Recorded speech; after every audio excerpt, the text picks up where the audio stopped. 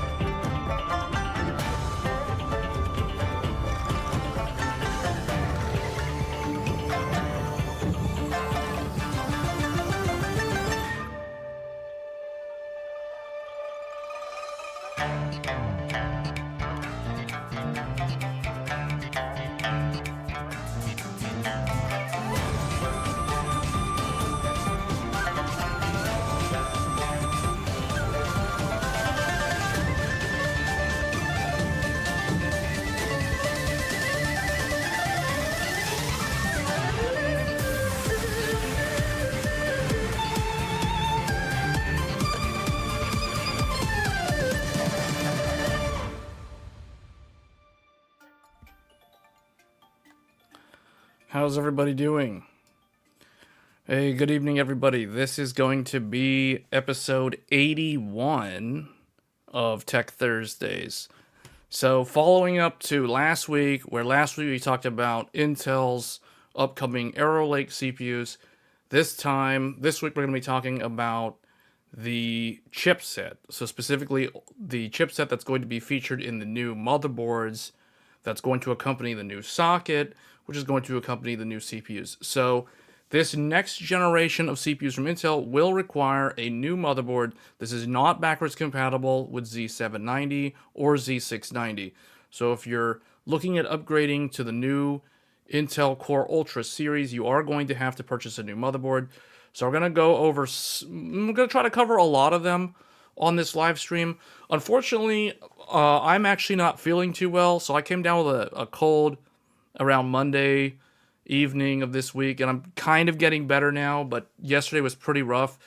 So we're going to try to make it through this episode. I don't know if I'm going to be able to do a 5-hour stream like I did when we covered the AMD motherboards, but we're going to try to go as long as possible. That being said, there are a lot of new motherboards accompanying the Intel CPU launch. It's going to be a whole lot. Hey everybody, what's it going? How's it going? RK, Matt, Gershawn, Name Free. Yeah, so if you're new to the channel, if you may have seen the live stream, post-stream, we do these live streams every Thursdays. And if you like this sort of in-depth coverage on things like motherboards and CPUs, as well as GPUs, although right now we're not talking about GPUs because there are no new GPUs to talk about, although we sometimes talk about like predictions and leaks and stuff like that as well.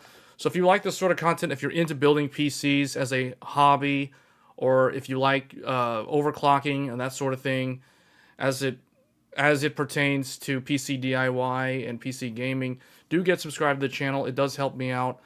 And if you hit the bell icon, you know, all that stuff that everybody tells you to do on YouTube, you will be notified when I go live. We do these Thursday live streams every Thursday pretty consistently. I haven't really missed, I think I've only missed like 2 Thursdays out of 80 something episodes now. But other than that, we do sometimes live stream on the weekend. So you do want to be notified to find out when I go live. So for this evening, we're going to be talking about Intel's 800 series chipset. So we're going to be looking at a lot of motherboards. There are a lot of motherboards. Unfortunately, there are too many motherboards for me to actually go through on this live stream. So you came here after watching the X870. Yeah, we'll be doing the same thing. Unfortunately, Z890 has just way too many products at launch. So I don't know how we're going to condense this into a short list. But typically what I like to do when there's a big group of motherboards like this, we try to break it down into product segmentation, which typically means there'll be certain branding associated with different product segmentations, as well as different price points. So you have your flagship boards, you have your mainstream boards, like they call it prosumer now, although I think there are better options for prosumer. And then there's also the budget and entry level. So we're going to get into all of that. So to start off here, just looking at this screen that I'm sharing here. So the new chipset from Intel, there is one significant difference overall, and it's actually not a change to the chipset. It's actually a change to the CPU. So the CPU socket, if you're familiar with the previous, the 13th gen and 14th gen, the Raptor Lake CPUs, those CPUs offered 16 lanes of PCIe Gen 5. So any motherboard that featured those CPUs, so whether we're talking a Z790 motherboard or a Z790 Max motherboard, which accompanied the 14th gen last year, those motherboards all had 16 Gen 5 lanes that were given to the graphics card slot at the top of the motherboard. Now, all those motherboards, in order to compete with AMD's motherboards, which in this case we're talking about the X670E motherboards, they had to take lanes from the graphics card to provide a Gen 5 SSD. This was the case for every single Z790 motherboard from 2 years ago as well as last year. In order for them to offer a Gen 5 SSD, they had to take lanes from the graphics card, which meant that every single Z790 motherboard shares GPU lanes for M.2. That was a platform limitation of the previous generation. So the biggest change to the new motherboards stems from the fact that these new Arrow Lake CPUs offer 20 lanes of Gen 5. What that means is that they can do 16 to the graphics card, and that leaves 4, because the total is 20, not 16, 4 more lanes for a Gen 5 SSD. So that means that now all these new Intel Z890 motherboards will be equivalent to AMD's X870E motherboards in terms of all of them can offer one Gen 5 SSD slot as well as 16 PCIe lanes, typically for the graphics card, at Gen 5. So when we looked at 2 weeks ago, we did a deep dive on all of the X870E motherboards and as well as the X870 boards. And it was pretty much that was the case. So all of them provide a single Gen 5 SSD as well as a Gen 5 graphics card slot for 16 lanes. Now, any additional Gen 5 drive will require sharing lanes with the graphics card. Now, there are some notable exceptions, particularly from MSI's Godlike on the X870E family over on the AMD stuff, as well as the Tomahawk in the X870 line. MSI did a very interesting, innovative thing. Instead of taking lanes from the GPU slot, they took lanes from the USB 4 lanes to provide a second Gen 5 drive. So MSI is the only one that I know of that did that on the AMD motherboards. So when we start looking at these Intel boards, it'll be interesting to see if MSI does that again in order to offer a second Gen 5 SSD, because the assumption is we're going to see a lot of lane sharing on these boards to offer more than one Gen 5 SSD. But otherwise, I think most of them, if they do like one Gen 5 and a whole bunch of Gen 4, then that's totally fine. There should be no lane sharing necessary if they do that. And we saw this when we looked at ASRock's motherboards on the X870E line, and that is the reason why the Tai Chi, the Nova, the Tai Chi Lite, etc., all those boards ranked very high on the list among gamers, because the gamers didn't want to sacrifice GPU bandwidth, even though in reality, if we're talking like a Gen 5 graphics card, like a 50 series from NVIDIA, for example, which is assumed to be Gen 5 capable, if you're running a Gen 5 GPU at 8 lanes, that is still equal to 16 lanes of Gen 4. So it's really not that big of a deal. But I just want you guys to be aware that some people, for whatever reason, they're just OCD about like not wanting to lose lanes on the graphics card. So that is the one thing that we're going to be looking for when we evaluate a lot of these Intel boards here. Where is Thunderbolt 4 connecting to? So Thunderbolt 4, good question. Thunderbolt 4 connects directly to the CPU. There is no chipset involved for Thunderbolt 4. So one of the nice things about Arrow Lake is, and here is the weird, like, mind-blown moment. This upcoming CPU from Intel is a laptop CPU. This is a laptop part adapted to the desktop platform. So think of it it's kind of like the 8700G from AMD. So AMD has the APU. If you guys are familiar with the Phoenix Ridge CPUs that launched earlier this year from AMD, these are essentially laptop parts. This is a monolithic Zen 4 with a new I/O die, all in one package, that launched back in January of this year.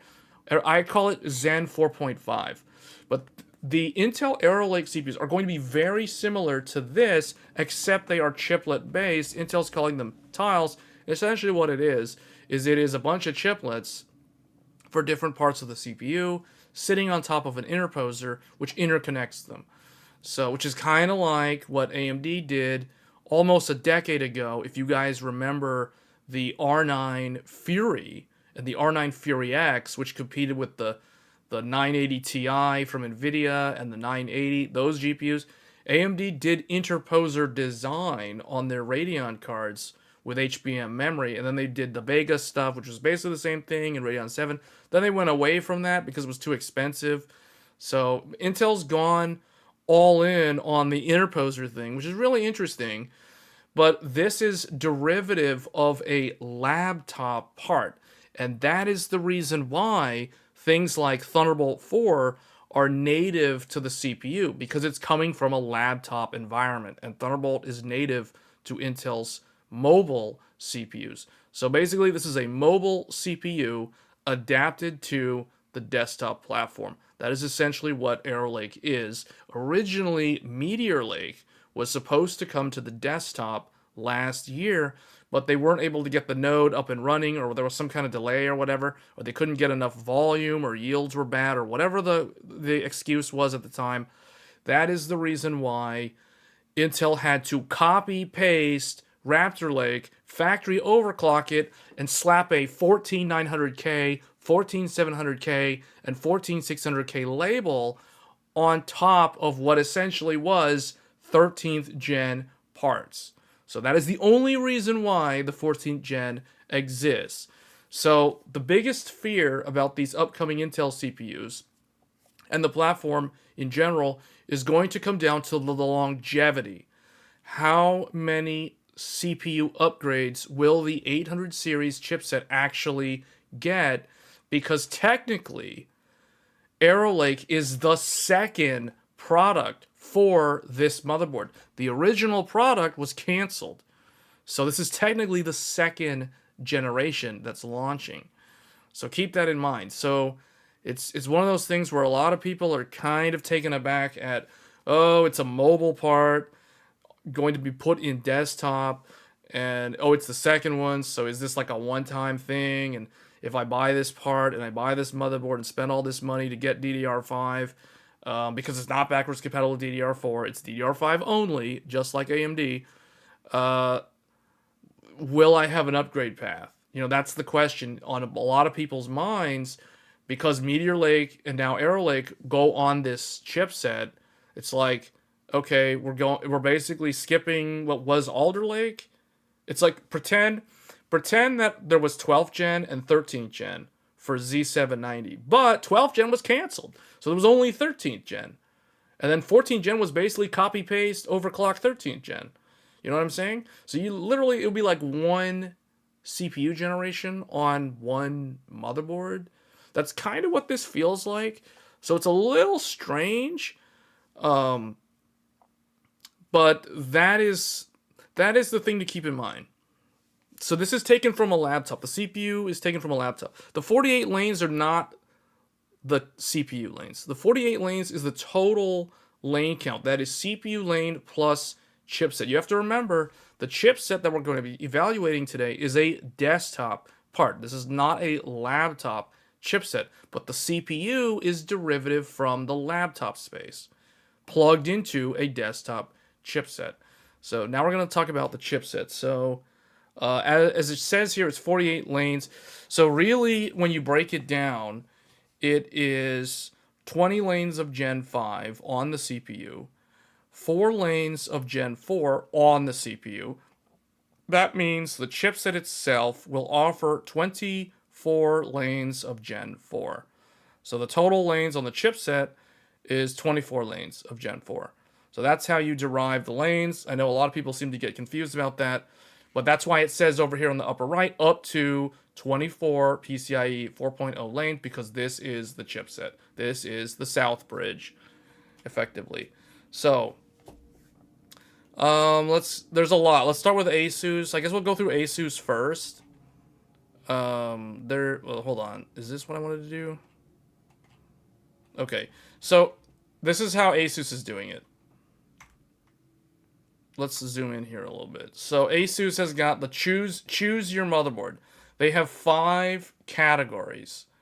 If you're not familiar with ASUS's branding, so the highest tier for ASUS is known as the Republic of Gamers, or ROG Maximus. This is the equivalent to the ROG Crosshair family on the AMD side. So last week, or 2 weeks ago, when we looked at the AMD boards, we were talking about the Crosshair Hero, for example.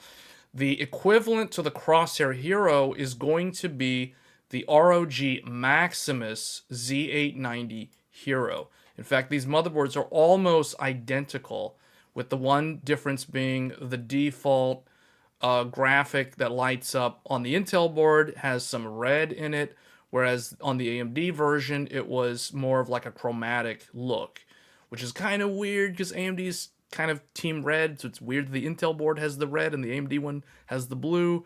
That is really weird, but just something to note in terms of how they look different in terms of the physical appearance. Other than that, it's pretty much going to be the same thing, but they do have, because this is a brand new socket, this is not a refresh, where X870E was a refresh. This is a brand new socket, so this means there's going to be an extreme version right at launch. So this is going to be ASUS's highest end offering on Z890, the ROG Maximus Z890 Extreme. This is going to be very similar to the X670E Crosshair Extreme from 2 years ago.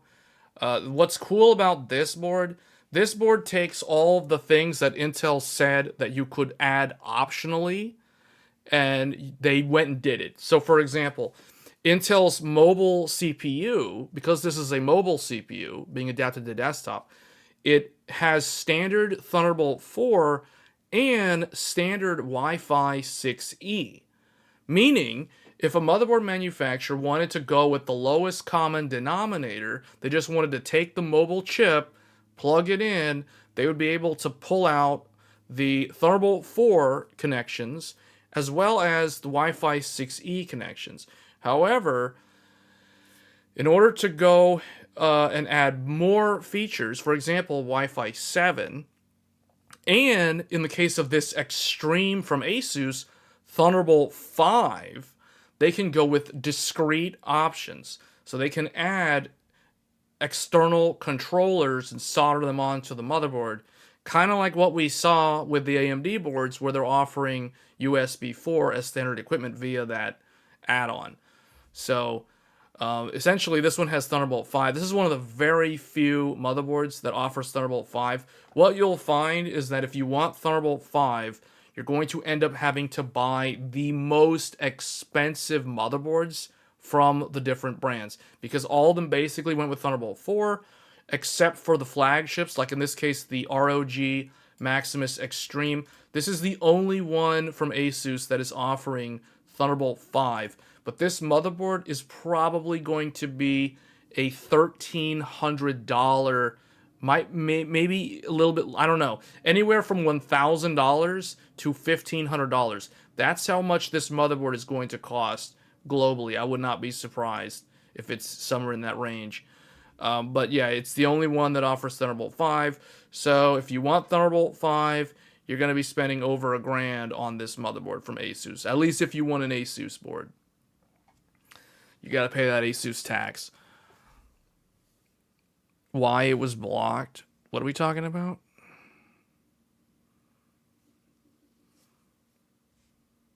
What are we talking? Oh, they're talking about something else. You guys are talking about like Deep Cool or something.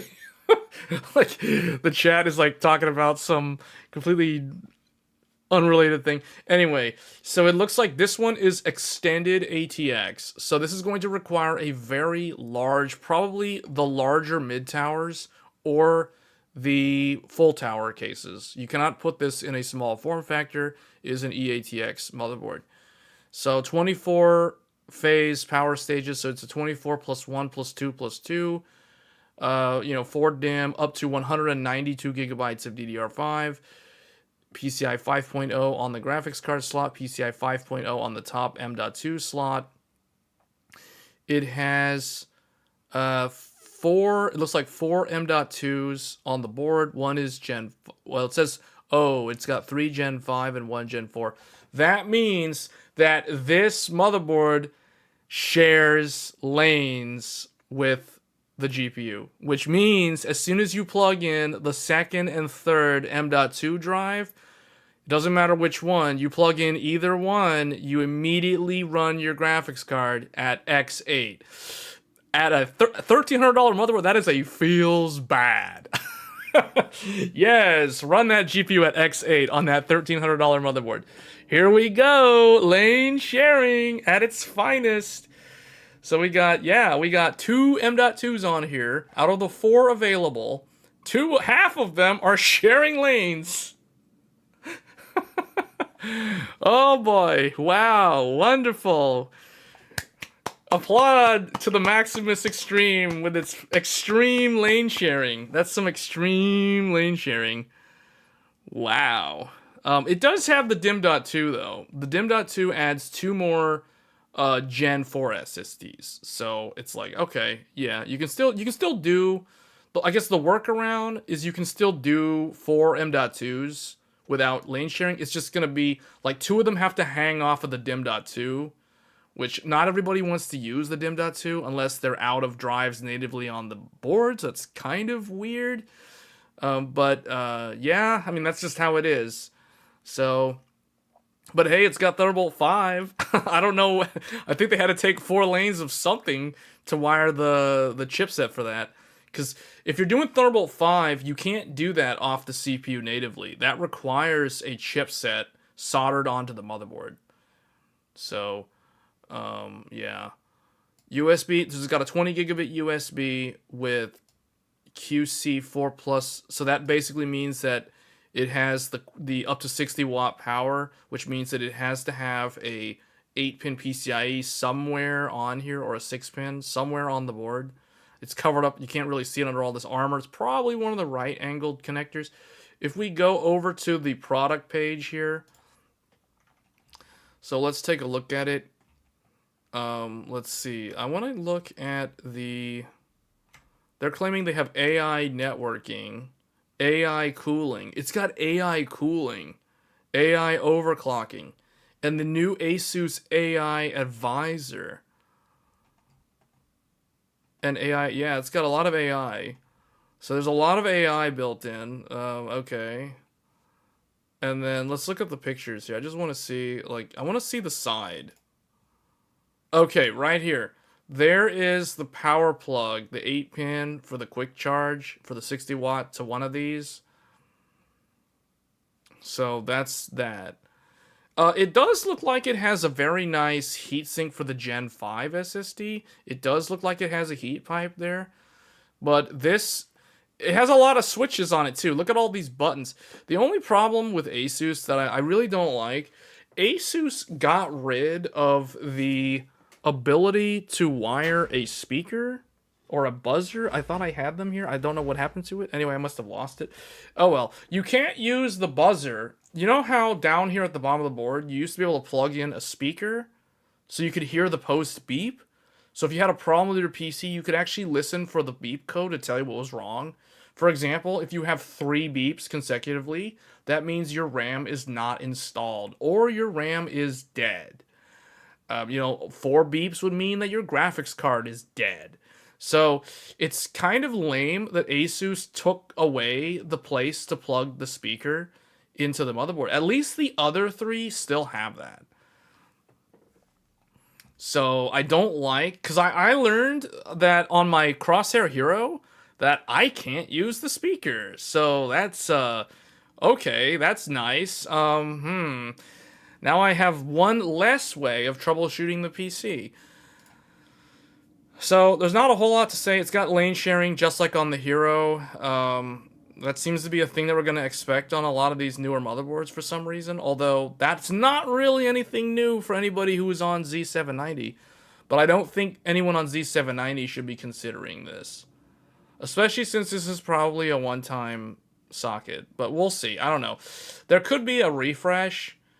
There basically could be Arrow Lake and then Arrow Lake refresh, but I think anything after this is going to be on a new socket, which means this motherboard is a very expensive $1,000 motherboard for one CPU generation. So, maybe it'll get a refresh, kind of like 13 and 14, something like that, maybe. But other than that, it's, I don't know, man. I'm very wary of spending that much money on a board, especially if it's going to be a one-time deal, and it's like, I don't have an upgrade path. So, but anyway, that is the Maximus Extreme. Let's go back here. Let's see, do they have, okay. So, here's the Hero, and then here's the Apex.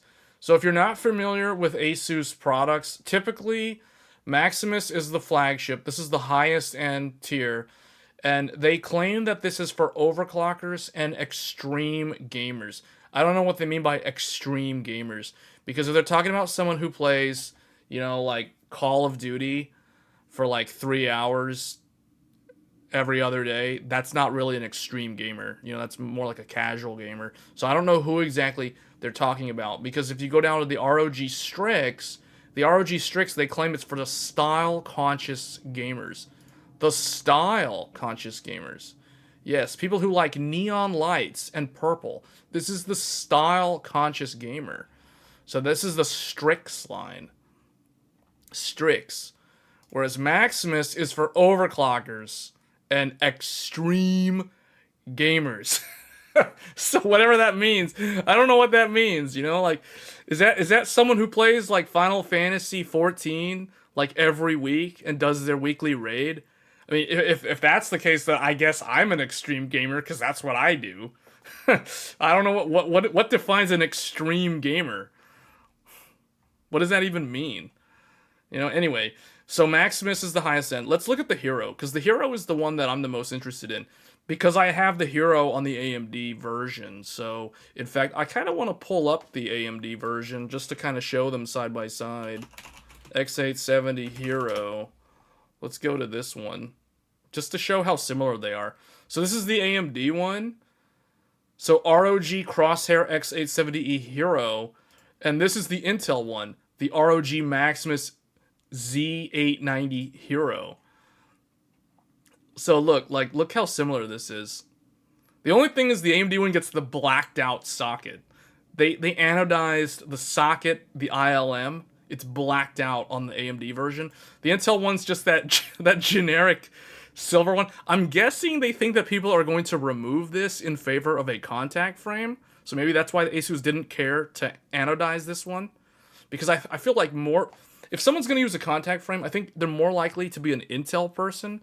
I mean, they do have contact frames for AMD Ryzen chips, but I feel like not as many people use them, or they're just not as necessary. As long as you can do an offset mount, if you're on like a whatever cooler, like a Noctua has the offset mount, I think that's fine. But the Intel version, it's like, okay, there's a little bit of differences in the graphic design. Like, they have the big word Hero on the heatsink on this one. On the AMD one, it says Republic of Gamers in a smaller, like a Spider-Man font. Then they've got Hero on the heatsink over here, and they have this kind of cutout here. The Intel version, I noticed they have an X1 PCIe slot here, and they pushed the X16 physical slot, which is actually probably an X4 or X8 slot, all the way to the bottom, which is good, unless you want to run a second graphics card, because if you try to jam your graphics card and it's a dual slot in here, you're going to like smear and crush all these connectors down here at the bottom, which would not be a good thing. Whereas I think the placing on this is probably better. But at least the Intel one does have an X1. But nowadays, X1, the only thing I can think of for X1 slots is like either a sound card or a 1080p capture card. You can't do 4K capture off of a single PCIe slot. Zelway, thanks for following. Huge downgrade? Wait, what's a huge downgrade? The slot placement? 1K board with lane sharing? Yeah, I know, man. Yeah, it's lame. It's lame. But it's one of those things. So let's figure out if any of these motherboard brands like stayed away from that. So let me go back here. I kind of like the way they laid this out on this table. So the Maximus Z890 Hero, it comes with a 22 +1 +2 +2 phase, up to 192 gigabytes of DDR5. It looks like it has 6 M.2 slots, but 2 of them are sharing lanes with the GPU, just like the Extreme. So what's weird is the Extreme had 4 M.2s. The Hero actually has 6 M.2s. But the Extreme ends up having 6 as well because of the DIMM.2. So, but they both share lanes. The second and the third M.2 shares lanes with the graphics card. So just like the Extreme, the Hero, which I'm going to guess this Maximus Hero is probably going to come in at $700, just like the AMD version. I think it's going to be the exact same price. So it's got 2 ports of Thunderbolt 4, and they're putting in parentheses USB 4 compliant. So for those of you that don't know, Thunderbolt 4 and USB 4 are exactly the same thing. They're basically 40 gigabit USB-C interfaces, where Thunderbolt 4 is the Intel official branding. USB 4 is like the generic. So think of it like, if you guys remember, Intel used to have hyper-threading. AMD had SMT, simultaneous multi-threading. So simultaneous multi-threading is like the generic term, whereas hyper-threading is the Intel branded name for effectively the same exact feature. So think of Thunderbolt 4 as the Intel name, if you will, for USB 4. That's why they're saying in parentheses here, USB 4 compliant. So it's basically the same. You have Thunderbolt 4, aka USB 4, 2 ports on the Hero, just like on the AMD version. So both of these boards are basically the same thing. The only difference is one of them has an AMD socket, the other one has an Intel socket. And then, yeah, both of them have Wi-Fi 7. Both of them have that 20 gig. It looks like there's probably going to be some differences on the backs, which we're going to have to look over here. Actually, let's go back to the Maximus real quick. I don't think I looked. They don't actually have a picture of the back of the Extreme.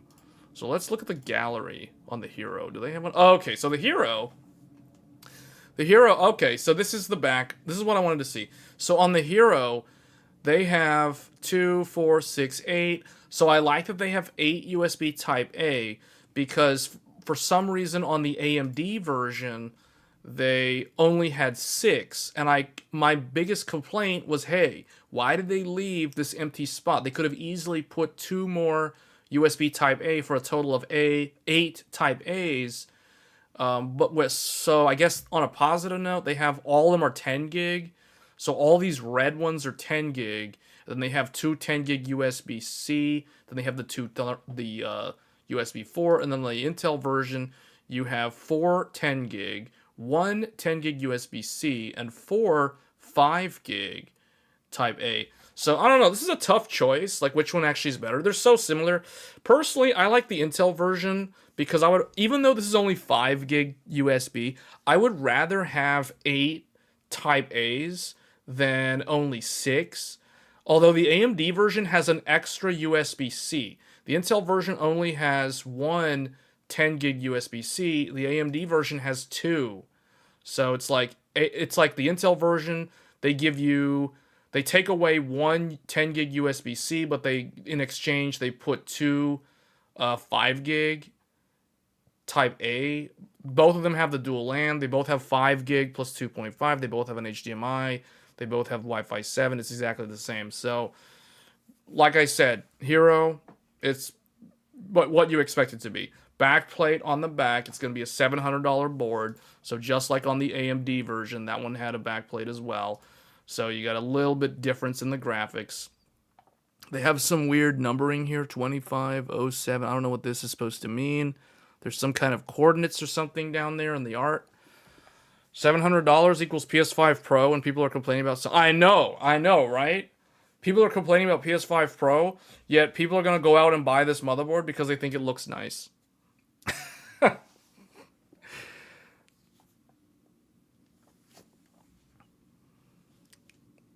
No, you can daisy chain on USB 4.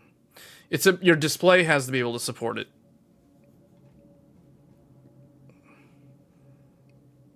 I think... Okay, so you get the stickers, some extra stuff in there. So basically the same thing. This is basically the Intel version of the Crosshair Hero. They just call it the Maximus Hero.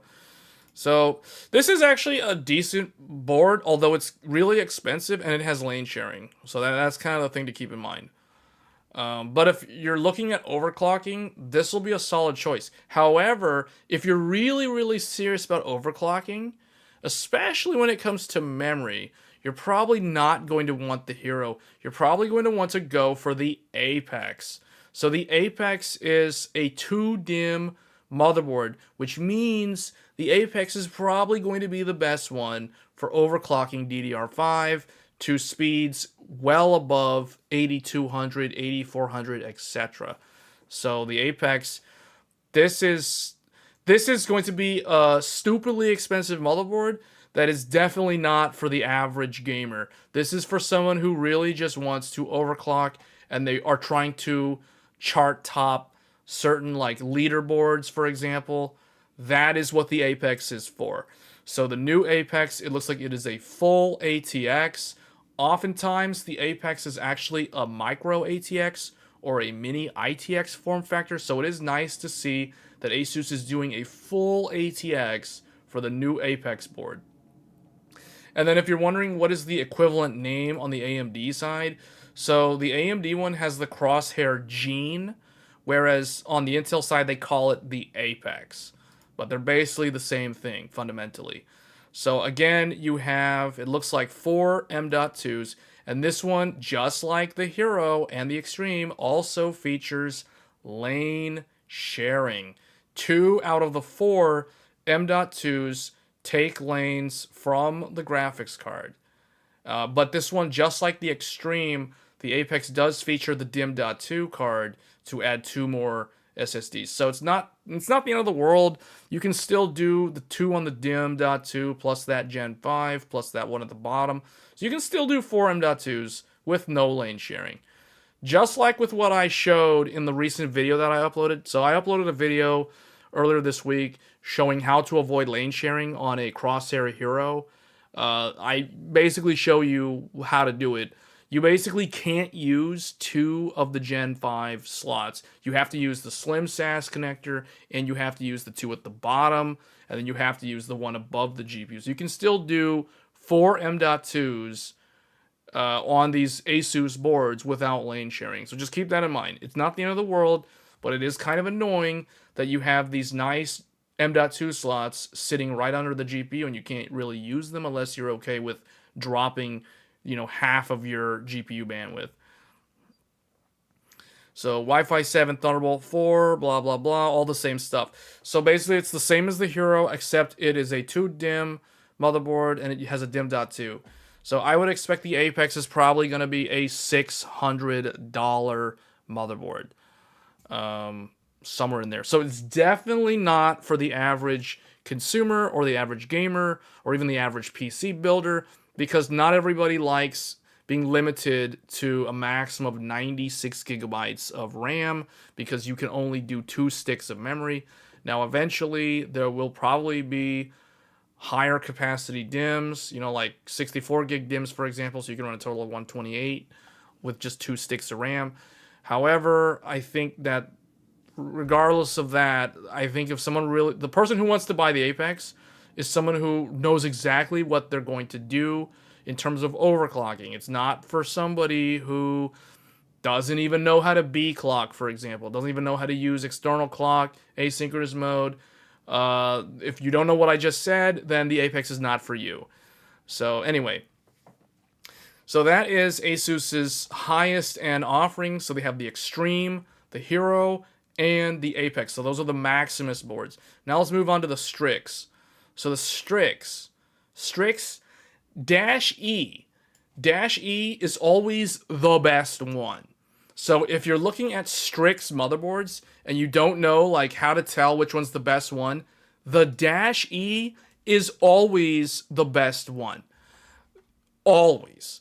The -I is always the small one. The -A is always the worst one, which is hilarious. And then the -F is like the middle of the road. So you would think A, does that mean it's A tier? No, it actually means it's the worst one. E is actually the best one. So case in point, the E is the only one of these Strix boards that features the postcode debug. None of these other Strix boards have a postcode debug. So I cannot tell you how many people I have run into on like tech support forums where they're building a DDR5 system and they plug in 4 sticks of RAM, 128 gigs of RAM. They turn on the computer. They see the orange or the amber yellow DRAM LED lit up on their PC, and they think that they broke their computer because they did something wrong, and they panic. They go all out panic mode, not knowing that it's just memory training. You know, like, seriously, the lack of a postcode has caused so many people to lose confidence in their ability to build PCs because they don't know what to look for when it comes to memory training. So that instance has happened a lot, especially when you buy these cheaper boards that do not have proper debug. And it's even worse now with ASUS because ASUS is removing the little speaker, so you can't plug a speaker in. So it's like, not only do you have no visibility to the postcode, you have no beeps, so you can't tell, like, if you forgot to plug in the EPS cable, for example, or you forgot to plug in your GPU PCIe cables, or maybe your RAM's not fully seated. You can't tell now because you don't have a postcode debug, and you don't have the buzzer. So it's like the only thing you can rely on is this little light bulb that turns amber to indicate that the memory is training. It's like, wow, fantastic. That's why I personally, all 3 of these boards are completely dead to me. Like, I'll never, like, even look at these. These are complete nonsense. So really, the E is the only one. This is the only one that makes sense. Maybe if you're somebody who wants a small form factor, maybe the I. But I would first consider the competition, meaning MSI, Gigabyte, and ASRock, because they might have better value than this ASUS board. So anyway, we're going to look at the E, and then we're going to kind of skip these other ones. So the E, this is going to be a $500 motherboard from ASUS. This is the flagship within the Strix family, and the Strix family is for the style-conscious gamer. This is the style-conscious gamer. So a lot of the gamers, they're targeting gamers. You know, it says they've got the ROG slogan, for those who dare. You know, okay, whatever that's supposed to mean, for those who dare. Yeah, you're going to dare to put thermal paste on your CPU. Yes. Be bold. Okay. You got postcode, start button, reset button, 24 pin. That's pretty standard stuff. It looks a lot like the AMD one. I see 3 heat sinks up top. All 3 of them are separate from each other. Then we see the one down here for the 2 bottom ones. So it looks like this one has a lot of M.2. This one has 7 M.2 slots. 7 M.2 slots. 1, 2, 3, 4, 5, I guess. 5 or 5 goes here. I don't know. 6, 7. 7 M.2s. Man. However, 2 of them are sharing lanes.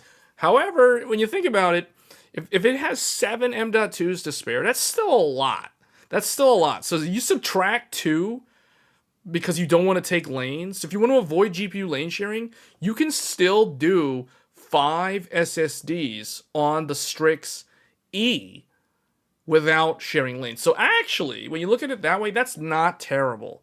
That's actually not that bad. This is kind of like the ASRock Nova that we looked at 2 weeks ago. The Nova could do 5 M.2s without any lane sharing. So this Strix from ASUS can do the same thing. So 5 M.2s with no lane sharing, that's pretty good. Thunderbolt 4, it looks like Thunderbolt 4 is going to be standard on all these boards. And otherwise, if they give you Thunderbolt 5, like in the case of the Extreme, you lose Thunderbolt 4. You only get Thunderbolt 5. It's one or the other, not both. However, Thunderbolt 5 is fully backwards compatible with Thunderbolt 4, so there's really no reason to have Thunderbolt 4. But you do lose out on the Thunderbolt 4 ports in favor of 2 Thunderbolt 5 ports. So just keep that in mind. So Wi-Fi 7, yeah, that's going to be standard on all these boards as well.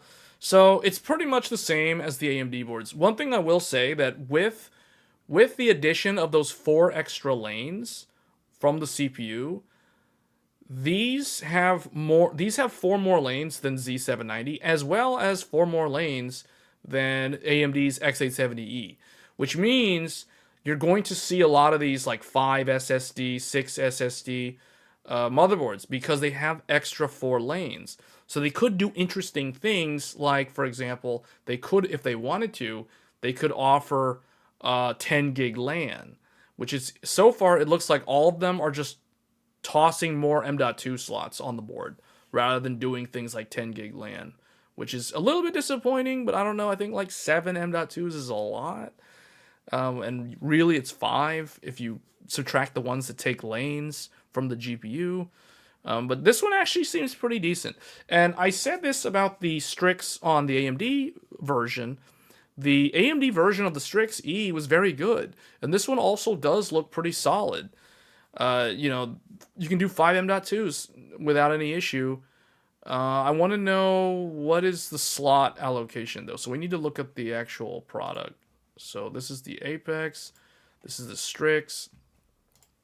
So what I want to see is what is this bottom slot? Okay. So the Strix also has a dedicated X4 from the chipset. So what I want to know now is is there any sharing between that bottom slot and an M.2?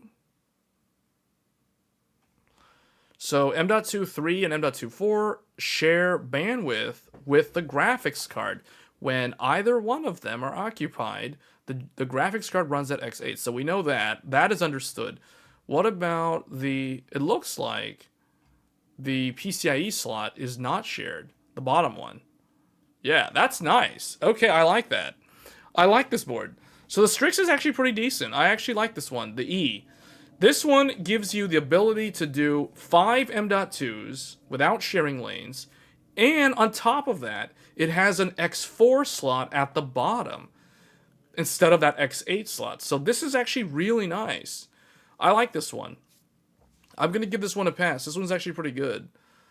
And it's also, it tops out at around $500. So it's like that's where the value levels off. You know, like, once you start going above $500 for a motherboard, you're hitting diminishing returns very rapidly. So this is basically the highest end price point most people would ever even consider. Most people would never consider $500 for a motherboard, so I totally understand that. But I'm just saying, like, this one is providing the most it can without it feeling like they're doing you dirty in terms of, oh, it's like you're overpaying on something. So one thing I want to know is, like, what's the LAN? Like, what's the LAN on here? Okay, it has one 5 gig, so it does not have dual LAN.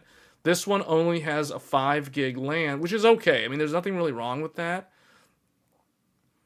But they could have easily did 10 gig if they wanted, because, I mean, 7 M.2s, that's a lot. But anyway, the ROG Strix is actually a pretty decent board. Let me see what the back looks like. So no backplate. $500, no backplate. For ASUS, if you want a backplate, you have to pay $700 minimum in order to get a backplate from ASUS. Compared to some of their competition. Like, some of them will give you a backplate at like the $300 price point. But ASUS is definitely not one of them. You want a backplate? No, you got to give them $400 more to get a backplate. So, but this is a $500 board. So, okay, I like the back though. This is nice. They're giving you DisplayPort and HDMI. Most of these boards only have HDMI, so it's nice to see DisplayPort. There's also Thunderbolt 4, so you can drive monitors off of those. And then they have dual 10 gig, and then it looks like 2, 4, 6, 8, 10 USB Type A, and 6 of them are 10 gig. You know, I actually really like the back of this board. This is a very nice, fully loaded I/O. There's also a clear CMOS. A lot of motherboards are lacking clear CMOS. At least the previous generation was, so it's nice that this one has all the buttons. So, and optical audio is there. For the 5 people watching the stream that will probably use that. But yeah, this is a nice I/O on the back.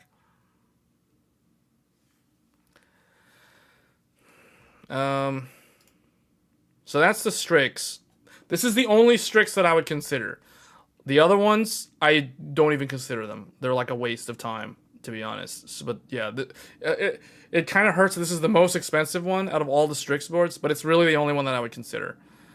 Okay, so that's the Strix. Now let's talk about their next brand. So now they have Tough. Tough. Casual. Okay. Man, who does these surveys to figure out like who these motherboards are for? According to ASUS, Tough is for casual gamers. Casual gamers and first-time builders. Not style-conscious gamers. So apparently, if you don't have a fashion sense, apparently the Tough is for you. According to ASUS. Because if you have style, if you've got style, apparently the Strix is your motherboard. But if you're a casual, the Tough is your motherboard. Like, I don't understand where they came. Who's the marketing that came up with this? Tough is casual and first time builder? Really? I didn't know that. Okay, a few things already fail. First off, no postcode. Wonderful. No postcode. We're already dealing with a no postcode board. ASUS didn't get the memo. Hold on a second. Wait a minute. Hold the phone. Wait a minute. Hold on. Wait a minute. X870 Tough. Hey, Jackson. Thanks for the sub. Wait a minute. Okay, just checking. I had to make sure, because for some reason I was under the impression that the AMD version had the postcode, but it doesn't. I was thinking of a different board. Okay, so they're the same. Just checking, because I was going to be like, wait a minute. Why does the AMD one have the postcode, the Intel one doesn't? But it looks like they're the same. So neither one of them have it. So, in fact, they literally look like copy-paste. This is copy-pasta. What's going on here? Look at this. Intel, AMD. Intel, AMD. Wait, what does the Intel one say? Get tough? The Intel one literally says get tough. It literally says get tough. Game tough. What is this? Is this for the COD bros? Is this like a COD bro? Is this a PUBG motherboard? What is this thing? Who is this for? What's with all these X1 slots? This is complete garbage, pointless stuff in 2024. Really? Dual X1s? Who is going to use dual X1s? What is this for?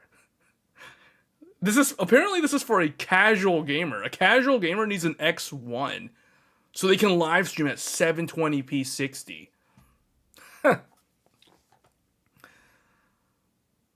What is this? The one thing I like that the bottom has the little battery.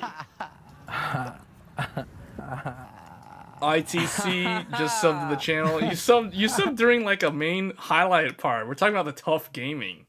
Like, this is the weirdest thing. What did they do to this brand? This used to be the Sabertooth brand, and it used to be really cool and upscale. Now it's just this weird, like, I don't know what they're doing with this. I feel like this is like something out of Nier Automata. It's like it's got all this like PCB stuff showing, and it's like the motherboard's not wearing any clothes. You know what I'm saying? Like these motherboards, this motherboard is wearing like a suit. This thing's wearing a full suit. This thing is not even wearing any clothing. Like you can see like all the undergarments and stuff. Like what is going on here? Like what is this? Hold up, the AMD board. What? The AMD one has the heat sinks. What? Okay, they put it right there. I was gonna say, where are the heat sinks? Okay, the AMD one has the M.2s in the middle, and they put that there. Actually, in some ways, the Intel one, I actually kind of like that the Intel one put the two SSDs with the heatsink down here. I actually like this more than doing this. Although I think the AMD one might have 3 of them. No, that looks like that's only 2. Yeah, that's 2. 1, 2, 3. Okay, so they have the empty one with no covering down here. Whereas on the Intel one, they do. The Intel one gives you these X1s, which is hilarious. And it looks like there's an X2. I don't know what the X1s are. Like, why are there 2 X1s? Why couldn't... Look, this is the sort of thing that is dumb. Like, I understand that they're going for a certain price point. But I'm just saying, like, these two right here, these two easily could have been a 10 gig LAN. Subtract these two PCI X1 because you only need 2 lanes of Gen 3 for a 10 gig NIC. For those of you that didn't know, you only need 2 of these to get 10 gig LAN on a board. So instead, they're like, well, maybe the casual gamer needs a sound card, and maybe they also need a 1080p capture card from like 12 years ago. Just saying. You know, maybe they need an AverMedia Live gamer. You know, not the 4K one, not the HDR one, not the Duo one. No, they need the low-end, entry-level, old-school Elgato, the stuttery, audio desyncing Elgato, or they need the ancient 12-year-old AverMedia Live gamer. They can plug that in here.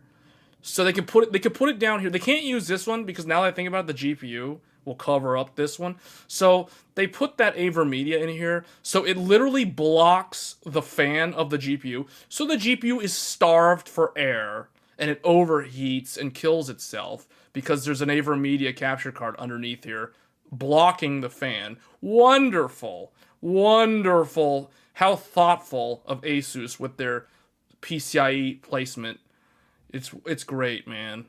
I don't know. We can just keep going on this board. I'm not gonna keep dogging on this board. Apparently, it's for casual gamers. It's definitely not for me. I'll tell you that. But because it doesn't have a postcode. For SATA, they have a funny little. They got a nice little sticker on the what looks like the battery. What is it? The RTC battery. So what does the back of this thing look like? This is a strange motherboard. They don't even have a gallery. There's no gallery for this thing, is there? They don't have a gallery? There's no gallery. Okay, well, I don't know what the back looks like. We can probably read it, but yeah. Okay, let's move on. Next, we're going to do one more for ASUS.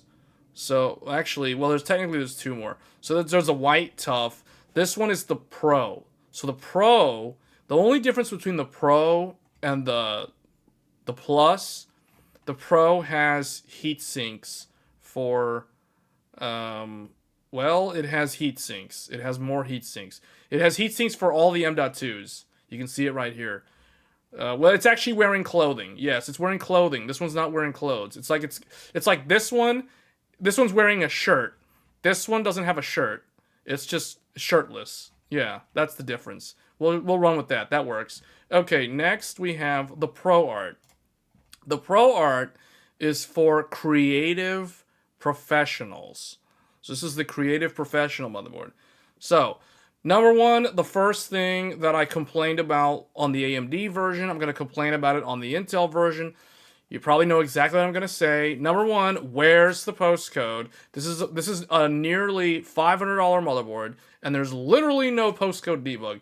And I would think that the person who would purchase this board is more likely to, be prepared to have kind of like a, not necessarily a service contract with ASUS, but if ASUS wants to market this to the creative professionals, so this is not casual gamers. Casual gamers do not buy this motherboard because it's not for you. That's basically, according to ASUS, this is for the creative professional. So all the COD bros, all the Final Fantasy raiders, all the League of Legends people, all the esports people, do not buy a Pro Art. It is not meant for you. You know, like it's not. This is a creative professionals motherboard. Now, the thing about this, there's a couple of interesting things about this. This is the only motherboard that has Thunderbolt 5 and Thunderbolt 4. This one actually has both. Whereas on the Extreme, the Maximus Extreme only had Thunderbolt 5. This one has 2 ports of Thunderbolt 5 and 1 port of Thunderbolt 4. Now, why they didn't do 2 ports of Thunderbolt 4, I have no idea. Because the Thunderbolt 4 goes direct to the CPU. The Thunderbolt 5 goes through the chipset via a actual discrete controller. So why they couldn't just have given you the native second Thunderbolt 4 port. That's another thing that is like, I don't think that's a good thing when I look at this board. The lack of the debug, though, is what literally kills this board almost immediately for me. Because what I was trying to say earlier was that the type of person that's going to buy this is the type of person that if something's not working with their PC, they're going to immediately call ASUS tech support.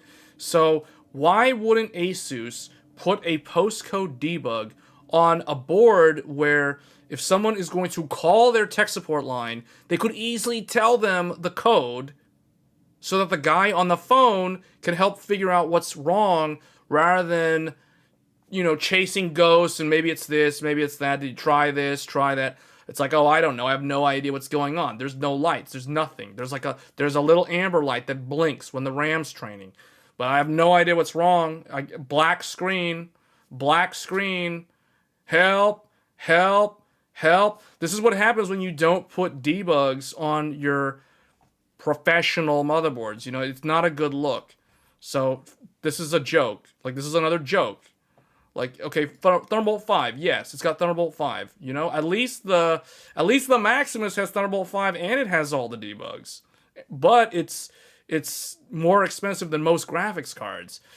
So, and it doesn't even include the CPU in that price. So, I don't know. ASUS is kind of, yeah. ASUS is just doing more ASUS things. This board has 10 gig internet. Actually, I think the Maximus had 10 gig, didn't it? I'm pretty sure the Maximus had 10 gig. Or the Extreme. The Maximus Extreme. Yes, so the Extreme has 10 gig. And the ProArt also has 10 gig. It has 10 gig and it has 2.5 gig. So it has dual LAN. It has Thunderbolt 5. So it has things that I can see a quote-unquote creative professional could benefit from these things. But I'm thinking, from my point of view, as a creative professional, I would not buy this board. If I was going to buy an ASUS board for creative professional workloads, it would probably be this one. It would probably be the Hero. I mean, I don't really see Thunderbolt 5 being a necessity for my workflow, so I don't think I would get the Extreme. The Extreme is also insanely expensive. But yeah, as a creative professional, I would get the Hero before I would get the ProArt. The ProArt doesn't really make any sense. I mean, heck, I would probably get the Strix. I would probably get the regular Strix, this one. The Strix E. The Strix E is probably... This is a better professional... Well, the only thing about it doesn't have the dual LAN. But if I wanted 10 gig, I could just plug in 10 gig in this X4 down here. So it's I could just easily put 10 gig in this board if I really, really needed 10 gig. So it's not a big deal. But yeah, then that does increase the price. So, but yeah, still, I don't understand why they just don't do the certain things that they could include that would just fix all of my criticisms with this board.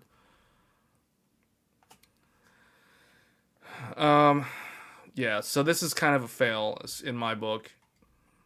But, some people don't care, whatever. Okay. If you ever have a black screen or whatever the problem could be, maybe, you didn't plug in something correctly, spend an hour troubleshooting it versus just looking at the number. It's that sort of thing. Okay, so that's ASUS.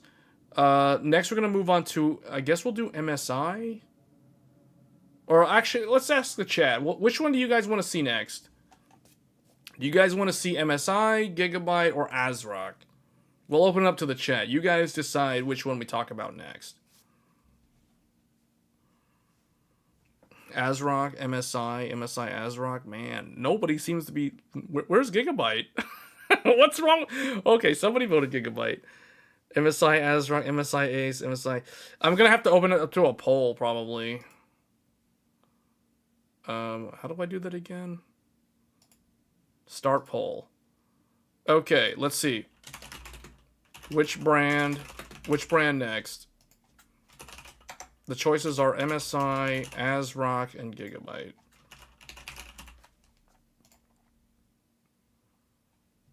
There. So you guys can vote. Did you see the poll? I mean, there's too many people commenting, so that's why I have to do it in a poll. MSI first, then ASRock, then Gigabyte.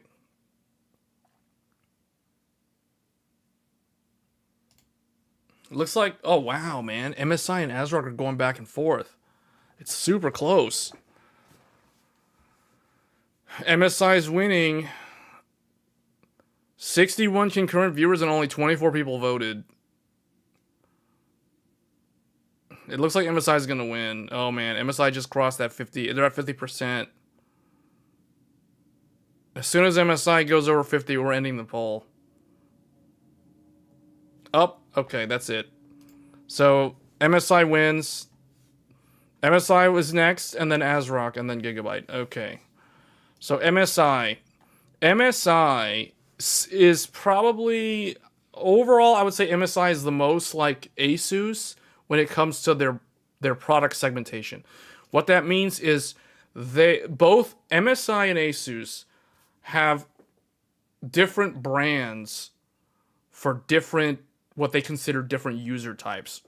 So they have the MEG, or MEG. I say MEG. I don't even know if it's pronounced MEG or if you're just supposed to say MEG. I don't even know what it stands for. Oh, I see.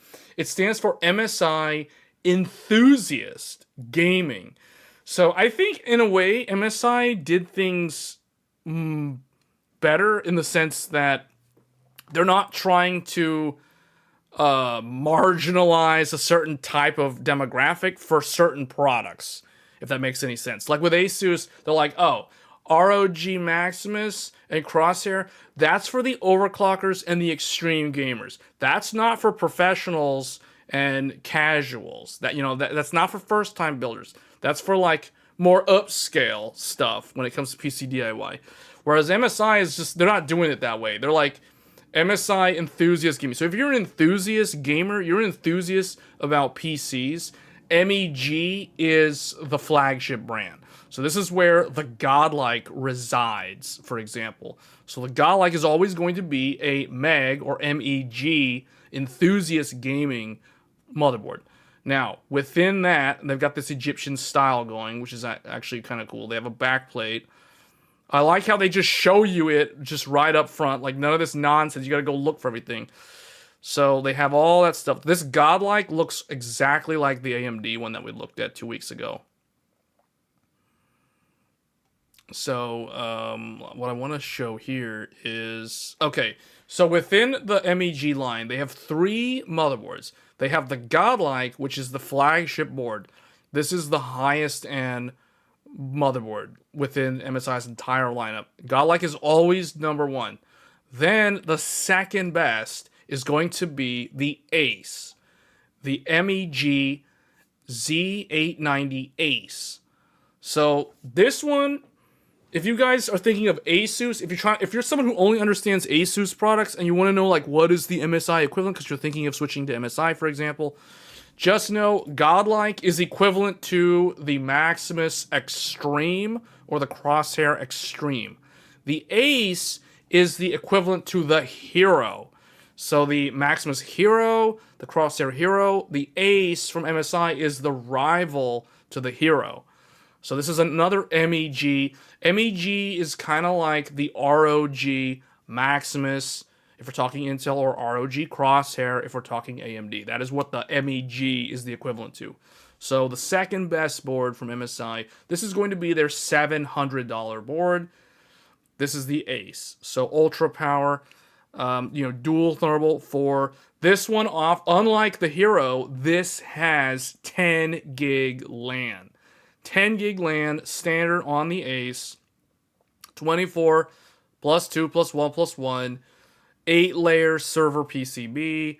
It has everything that you would think you would need. Actually, let's look at the Godlike first. So the Godlike, I don't want to spend too much time on the Godlike because it's basically like the AMD board. You can see it looks exactly like the AMD board in terms of the back fully loaded I/O. One thing though that's a little strange. Why is there only one Thunderbolt port on here? Is that a Thunderbolt 5?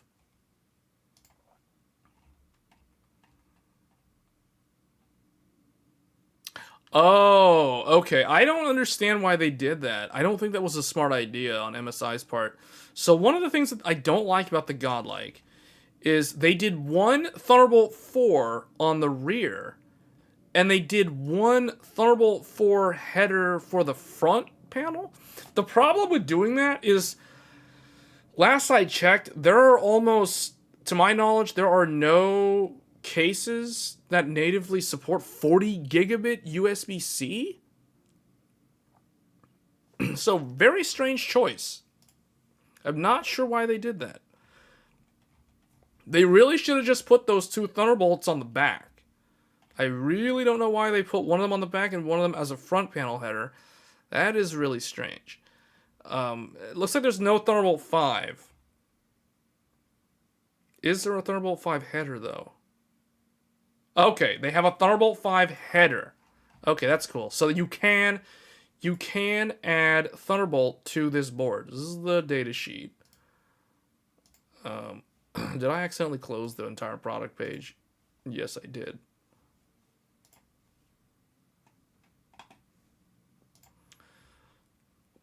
So you can add Thunderbolt 5. In fact, I think if the gallery has the picture... No, it doesn't have the picture. This one says... Let's make this larger here. So, Thunderbolt M5. The Thunderbolt 5 accessory card features dual Thunderbolt 5, delivering up to 160... So, that's basically 80 gigabit per port. Up to 27 watt of rapid power charging.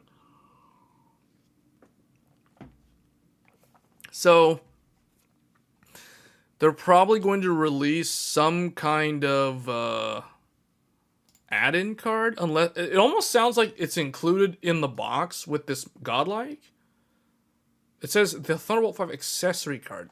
It doesn't say sold separately, but I really wish there was a picture either in the gallery or on here that actually showed if it's included or not.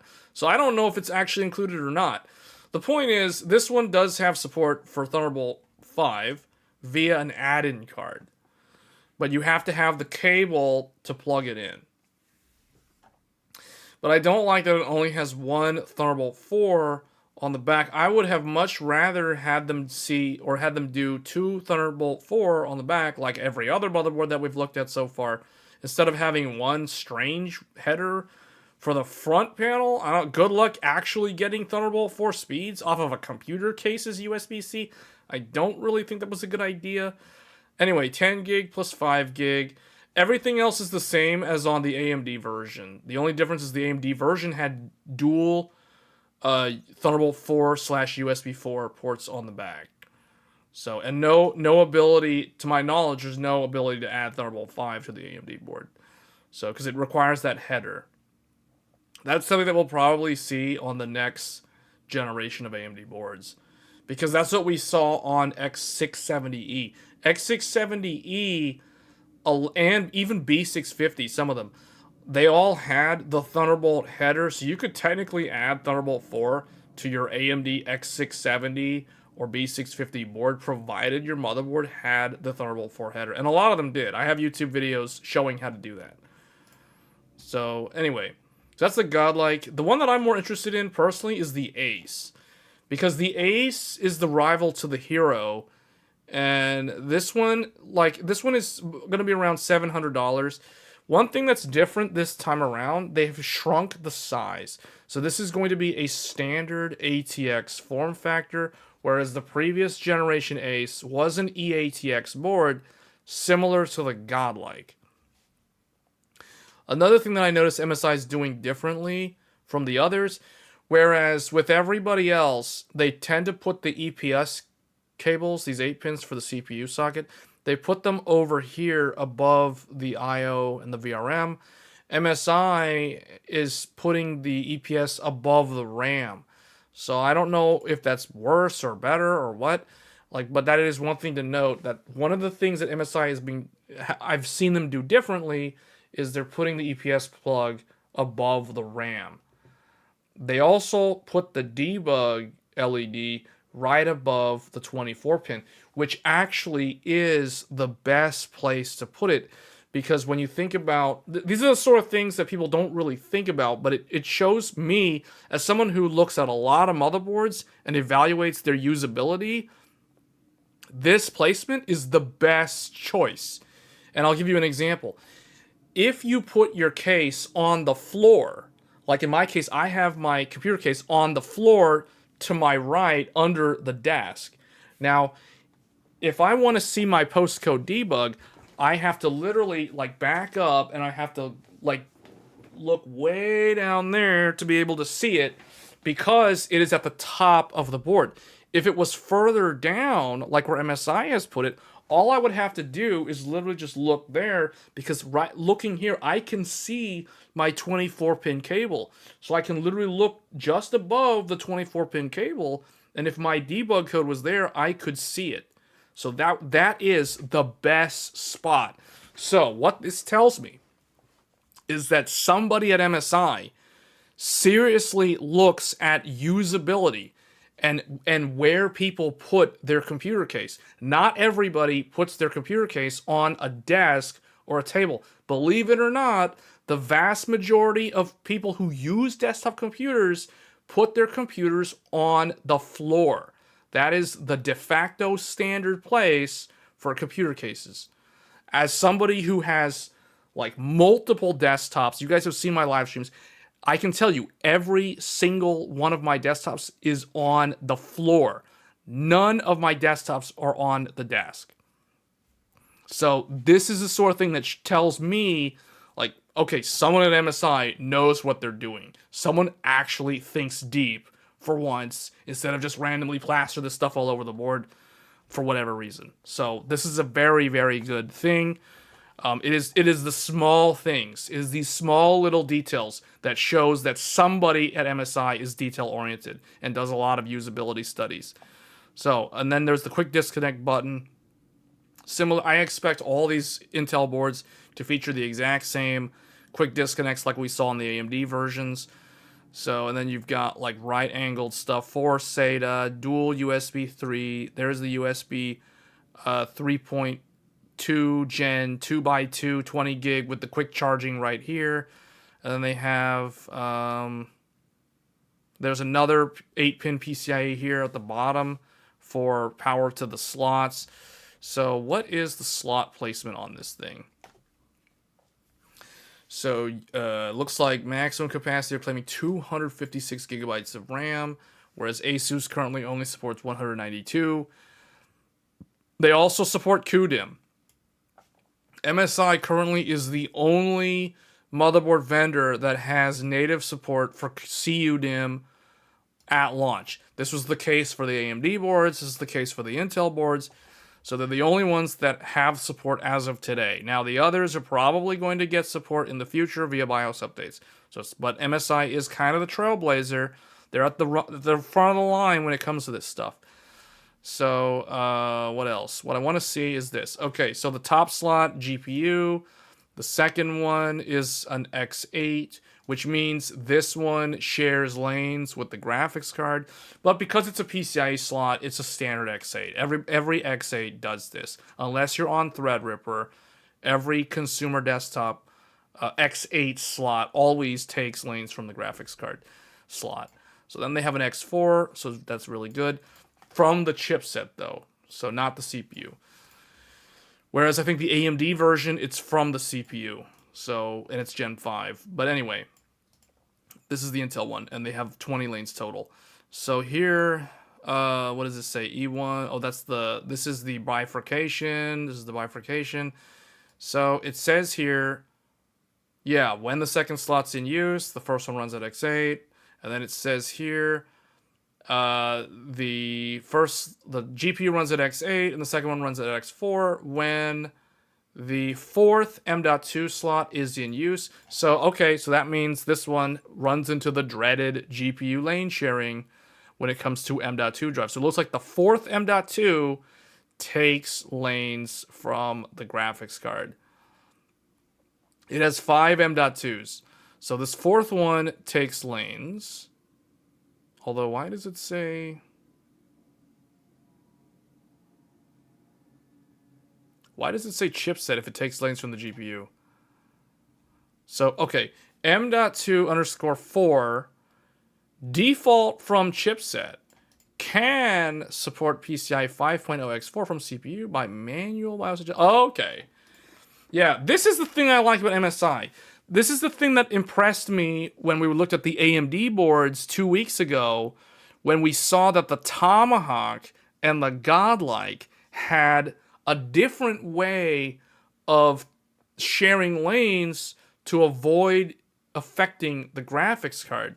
What MSI has done this time around, if you want to run a Gen 5 SSD and get full Gen 5 speeds, you can go into the BIOS and you can set the fourth M.2 to basically take lanes from the graphics card in order to do that. Otherwise, by default, it doesn't do that. It'll just take chipset lanes off of the Z890. So that is nice that they have an option. The fact that it has an option is what makes it good. It doesn't force you into one behavior and that's all you get. That's what we've seen with ASUS. ASUS forces you into, it's either this or it's that. No compromise. MSI is like, okay, if you want Gen 5 and you're okay, if you want an extra Gen 5, because you're already given one. You're always given one. Right here. That one doesn't take any lanes. That has its own lanes. But if you want another one to run at Gen 5, this fourth one can do it by taking lanes from the GPU if you so choose. It is your own choosing. So they give you a choice. The fact that they give you a choice is, I think, what elevates MSI to being one of the better choices with these newer motherboards. And we haven't even talked about their new BIOS yet. MSI has a completely new and modern UI for their BIOS, which we're going to look at in a live stream in the future. So if you guys want to see what an MSI new BIOS looks like, get subscribed to the channel because we've got some content. We got a live build video coming up here soon. So anyway, two Thunderbolt 4 and blah, blah, blah. Okay, all the USB. This stuff's pretty much the same. 10 gig LAN and a Thunderbolt 5 connector. So just like the Godlike, the Ace can actually add Thunderbolt 5 via a add-in card. And what you would do is you would have to install the card into the bottom PCIe slot, which is the X4 slot, and that is where the Thunderbolt 5 would reside on this board. So very, very nice board. I think the Ace is going to be a top tier solid choice. This is what it means to be an S tier motherboard. This is what the Ace is exuberating the sort of like the sort of things that you're looking for. It's like if I'm interviewing somebody for a job, there's certain things that I'm looking for to see if they're giving off those qualities. And the Ace is exhibiting the qualities of an S tier motherboard. So this is what an S tier board looks like. It gives you options. It doesn't force you. It doesn't take things away from something and force you to give those resources to something else. Like, it's like, if you want that, okay, you can do that. Just know that, I mean, this is what will happen. So it's like, if you're okay with running your GPU at X8, okay, you do that. But you don't have to if you don't want to. And that is the nice thing about this board, which means you can still do all 5 SSDs and the GPU can still run at X16. If you want a second Gen 5, you can turn this one into a Gen 5, then the GPU runs at X8. Otherwise, just like the Nova, 5 M.2s, no compromise. This is a very nice board. And the fact that you can add Thunderbolt 5, and the fact that it has 2 Thunderbolt 4 on the back, whereas the Godlike went with the strange choice of 1 and 1 on the front. I prefer the way the Ace did dual Thunderbolt 4 on the back. So, I mean, that's better, I feel, compared to the way the Godlike did it. And it gives you the 10 gig LAN. It gives you the 10 gig LAN. It gives you a ton of USB Type A. All of them are 10 gig ports. So this thing completely demolishes ASUS's Maximus Hero when it comes to value. The Maximus doesn't offer 10 gig. The Maximus doesn't have as many 10 gig Type A. The Maximus doesn't even have that many USB-C. So it's like the Maximus just straight up loses. Like, does the Maximus Hero, does it have the ability to add Thunderbolt 5?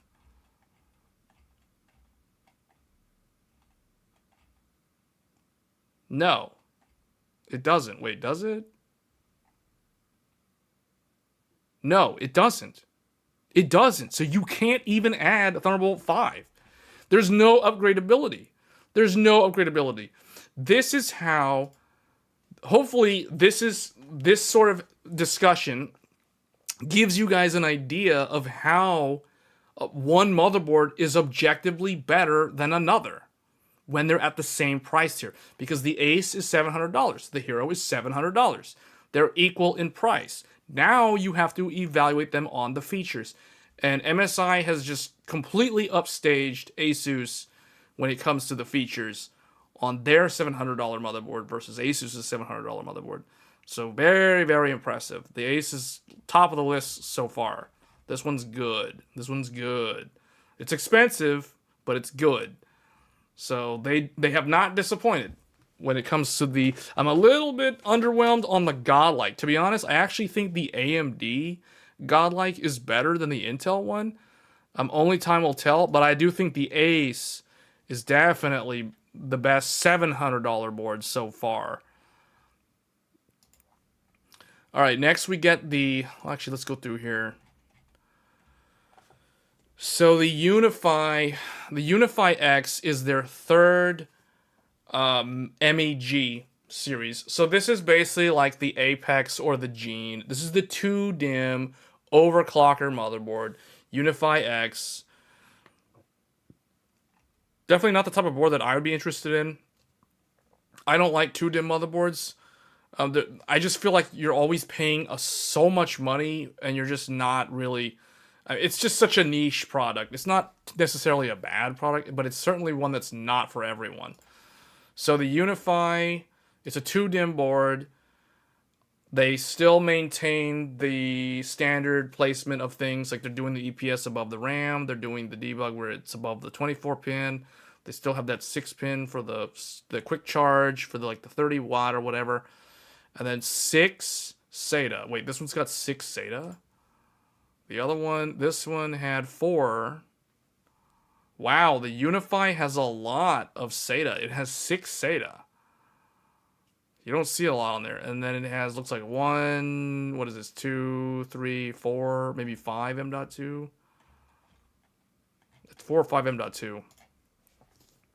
MSI did the right choice with that board. Well, I don't think we've seen the X870E Ace yet. Assuming there even will be one.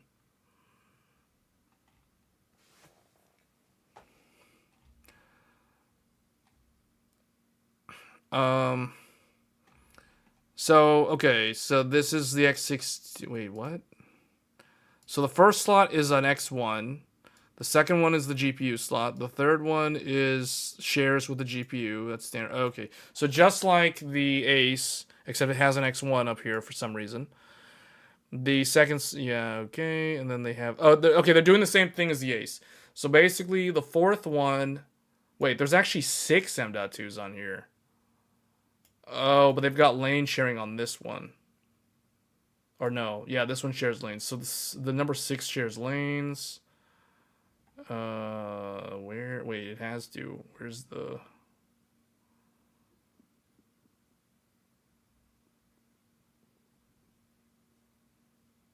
SATA 3 will be unavailable when installing M.2 in the 5th slot.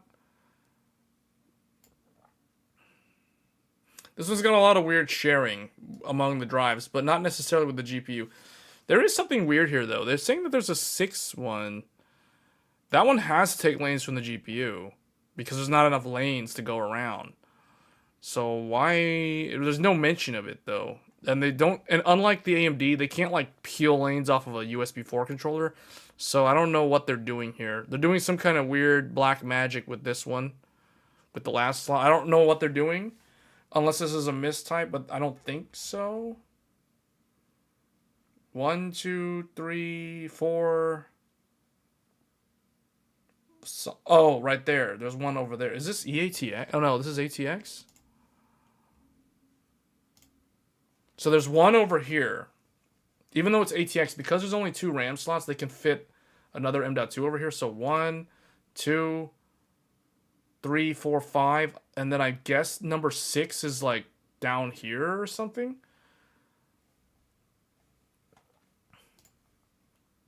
Something has to be sharing bandwidth with that though.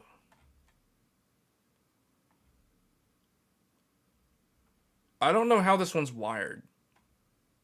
Do they have a block diagram? They don't have the manual yet. So I can't look at the manual to figure out how they have this connected. Yeah, I don't know what they're doing on the Unify. Really interesting, though. I feel like the MSI boards are the most interesting. This one also, you can add Thunderbolt 5. The Unify allows you to add Thunderbolt 5 via an add-in card. So, man, so far these MSI boards are pretty nice. They all have Thunderbolt 5 as an option. The Godlike has it standard. The others have it as an option. Well, no, that's not true. All of them have it as an option. Yeah. If only 2 slots, that means the next gen Intel still has speed issues with DDR5. No, I think that means... So, usually the 2-DIMM motherboards like the Unify, this is probably going to clock the highest in terms of the RAM. So, let's see. What does it say? See, look, they're claiming... For single rank DIMMs, they're claiming 9600 plus on the Unify. And they're claiming dual rank can do up to 7200. That's pretty good for dual rank. 7200 on dual rank. That means you can do potentially 96 gigabytes of RAM at 7200 or better on the Unify. Yeah. Or you can do 48 gigabytes at 9600. That is, yeah. See, that is the benefit of a 2-DIMM board, because 2-DIMM motherboards, the fact that there's only 2 means that there's no noise, there's no interference caused by the empty memory slots. So that's why. Yeah, the only thing I don't understand on this board, I don't understand where this goes. This last M.2 doesn't make any sense. So only time will tell. I have to figure that out once they have the manual published. Anyway, let's move along here. So that was the MEG series. So MEG has Godlike, the flagship. It has the Ace, which I think is probably the best one out of all 3. And then it has the Unify for the overclocker, or the extreme overclocker, because it's the 2-DIMM motherboard. So... Next, we have the MPG. The MPG stands for MSI Performance Gaming. This is going to be the equivalent to the ASUS Strix line. So for those of you that are coming from ASUS, you're thinking about, okay, well, what is the MSI equivalent? If you have a Strix board and you want to stay in that tier of motherboard, then you're going to be wanting to look at the MPG. The MPG, the flagship MPG, is going to be the Carbon Wi-Fi. The Carbon Wi-Fi is MSI's $500 motherboard. So this is the one that competes directly against the Strix E from ASUS. And like I said with ASUS, for value tops out around $500. Once you go above $500, it's very hard to justify a more expensive motherboard, because that motherboard has to have some kind of feature that you just can't get at the $500 price point. Usually that's something like 10 gig LAN, or, a backplate, although some vendors do offer backplates on much lower price points, but, stuff like that. So the Carbon, this one actually looks identical to the AMD version. It's literally the exact same heat sinks. It's the exact same LED panel. It's the exact same placement of things.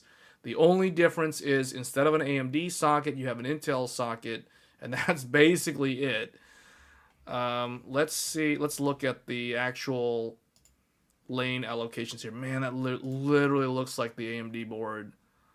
It's like somebody literally just flipped the hook. The Intel hook goes down and curves up. The AMD one goes up and then comes around. So this one looks like it's fishing. The other one looks like it's herding sheep. Okay. Let's just look at the specifications, or let's see. Ultra power, Thunderbolt 4. More lanes on the Intel board. 4 more. You get 4 more. You got 4 more Gen 4 lanes. Okay, so let's see what we get here. So the Gen 5 SSD, or Gen 5 CPU slot, or GPU slot in this case, then the X8, then the X4. Okay, that's exactly the same as the AMD one. And then for the, you get 5 M.2s. Yeah, see what I said? I said 4 more lanes. So they usually turn that into another M.2. So you get the Gen 5, Gen 4, Gen 4, Gen 4, Gen 4. And this one is pretty standard stuff. No lane sharing. Yeah, this is a pretty good one. No lane sharing. So you don't have to worry. You can literally populate all 5 M.2s. No lane sharing. 4 SATA. 2 Thunderbolt 4. Wi-Fi. Wait, it looks like it's dual LAN, 5 gig LAN, and 2.5 gig LAN. And what's on the back? Is there a way to add Thunderbolt 5? No Thunderbolt 5 header. Okay. So that's one way MSI is creating a boundary between MEG and MPG. It looks like MPG has no option for Thunderbolt 5, whereas MEG offers optional Thunderbolt 5. So that is one significant difference in the different product lines here. Yes, this Carbon has no lane sharing. That is correct. 5 M.2s, no lane sharing. Yes. So pretty standard board. There's not a whole lot to say. I mean, it's physically it's the same. Those additional 4 lanes off the chipset provide that 5th M.2. Because the AMD version, because what they're doing is they're offering more Gen 5 connectivity. Whereas on the Intel one, you get 1 Gen 5 SSD, and that's the only Gen 5 SSD slot you get. That's the difference. Now, keep in mind, there is lane sharing if you use the second slot. If you plug something into the second PCIe slot, you do drop your graphics card to X8. So there is sharing, but it ends up being the same. Like, it's the same on every board. Every board that offers an X8 slot, it always uses 8 of the GPU lanes to give you that X8 slot.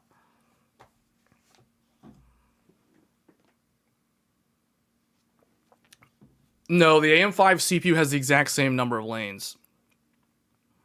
Actually, it's technically more, but it's the same. X870E ends up being the exact same lane count on the CPU. The only difference is the Z890 chipset has 4 more lanes than the X870 chipset, or X870E chipset, I should say. That's the difference. CPUs, same exact lane count. The difference in the CPU lane count is AMD is doing 24 lanes of Gen 5.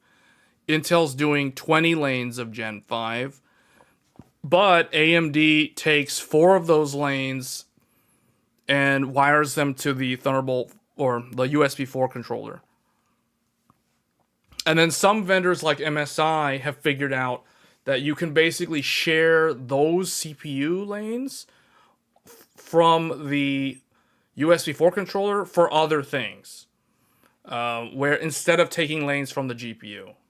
So that the Tomahawk did this, the Godlike does this, so that is one of the things that I've seen some of them do. Carbon initially, you're gonna go for Carbon initially, but because of the lane sharing, you chose the Nova. They should have done the same for X870E. What do you mean they should have done the same for X870E? Basically, guys, the main difference between the X870E Carbon and the Z890 Carbon is the Z890 one is 1 Gen 5 SSD and 4, what is this? Yeah, 4 Gen 4 SSDs. I think the Carbon, if I remember, it was, what, 2 Gen 5 or 3 Gen 5 or something? I think it was like 2 Gen 5 and 2 Gen 4, and then they had the X4 slot, or something like that. It was like some combination of that. And that second one takes lanes from the graphics card, if I remember. Or it was sharing lanes with the bottom slot or something. It was shared with something. There was some kind of GPU lane sharing on that other one. X870E is 2 Gen 5 and 2... Yes, exactly. So the second Gen 5 on the Carbon takes lanes from the GPU to offer a Gen 5 SSD. So that's how that works. Okay, but this one is actually pretty good. So far, the Ace and the Carbon seem like they're very good choices from MSI. So now, let's look at the other ones. So there's 2 in this family. So MPG has the Carbon, which is going to be the $500 board, and then it has the Edge, which I personally don't understand. Like, I guess this is basically the white version of the Carbon. Physically, there isn't really anything. Oh, I see. So there's no X8 on this one. This one has an X1. So it has an X1 instead of an X8. So this is a little bit lower end. I would assume this is like $430, $450 or something like that. The problem with the Carbon is that it is the same price as the E-Strix, which is way better. How is the E-Strix way better than the Carbon? The E-Strix is good, but how is it better than the Carbon? If anything, they're kind of the same. Like, what was the main thing that the Strix did differently?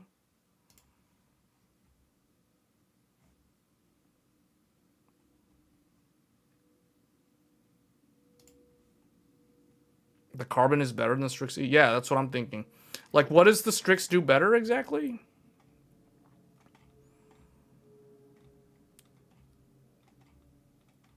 I don't really see anything. Nothing's really sticking out to me. I mean, this one. What is it? CPU. Lane sharing. 1, 2, 3, 4, 5. They're basically the same. Like, you basically do 5 M.2s with no lane sharing on both of them. I mean, the Strix has like 2 more M.2s. It has 7 M.2 total. But if you use those last 2, you basically drop lanes on your GPU. So the AMD Carbon Wi-Fi X870 there is lane sharing, but there isn't? Could you show which share on the AMD considering buying? I've had 2x670E Carbon Wi-Fi and ASUS Hero AMD boards now in 27800X3D. All with stuttering. So, well, first of all, you're talking X870, not X670. So lane sharing is going to be based off of the Gen 5 SSDs. So as an example, here, let's go look at the AMD version. Appreciate the super chat, though. Here, we'll look at it. So the main difference is going to come down to this. Look. So as soon as you see a motherboard, regardless of whether it's Intel or AMD, this is the thing how you can immediately tell if there's going to be lane sharing. You look at how many Gen 5 slots and Gen 5 SSDs. I guess it's more easier to tell if you look at the SSDs. As soon as you see a second Gen 5 SSD, so in this case, on the AMD version, they're doing 1 Gen 5 and another Gen 5. As soon as you see that second Gen 5, that is an indication. Now, 9 times out of 10, that means that in order to provide a second Gen 5 M.2 slot, they have to take lanes from the graphics card slot, because there are only 20 lanes available for both AMD and Intel. So guys, keep this in mind. Z890 and X870E, both of them, and this also includes X870, the single chipset from AMD, all three of them have 20 lanes of Gen 5. Now, technically speaking, the AMD version, the X870E and X870, have 24 Gen 5 lanes. However, as we discussed 2 weeks ago, the last 4 lanes are wired to the USB 4 controller. However, MSI, and I don't know why MSI is the only one that figured this out, MSI figured out that instead of taking lanes from the GPU, they could take lanes from the USB 4 controller and provide another Gen 5 SSD without impacting the GPU. Now, in the case of the Carbon, the X870E Carbon, it does not do that. It takes the lanes from the graphics card slot. However, the Tomahawk takes the lanes from the USB 4 controller, and the Godlike also takes lanes from the USB 4 controller. So that is the primary difference on those MSI boards. Some of the MSI boards take lanes from the USB 4 controller to give you a second Gen 5 SSD.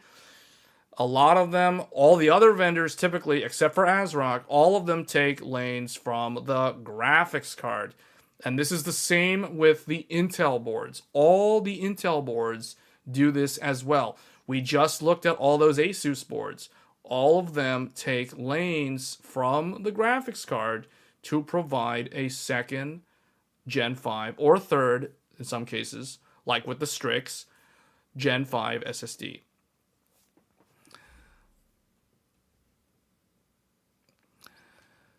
Okay. So I get, does that clarify that? Because it's pretty much the same. Like the main thing, okay, one thing that's different also is that this one has an X4 and an X4. There's no X8. There's an X4 instead of an X8. Whereas I think on the Intel one, it's that X8 that takes lanes from the graphics card. So yeah, so there is lane sharing, but not for M.2 on the Intel version. Whereas on the AMD version, it does take lanes for M.2 Gen 5. So that is the main difference. But yeah, the Carbon, overall, this one looks like a pretty solid motherboard. And they're claiming, MSI is claiming on the Carbon with 1 DPC, they're claiming max speeds of like 9200 on single rank DIMMs. So like, 48 gigs of RAM max. You could do, according to this, 9200. Now obviously I don't think the Hynix M die can do that, but maybe the A die can. So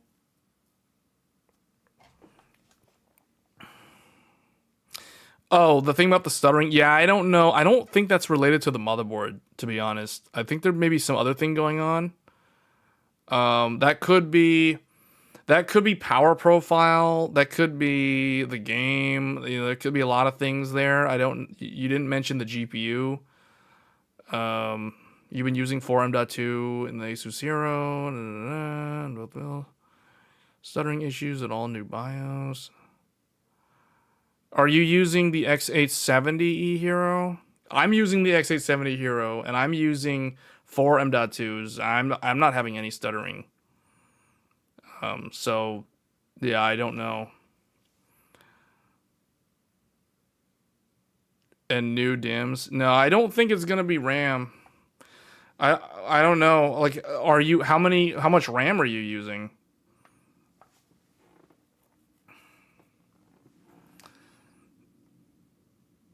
And which GPU? Yeah, I don't know. The stuttering thing is probably not going to be a motherboard problem.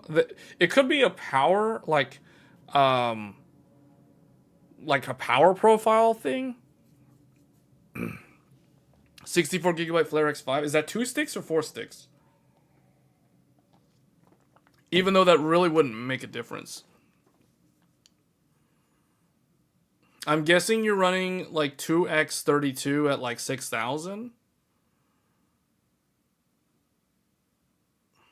Or you're running 4x16 at 6,000, because that will work in the Hero. 2 DIMMs, 6,400. Oh, you're running it at 6. Oh no, that's not. That was somebody else. 6,000. Yeah, I'm not sure why it's stuttering. I mean, you guys, like the build that I did with the Hero, that is using 4 sticks of memory right now. I'm running 96 gigabytes of RAM, so I'm doing 4 times 24 at 6,000, and there's no stuttering. So, but I don't know. I don't know what GPU you're using. You said you changed GPU though. And also, like, is the stuttering happening in games? Is the stuttering happening on the desktop? Matt's saying it's either a game-related issue or GPU driver issue. Yeah, those kind of things are usually not... I'm not saying that it can't be the motherboard, but I don't think it's the motherboard for something like that. Are you on the latest BIOS?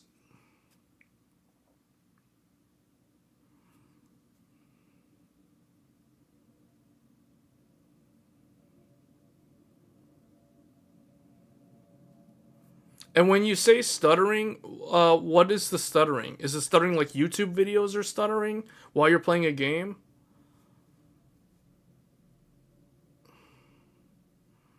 Latest ASUS BIOS before the beta? Really? I've never seen that. Yeah, I don't know. It's hard to imagine it being stuttering caused due to the motherboard. Uh, Is it what? So do you use sleep mode? Like, do you put the computer to sleep? And when you wake it up, does it stutter?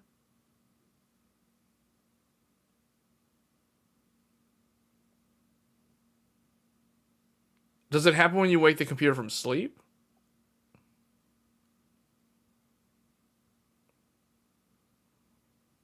Yeah, no. See, that's weird. See, that almost sounds like a power profile thing. No, I don't think that's monitor. That seems like he's saying audio glitches. Audio glitches to me sounds like um a power like a power management thing. Power profile management thing. Like it's putting it in some kind of really low power mode. When you shut it off, you get an error that says could not write to memory. Has happened on both motherboards. What happens if you run the RAM at the stock JEDEC speed? Also, you could try running a mem test. You could do a mem test to see if your memory is stable or if your memory... Because maybe one of the memory sticks is faulty. Have you tried different RAM?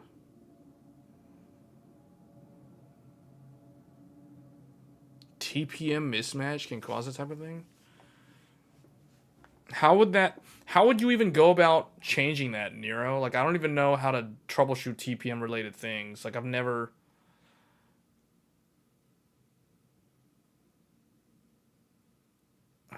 Oh, Nero, you've used the Neos and the Flare X.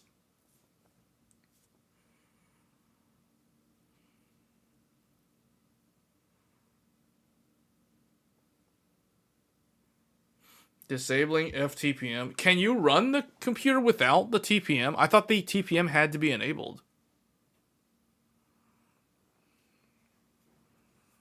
Can you really disable it? And I thought Windows required it to run. I think Linux doesn't need it, but doesn't Windows have to have it? Yeah, that's what I'm saying. Like, wouldn't...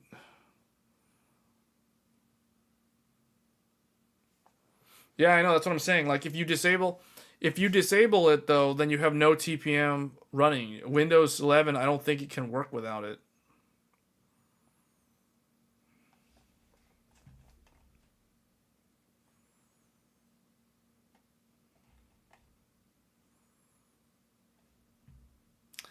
But the fact that the fact that it's happening when the PC is just like not even really doing much. Uh, are you overclocking the CPU? Like, is the CPU being overclocked using any of the overclocking tools in the BIOS, or is it running stock?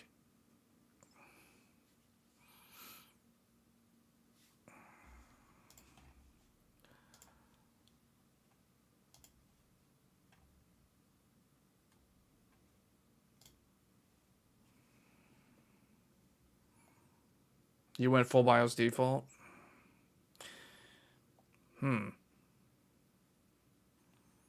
But how does anybody know? Like, how would you go about changing the FTPM? Like, how would you troubleshoot FTPM? Because I don't even know how to troubleshoot that. Like, what do you do? Like, you can't disable it. Then Windows won't work.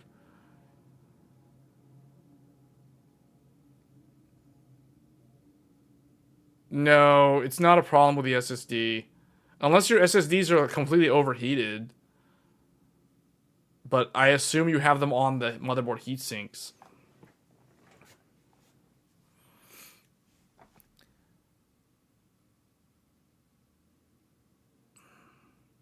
When people say they have the stutter issue, I really wish I knew what that looked like. I can't imagine what that looks like. You're saying audio stuttering?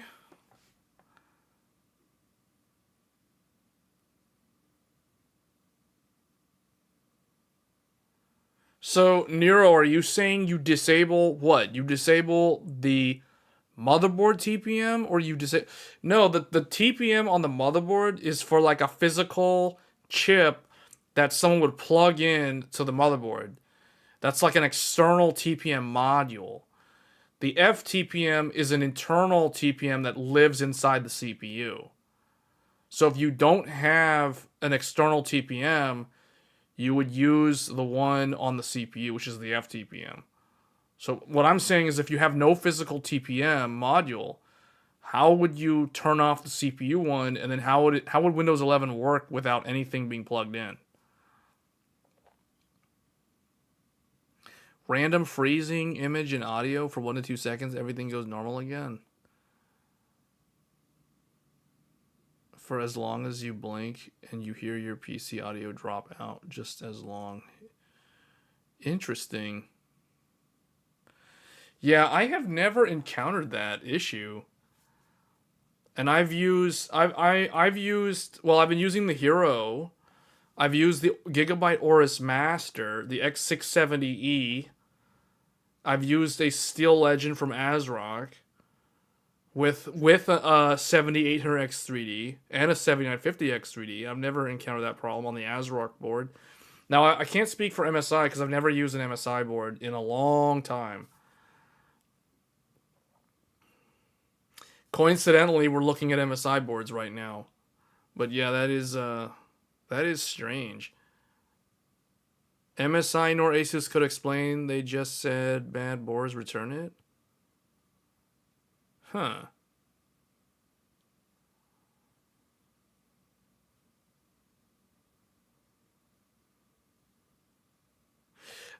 Do you use 3.5-inch hard drives?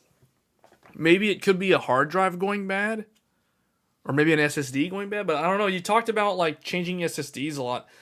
Are you using a 3.5-inch hard drive for storage?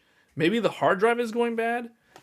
Now that I think about it, I have seen a hard drive die or get really close to failing, and that can prevent the computer from being responsive. Because if Windows is not able to interact with the old hard drive, Windows will slow down. It'll seem like Windows is lagging because it's polling the drive again and again and again, and the drive is not responding fast enough, or because the drive is like dying, literally. So I have encountered that, but that's due to a 3.5-inch hard drive, old school spindle drive, dying. So I don't know if that's related, but that's the only thing that I can think of that I have experienced in the past where it can kind of manifest like stuttering, sort of.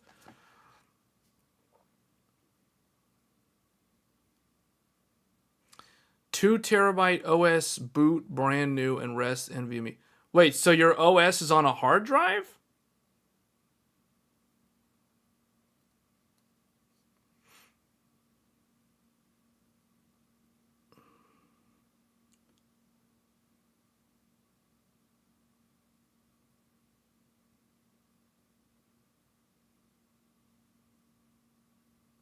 So you have no physical hard drive.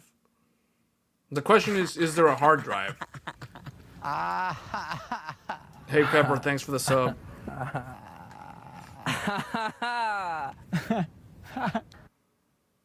No, no. Okay, so you don't have a hard drive. Okay, well, I mean, it could be an SSD problem, but trying to figure out which one. That's gonna be time consuming because you'd have to like take out one at a time and figure out like if the problem goes away. Yeah, problems like that, oftentimes if you have a lot of peripherals, if you fully load all the drives, if there's a problem with one component, that's going to be a nightmare to try to figure out what is actually causing the problem. It could be one of the SSDs. It could be, well, you don't have a hard drive, but I was going to say it could be a hard drive. I don't think it's a power supply problem. That would probably be the last thing I would consider for something like that. Yeah, I'm prone to think that if it's anything with the operating system, it'd probably be something with the drives or one of them.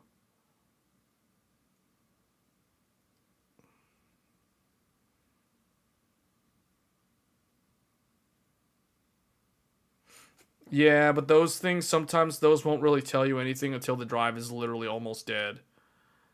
So they'll go from like 100% to like 5%. They're never gonna show you like 80%, like they're never gonna do that. So I wouldn't really trust like Crystal Diskmark or Samsung Magician to tell you like the health of the drive. Well, what I can tell you is I haven't actually used a Samsung SSD in a very, very long time. I know that they had a lot of firmware problems with the 800 series drives, like the Samsung Evo 840 from a long time ago. I remember that one had terrible firmware problems with the trim thing not working correctly. So I cannot speak to Samsung because I have not used Samsung SSDs in a very long time. And I mean like 5 years or more. All the SSDs that I have used are either Crucial or they're like Micro Center's Inland brand. So I have very little experience with Samsung drives, at least modern ones, unfortunately. The newest Samsung SSD that I have is an 870 Evo or something. And I don't even have that in this PC right now, so I wouldn't be able to tell you like where it is. I don't even know where it is right now. But yeah, you may want to try like remove one drive, test the computer without that drive.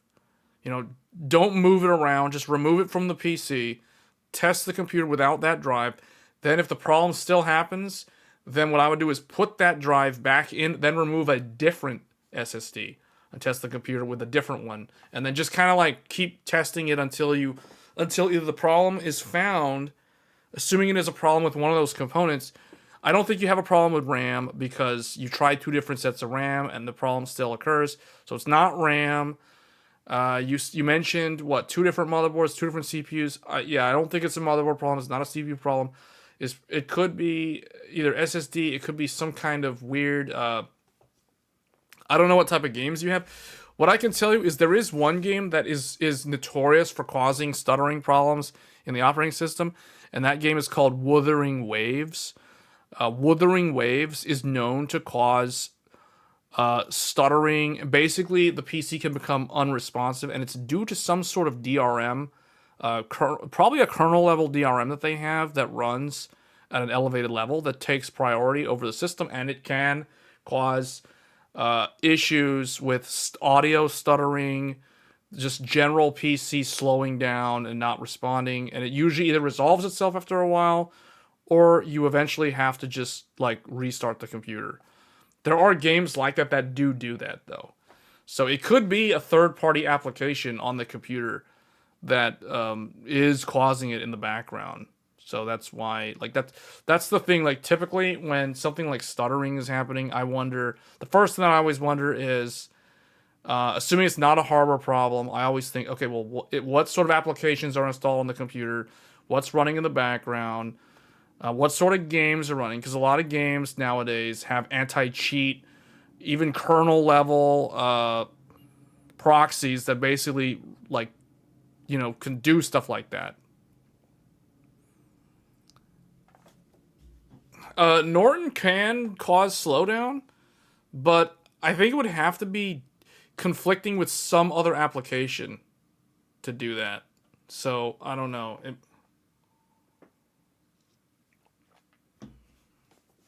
I mean, you're gonna have to try different things. You're gonna have to like try. What I would, if you want to rule out hardware, and it seems like you've done a lot of troubleshooting on the hardware side already. I would remove one SSD and test the computer without that SSD. And if the problem appears again, I would put that SSD back in the computer, and then I would take out a different SSD. And I basically keep on going around until either I find which one's causing the problem, or if the problem happens regardless of which SSD is missing, then that rules out the SSDs. And that includes any sort of SATA drives as well. And then assuming that all of them are not related to the problem, then, I mean, it's probably easier to look at the software applications that are running in the background, to be honest, because that's probably easier to rectify than trying to take apart parts of the computer and figure out which one. So, yeah, but, I mean, I've built so many computers, and I've built computers for other people, and, none of them have ever had this problem. So I'm not sure. I kind of think it's some kind of third-party application on the PC, to be honest, because it sounds like you've done a lot of troubleshooting with the hardware already. Like Met was saying, like drivers or something. I don't think it's drivers because the problem is happening when you're not playing games. So I don't think it's a GPU thing. I think it's probably something with like some sort of software running at elevated controls or elevated admin privileges in the OS, and there's some kind of conflict there or something like that. Bad Windows install. Maybe. Typically, a bad Windows install, you can figure that out pretty quick, or at a very surface level, you can do like an SFC/scan now in admin mode in CMD or PowerShell, and that can tell you if you have corrupt files and things like that. So there are things you can do on the software side. That's probably, personally, if I was running into this problem, I would be troubleshooting it from a software standpoint. I'd focus on all the software apps, look at it that way, and then I would consider it being a hardware thing. But hardware usually doesn't manifest like that. I mean, it could if like it's some kind of weird like power management problem or something. I guess when the glitch or when the audio stuttering is happening, are you able to run something like hardware info 64 and see what the clock speeds are doing when that's happening, or sort of capture that in some kind of instance when it occurs to figure out like what does the PC state look like when that is happening?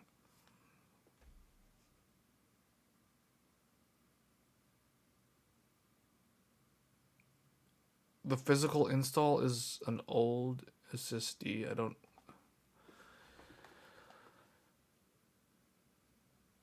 Yeah, I don't know.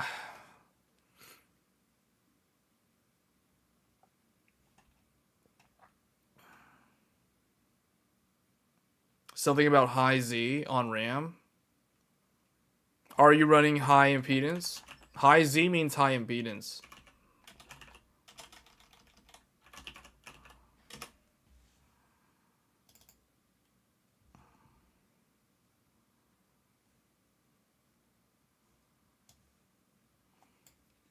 You can try changing the impedance.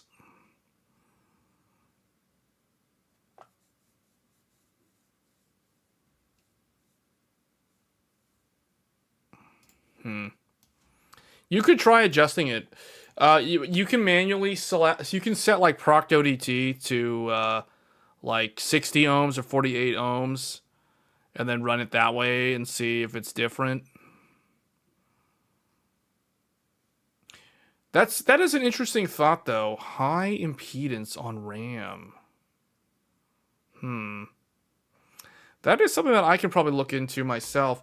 So I can tell you right now on this computer, I am running high Z. I have high impedance on one of those values. We can see which one it is with Zen timings. So I am running high Z on proc DQDS. So, but everything else, proc ODT is only 43.6 ohms. So I don't know. They noticed it was on. Yes, that's what I'm using, Zen timings. Anyway, yeah, you can... the RAM thing is interesting. How often does that problem occur? How frequent does this happen? Is it rare? Is it like all the time?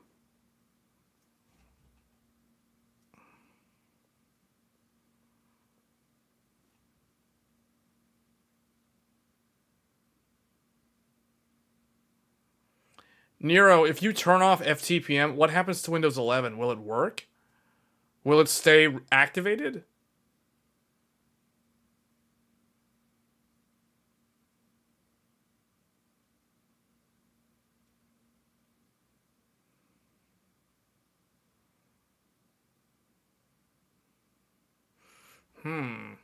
If Expo is on, it's even more often.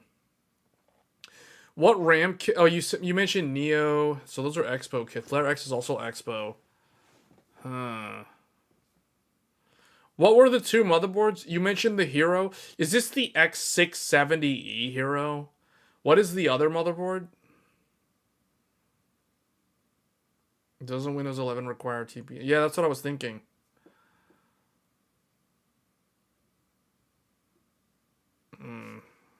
Okay, well... Yeah, oh, Carbon. X670... Was it X670E Carbon? Those are all... These basically, these are like X670, right? They're last gen. They're not the newer ones. Yeah, unfortunately, I've never used either one of those. So the X670E that I use is the Gigabyte Aorus Master. In fact, that's what I'm live streaming on right now.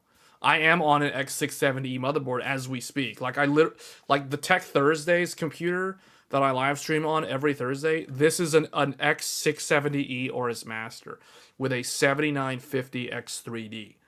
This is the what I call the live stream PC, and I've never had those issues. And I've had this motherboard for over 2 years now. You know, I've used it like a lot, and so I don't know, man. It's a weird issue. I've tested like a whole bunch of different RAM though. I've ran like 100 up to 192 gigabytes of RAM in this motherboard. I've ran 2x48, so I've run 96 at 6400. We've done 48 gigabytes at 8,000, and I've never had any problems. So yeah, I don't know. It's weird. People are saying GPU. So the GPU is an RTX 3070.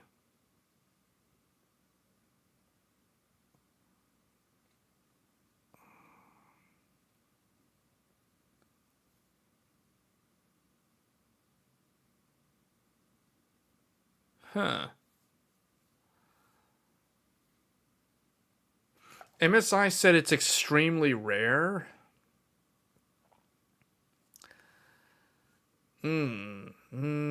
So you could try manually setting the RAM impedance values. I don't know which one is running high Z. You would have to look at Zen timings.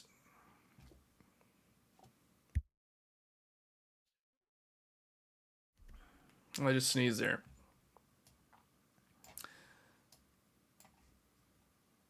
But yeah, I gotta take a quick break, guys. Yeah, when we come back, we need to get through some of this stuff because I know there's viewers that want to hear the remaining. We haven't even gotten through to Gigabyte or ASRock yet, and ASRock's next. So I gotta take a quick break. I need to get some water. my voice is dying, so I gotta take like 5 minutes, but then we'll be back, and then we'll continue on here in a little bit.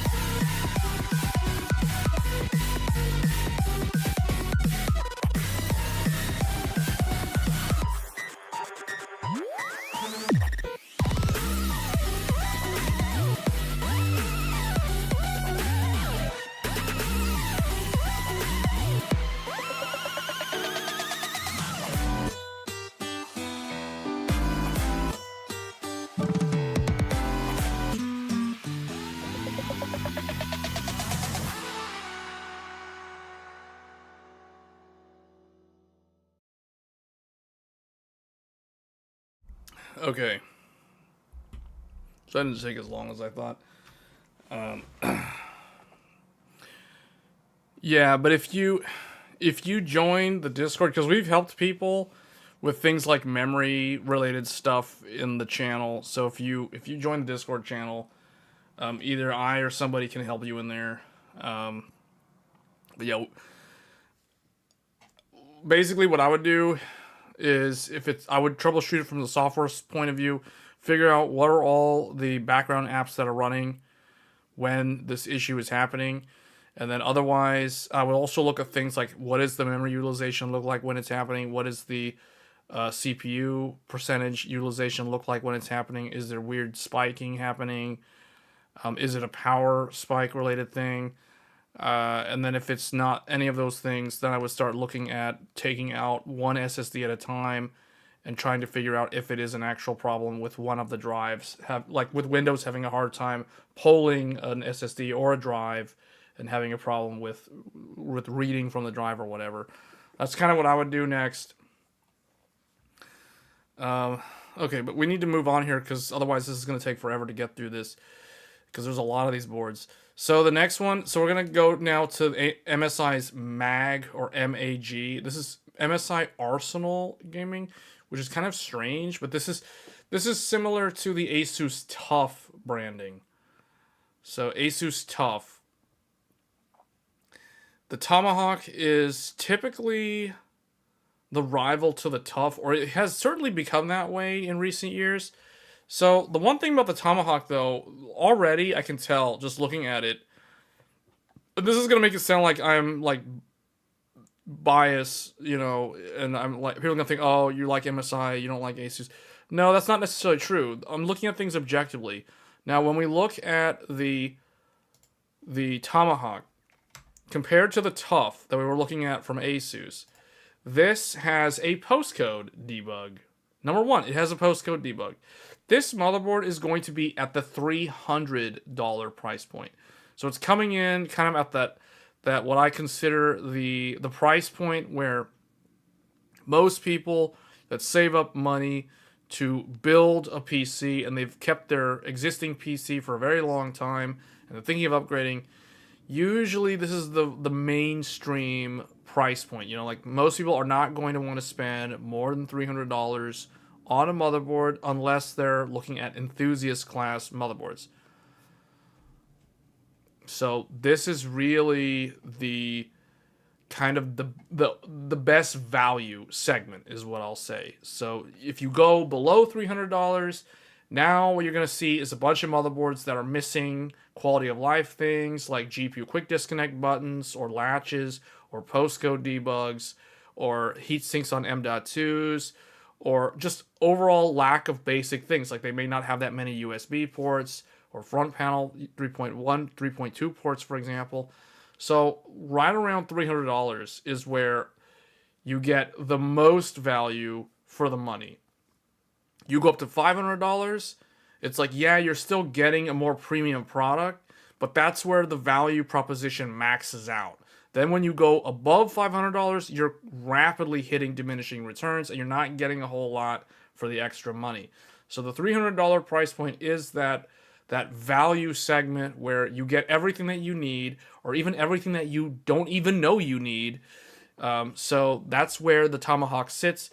And I can already tell by looking at this board, this is a solid choice for that tech savvy. You know, I'm not going to spend $500. I'm not going to waste $500 on a motherboard. You know, I'm just going to get a motherboard that has everything that I need and it has all the quality of life features. And that is exactly what the Tomahawk is. So the Tomahawk is for what I consider the smart PC builder. Someone who is not necessarily going to do a lot of overclocking. They just want something that works. They want something that's going to last a long time. And it has adequate heat sinks for their SSDs. It has 4 DIMM slots so they can go up to 128 or 192 gigs of RAM or even more in the future, as well as all the diagnostic tools. So it has the speaker down at the bottom. It has the postcode at the best placement, right above the 24 pin. So really solid choice. Let's take a look at the slot allocation here. So it has the 16 Gen 5 slot from the CPU. That's typically going to go to the graphics card. Then they give you 2x4 from the chipset. So that is actually very similar to what we saw with Gigabyte's X86 motherboards and X870 boards. And then we have 4 M.2. You have a Gen 5 and then 3 Gen 4. This last one here is also backwards compatible with SATA. So that is really nice. So 4 M.2s, pretty standard. I would say at that $300 price point, 4 M.2 is kind of what I would expect to see from an Intel motherboard, as well as additional connectivity options. So whether we're talking an X4 or maybe an X8 that shares lanes. But this motherboard, if you're someone who absolutely wants to avoid sharing GPU lanes like the plague, the Tomahawk is the board for you. No lane sharing at all, regardless of whether we're talking M.2 or if we're talking PCIe slots. Like, this always drives the GPU at 16 up to Gen 5 lanes all the time, no compromise.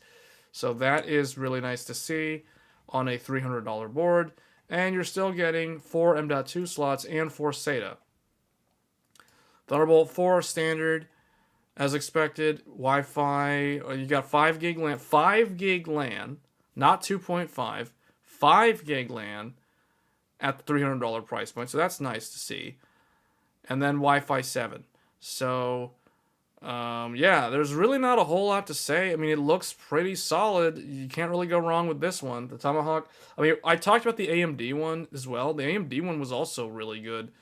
But the Intel one looks basically just as good. So let's move on.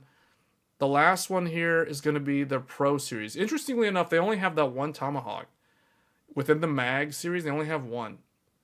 Kind of like the ASUS Tough. So now I move on to Pro. Pro from MSI, don't get this confused with the Pro Art from ASUS. The Pro series from MSI is actually their entry level. So this one is actually more in line with ASUS's Prime series. So very similar, you know how Prime goes with the white aesthetic on a black PCB. The MSI Pro series does the exact same thing. It has this very like rectangular, square, hard-angled heatsink design language here. So this one is also going to be, this one's going to be your sub $300 price point. So someone who really just wants a motherboard, it doesn't necessarily have to have heat sinks on every M.2 because you can see there's one under the GPU, which is just completely left bare like that. So it looks like it's going to be 4 M.2, basically the same as the Tomahawk, with the one thing, it does not have a heatsink for the second M.2. But otherwise, feature-wise, it's going to be the same. So you're still getting those 2 X4 slots, so that's nice. And 4 M.2s. So it's pretty much the same as the Tomahawk, except it has less SSD cooling, so it will be priced less. This is very much like the AMD one. Yeah, the Tomahawk and the Pro, for both AMD and Intel, are basically the same product. So, okay, so the chat voted for ASRock after MSI, so now we're going to go to ASRock. So we're going to skip over Gigabyte, and we'll come back to them at the end. So ASRock has... ASRock is an interesting motherboard vendor. Like, they don't have a very cut and dry, like, this is the best, this is the worst, this is the middle one. You know, they have these different brand. They have Phantom Gaming, they have Steel Legend, which they're using Light and Bright. They have Live Mixer, and they also have Tai Chi. Tai Chi is more of the flagship, although I don't think ASRock originally planned on Tai Chi being the flagship. It just so happened that for some reason Tai Chi became the flagship, because I think if you go further back in ASRock's history, Phantom Gaming was supposed to be their Republic of Gamers brand, but it just never caught on. So it's kind of like Phantom Gaming is kind of like Strix, and Tai Chi is sort of like the ROG Crosshair or the ROG Maximus, sort of. But it's kind of a mixed bag, because unlike ASUS and MSI, where with ASUS and MSI, you always have the $1,000 or more motherboard, like the Godlike, for example, or the Extreme. And then you also have your $700 board, which is your Hero. And then you have like your overclocker 2-DIMM board, like the Apex or the Gene. And then you have your $500 Strix or Carbon. With ASRock, they don't really go above $500. So $500 is really the maximum spend you're going to see on ASRock. And that doesn't mean that ASRock is worse or they don't have like a flagship. It's just their flagship is not priced at a stupidly ridiculous, $1,000 plus price point. So they kind of cap out around $500. In fact, when we looked at the MSI or the AMD version of the Tai Chi, that caps out at $450. So that's coming in $50 less than the Strix and the Carbon and the Aorus Master, while providing basically the same stuff, as well as it also being an EATX form factor. So here's kind of the lineup. So they have, because it's a brand new socket, they're going to have a lot of different choices. So there's a lot of motherboards from ASRock here. So it looks like they got, 3, 6, 9, 12, 13, 14, 15, 16. They have 16 new motherboards at launch. So that is a lot of boards. So the flagship is going to be the Z890 Tai Chi Aqua. Aqua for water, which means it does integrate the VRM heatsinks into any sort of custom loop cooling. So if you're going to do custom loop whether you're talking hard tubing, soft tubing. The Aqua will allow you to connect your tubing to the VRM heatsink so you can liquid cool the VRM. Oh, the Aqua is $800. Okay, so yeah. So the Aqua is the exception. This is kind of their, their ace slash hero competitor. But it does things that those boards don't offer. For example, it gives you the ability to liquid cool the VRM. So if we look at it here, the Taichi Aqua. This is an EATX motherboard. The only thing is it's going to be like that. It looks almost like it's white, but it's more like a very light colored silver. So if you're looking for a white aesthetic build, this is probably going to look really, really good. And the thing is, you don't have to use the custom loop cooling for the VRM, but it gives you the ability to integrate that into the setup if you were going to do that. So that's a nice thing about it. But that's going to be the top end board for this series. It's going to be that Taichi Aqua. Let's look at the specifications here for it. So this is a... Does it say how many layers? It just says server grade. It's probably either like 8 layers, if I had to guess. It could be 10 layers, but it's probably 8 layers. Memory, otherwise they would have said it was 10 layers. So Marvell 10 gig and 5 gig Realtek and Wi-Fi 7. So you're getting dual LAN. One of them is 10 gig, the other is 5. That's very good. And then it has, what does it say on the memory? Up to 9200. Okay. So they give you the X16 GPU slot, and then there's a second. Oh wait, yeah, there's a second slot which is X8. So you got an X8 slot, so standard stuff on a high-end board. And then there's a single X4 slot. And then there is a E key, like M.2 E key for Wi-Fi. Why is this here? I don't know why that's there. Doesn't it have Wi-Fi 7? I guess that's already plugged in. I don't really know what that's for. And then I don't really know what that's for. That's weird. Okay, if M.2_2 is occupied, the graphics card will downgrade to X8, and the second one will downgrade to X4. So they are doing lane sharing with the second M.2. So this board has 1, 2, 3, 4, 5, 6 M.2s, one of which shares lanes from the GPU. So it looks like if you want to avoid lane sharing, it's a maximum of 5 SSDs. So it's not that bad. So optional, there's like a 5th one here, and it's Blazing. Blazing is ASRock's synonym for Gen 5. Hyper means Gen 4. That's their marketing terms. And then it's not technical terms, those are marketing terms. Chipset Hyper, so you got 3 right here. And the bottom one is backwards compatible with SATA. So that is nice to see. We saw this on the Nova, for example. And then 4 SATA, 3, okay. And again, it mentions the lane sharing. So 2 Thunderbolt 4, okay. And no ability to add Thunderbolt 5. Okay, so it's not terrible. I mean, it's good, it's fine. There's nothing really wrong with it. You don't have to use that number 6 M.2 if you don't want to. So 10 gig LAN, yeah, there's really not a whole lot to say here. It's worthy of being a flagship board, like all the stuff you expect. Postcode debug is up there.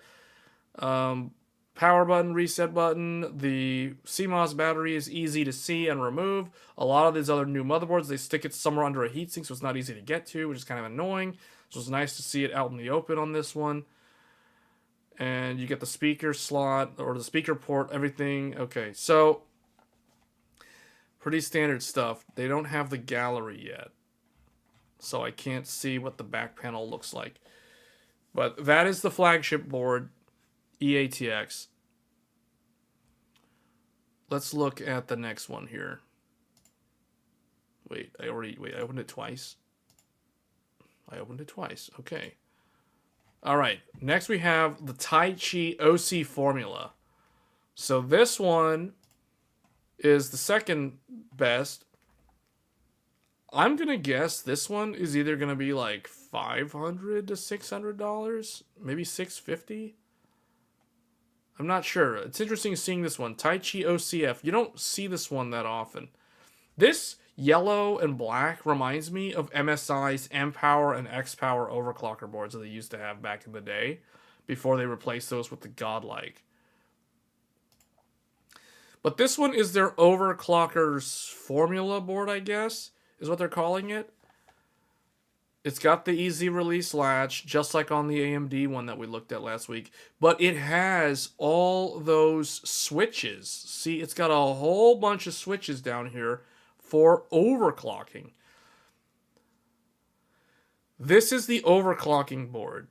It's got all the OC buttons. Also, it is a 2-DIMM board. Okay, so this one, this is like the Gene from ASUS, the Crosshair Gene or the Maximus Apex or the MSI Unify X. That is what the OCF version of the Tai Chi is. It's got lots of buttons. Lots of buttons. Switches. There's buttons at the top. Let me go to the gallery on this thing. So yeah, look at this. It has voltage modification buttons. It has a 1, 2, 3 preset buttons. There's there's switches here, here. There's 2 buttons here. There's power reset down here. There's this. I like how they moved the postcode right above the 24 pin like MSI. So they even blacked out the socket like on the AMD Hero board. So that, I mean, this is cool. This looks like it's meant for overclocking. You got the voltage read points here for the voltmeter or the multimeter. You can use that. So definitely all the tools for overclocking. ASRock delivers a really nice overclockers board. That's really good. The blazing M.2 right in the middle. It's got some thick heat sinks. Those are thick. That looks how tall that is. And then I want to see the back. Oh, it has a back plate. It has a back plate. I don't know if the Apex had a back plate. I don't remember. Did that one have a back plate?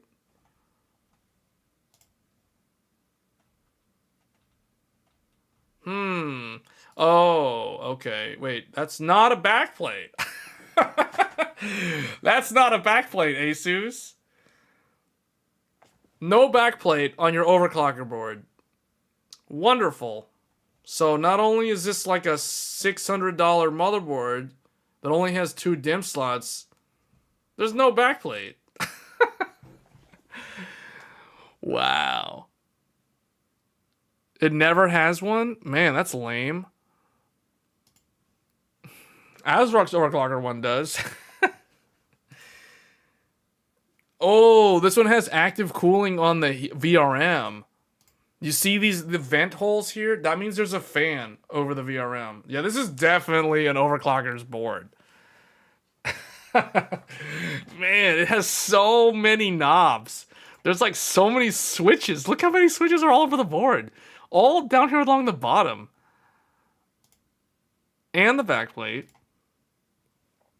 The only thing it's definitely lacking because of this vent for the fan, it only has like what, five type A. It has Thunderbolt, and then it has like one it has a 20 gig. Wait a minute. This has a 20 gig. Every other motherboard that I've looked at so far has only offered a 10 gig USB-C in addition to the Thunderbolt ports. This has a 20 gig on the back. And it has PS by 2. It has the old school stuff.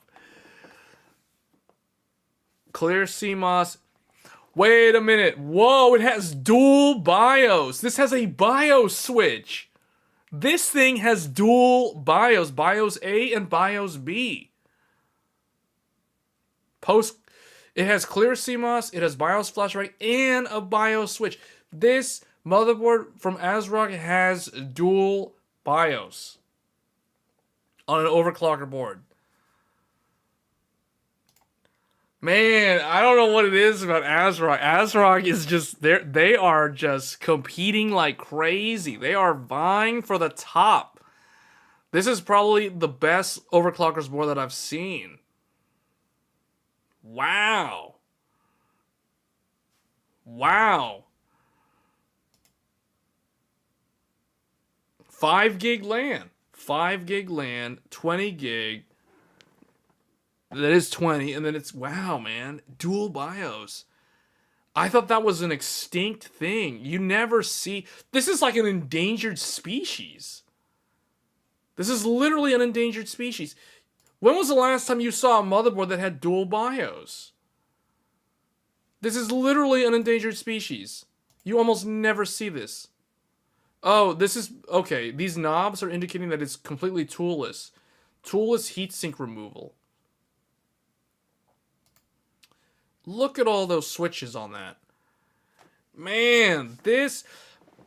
Anybody who's serious about overclocking, this is probably the best overclockers board for, like, Intel. For this upcoming Intel CPU, if someone was serious about overclocking the Arrow Lake, I mean, if I was going to be doing some serious overclocking, I would get this. I would get this. Just to play around with all the different switches and see what all of it does. Like, man, that is a nice overclockers board. And it has the backplate. Does it have the best VRM? 22 plus 1 plus 2 plus 1 plus 1. 110 amp. It has, for the V-Core, it has 22, 110 amp SPS, and then for the VCC GT phase, it has 110 amp SPS, and then it has 2 phases dedicated to the system agent, so the VCC SA. Wow.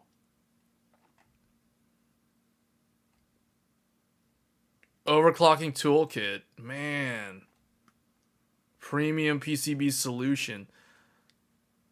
5 M.2 slots. Hold on. How is it laid out?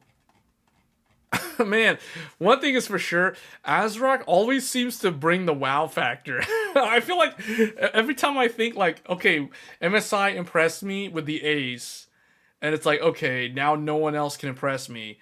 It's like, just when I think I've seen like the coolest motherboard, leave it to ASRock to bring some random overclocking board out of nowhere that offers the best value and the most features. Wow. I like that it gives you the one network solution that actually matters. 5 gig is really the one that matters. 10 gig is very niche still. Although there's a lot of like power users that could benefit from that. Most people aren't going to benefit from a 10 gig network interface.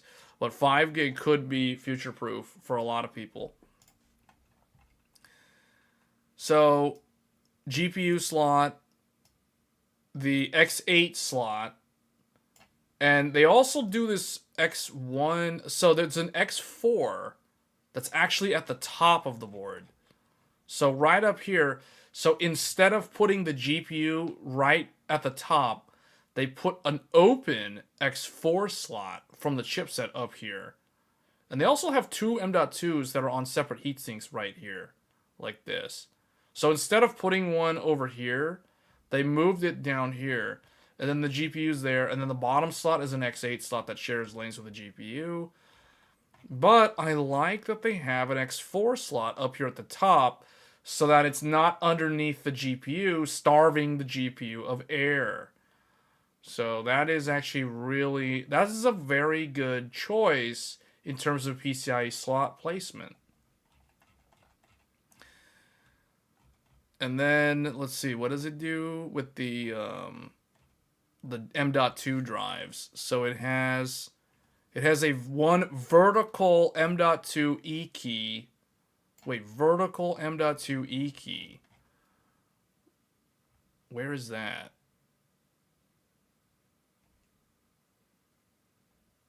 I don't know where that is. Oh, that must be... Oh, that must be for the Wi-Fi underneath this? Why do they mention that? What's the point of mentioning that? That's weird. Supports AMD Crossfire? What? Wait, what?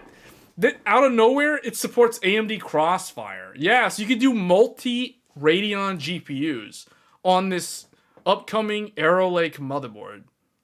Fantastic. Super random feature, but okay. Wow. It supports multi-GPU, multi-AMD GPU. But remember, that is only multi-Radeon. You cannot do multi-GeForce. That will not work. Because that requires an SLI license key from NVIDIA. And ASRock did not pay NVIDIA that. So, no. One blazing M.2. Okay, so that's the Gen 5. There's another one. This is going to share lanes.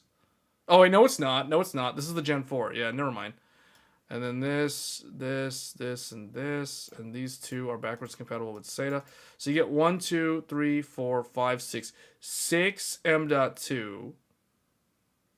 And then it says that there's an ASMedia splitter for 4 of these. So they're doing something weird.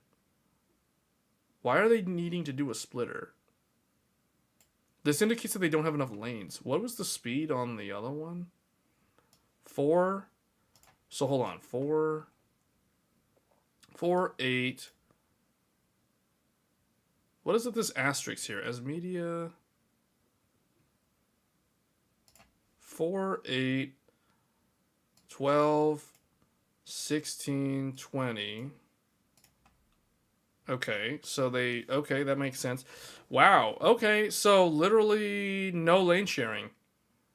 6 SSDs and no lane sharing across any of them. Wow. Wow. No lane sharing, 6 drives. That's good. In general, we've seen a lot of boards do 5, but this one does 6. With no lane sharing. I don't understand. There may be some caveat with this, the mention of this ASMedia ASM 1061. An ASM 1061 is used to take one PCIe lane and split it into 2 SATA interfaces.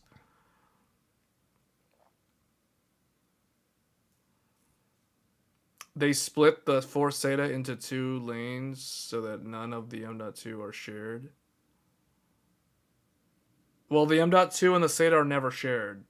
Typically, so I'm not sure. Oh, they did this so that they could provide SATA on these 2 or something. I don't understand why this has an asterisk, this has an asterisk, and this has an asterisk. I don't understand that. Okay. Thunderbolt 4, a bunch of USB. Okay. Elmore's Labs OCP header. Wait a minute. This motherboard has Elmore Labs OCP header on the board. Wow. Okay, this is definitely an overclocker's board. This thing has Elmore Labs OCP header on the board. What? Is that something that's even on the ASUS one?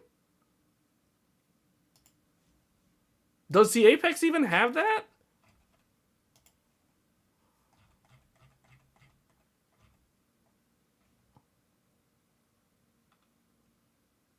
I don't see it listed.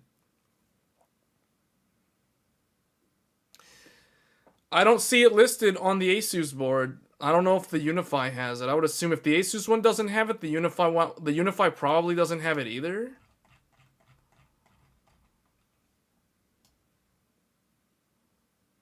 No, it doesn't have it. Wow, the ASRock one has the Elmore's Lab. The Elmore Labs OCP header is on this board. Doctor debug with LED, power button with LED, reset, retry, save. Man, 11 set of onboard voltage measurement points. Plus minus buttons to adjust OC frequency on the fly. 6 OC switches. 1 slow mode switch. 1 LN2 switch. 1 Nick Shee's OC profile 1 button with LED. And there's another one with a second. Oh, those are profiles. Those are preset profiles.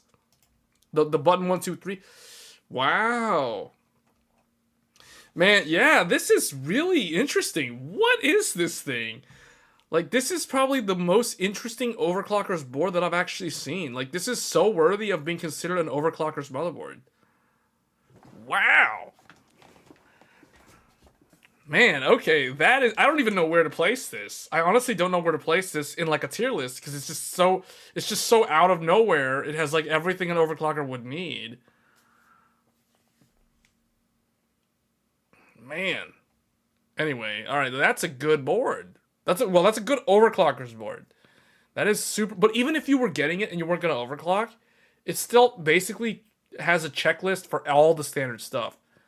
Like 6 SSDs, no lane sharing? What? And it has an X4 on top of that? Insane value. And it's a 2-DIMM motherboard. You can do 96 gigabytes of RAM max, but still, someday this can do 128 gigs of RAM. This might be the well, see, it depends on how you grade it, because someone who doesn't overclock, they're not gonna ever use a lot of these features, so they would never really consider it. So it's hard to say that it's like an S plus or a double S tier. Like it's definitely like an S tier. We can say that it's definitely S tier, regardless of whether you're an overclocker or not. The fact that it brings so much value to the table as an overclocker's motherboard, that just automatically puts it in S tier, in my mind. Now, whether it's S plus, I don't know, because to be an S plus, you kind of have to go above and beyond in areas that no one else really thought of. So, but yeah, this is a really good board. Yeah, I wish there was an AMD version. Yeah, I agree, Arcade. This thing on an AMD would be interesting, because you can force it's almost like you can force either the multiplier or the B clock. So you could technically use this to overclock an X3D CPU. Yeah, man, this actually would be really, really good. Yeah, so the reason why the AMD boards, there's less of them, is because that's a revision. That's not a brand new platform. This is a brand new platform. So you'd expect more motherboards to be launching with these new Intel CPUs, because they're not backwards compatible with the previous generation. But yeah, I don't know. Maybe there may be some other motherboards coming out, because I know, like, on X870E, there's going to be the Extreme AI Top from Gigabyte. So there are a few. There might be an Ace further down the line. So there are probably going to be some more, because eventually the X670 versions are going to go away, right? They're going to stop making them. So you would think, like, for example, once the Ace goes away, they need to make a new Ace, etc. So eventually there'll be more X870, but for Intel, you have to bring a lot of boards, because there's literally no existing boards that work with the CPUs. All right, so now let's look at the Tai Chi. So this Tai Chi looks, in terms of design language, it looks exactly like the AMD version. The one difference is the AMD version is an eATX. This is a standard ATX, which I found that really interesting. So the Intel version is smaller physically, which, depending on who you are, that could be a good thing or a bad thing. It could be a good thing if you don't have a case that can support an eATX motherboard. It can be a bad thing if you're someone who actually prefers eATX, because it being a larger physical size allows for more surface area for M.2 cooling, for example, or VRM cooling. But typically M.2 cooling would benefit from an eATX form factor. More space to fit things so they're not all clumped together. That's another benefit of eATX. I personally like eATX more than ATX. But yeah, definitely case compatibility is a thing. So this one, let's just kind of go immediately to the specification here for this one. So it's going to be, it looks like one X16 and one X4. So no X8. So it's it doesn't have a lot of PCIe slots. It does not have the X8, which is interesting, because the AMD version had an X8. This one has a chipset X4, which some people might prefer this over the X8 because this one doesn't share lanes with the graphics card. So 1 Gen 5, 1 Gen 4 off the CPU, and then 1, 2, 3, 4. So you get 6 SSDs, no lane sharing. So just like with the OCF, this one also does 6 M.2s with no lane sharing. So it seems like ASRock understood somehow they could see all the gamers complaining about lane sharing, and they just avoided it. Like, they just made a bunch of motherboards that don't do any lane sharing. We saw this on the AMD boards. When we looked at those, we're seeing the same thing now play out on the Intel boards. PCIe 1 supports PCI riser cards to extend one X8 to X or one X16 to X86 or this. This is basically talking about bifurcation. So the top slot supports bifurcation. You can either do X8, you can do X8, X4, X4. If the second slot is occupied, the fourth M.2 will be disabled. Oh, so this one does have some caveats. You either can use your X4 or you can use the 6 M.2. Did the other one have that limitation?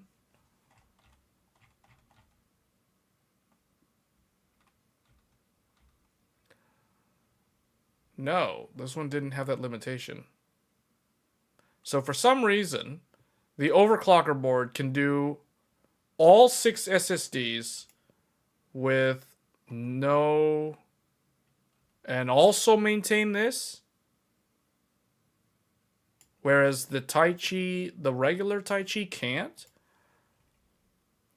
1, 2, 3, 4, 5, 6. Yeah, so the regular one can only do 5 SSDs if you want to run something in your X4 slot. Interesting.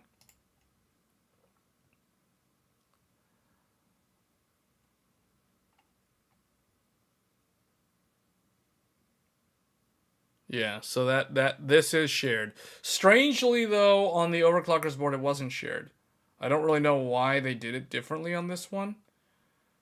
So then the Thunderbolt and all that other stuff. Okay, all right. So, yeah, this is I don't know how I feel. I mean, this one is still good, although not nearly as... It doesn't have the wow factor that the overclockers board had. This one for sure is just like... This one just came out of nowhere, and this one blew me away. This one is like a standard Taichi board. In fact, in some ways, the AMD one was a little bit more impressive, but this is okay. Like, this is not bad by any means. Okay, so now let's look at the Nova. So this is going to be the Phantom Gaming Z890 Nova Wi-Fi. Standard ATX form factor. They have the postcode down here near the 24 pin. That is a really good placement. Power and reset above it. It has the latch for the GPU. Did this one have it? Yeah, that one had it too. Okay, so just like with the AMD version, it has the disconnect latch. It has the SATA, 4 of them there. It has 2 slots. And looks like 1, 2, 3, 4, 5, 6. 6 M.2s. 6 M.2s on this one. So, X16, X4. So very similar to the Taichi. It says here the graphics card slot extend. Okay, if the second slot is... Oh, okay, so just like with the Taichi, the fourth M.2, this one, shares lanes with the PCIe X4 slot. So that is something to keep in mind. So if this is occupied, you can do 1, 2, 3, 4, 5 SSDs. 5 SSDs with an optional 6 SSD, this fourth one here, if you're never going to use this. So basically the same as the Taichi. Honestly, I can't even tell what's different between the two. Like, they have the same slot layout. They have the same, like, is it physically the same? This one is here. This one is in the same spot. Like, what? They're both ATX. Huh. I really don't know what's different. Oh, you know what's probably different? The Taichi has better RGB. The Taichi's going to have more RGB than the Nova, I would think. Well, the Nova has the light bar down here, and it has probably the shield lights up, and these buttons. That's basically it. The Taichi, this whole thing, like, has the graphic thing, like, on the Hero. So, I mean, because I've seen the AMD one, so I know what it looks like. Yeah, the Taichi's going to have better RGB, and it looks like it has the quick disconnect, quick disconnect, and then this one has a screw. Oh, wait, no, that's the wrong one. Okay, so Nova has the toolless removal as well. So, you know, honestly, I don't... This is the only thing about ASRock, though. Sometimes the problem for ASRock, because ASRock doesn't have an insane range of price points, like, all their prices are like, you know, they have that one liquid cooling board that's really expensive. But other than that, a lot of their boards fall between $500 all the way down into like the sub $200 range. So they have a problem where it's hard for them to differentiate their products, their motherboards, because they're so close together in features, they're so close together in price points, to the point where it's like, okay, choose the one you like the looks of better. That's what it comes down to. Now, the Taichi, if I had to imagine, probably has some other overclocking things that the Nova might not have, but that remains to be seen. I don't know. Phantom Gaming is more like Strix, and Taichi is more like Maximus. So I would expect Taichi to be higher end than Nova, although just looking through this, it's extremely hard to tell like what is actually different. Now, this thing, Nova has dual LAN, and lots of type A. So what is this? 2, 4, 6, 8, 10. 10 USB type A. Clear CMOS, BIOS flashback, HDMI, Thunderbolt 4. Okay, all that stuff. What does the Taichi have? Taichi doesn't have their gallery, so I can't see the pictures yet. So we're not able to directly compare them. But anyway, this is a nice back. I mean, the only thing I can say is, like, I wish there was one more Type C, like a 10 gig or something. But this is adequate. Like, this is totally adequate. So, dual LAN, I mean, that's always nice to see. So, yeah, this Nova's good, from what I can tell. No lane sharing, a whole bunch of drives. Like, it's good. They both have external clock features. Do they, though? Because, was it... I feel like somebody checked the AMD Nova, and it didn't have the external clock generator.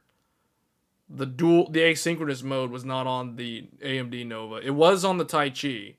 I know that AMD Taichi has it. I don't know about the Intel. So the Intel Nova, I don't know. Oh, supports ASRock Hyper B-Clock engine. So this one seems like it has it. What about this one? Supports ASRock Hyper B-Clock engine. Okay. Okay, so they both have it? The only thing is, we don't actually know what this means, because with AMD, it's pretty clear. Like, it has to feature something called asynchronous mode. Just because it has B-Clock doesn't necessarily mean it is useful. Because typically, if you have a B-Clock and you start raising B-Clock, that starts affecting your RAM, that affects your SSDs, that affects your PCIe slots. So it's a little bit different. So I don't know what exactly this means. This could just mean, oh, you can tune the B-Clock, but, you know, maybe that's not something that people are going to actually use. So, it's called the same thing on the AMD boards. So, okay, let's look at the X870E Taichi.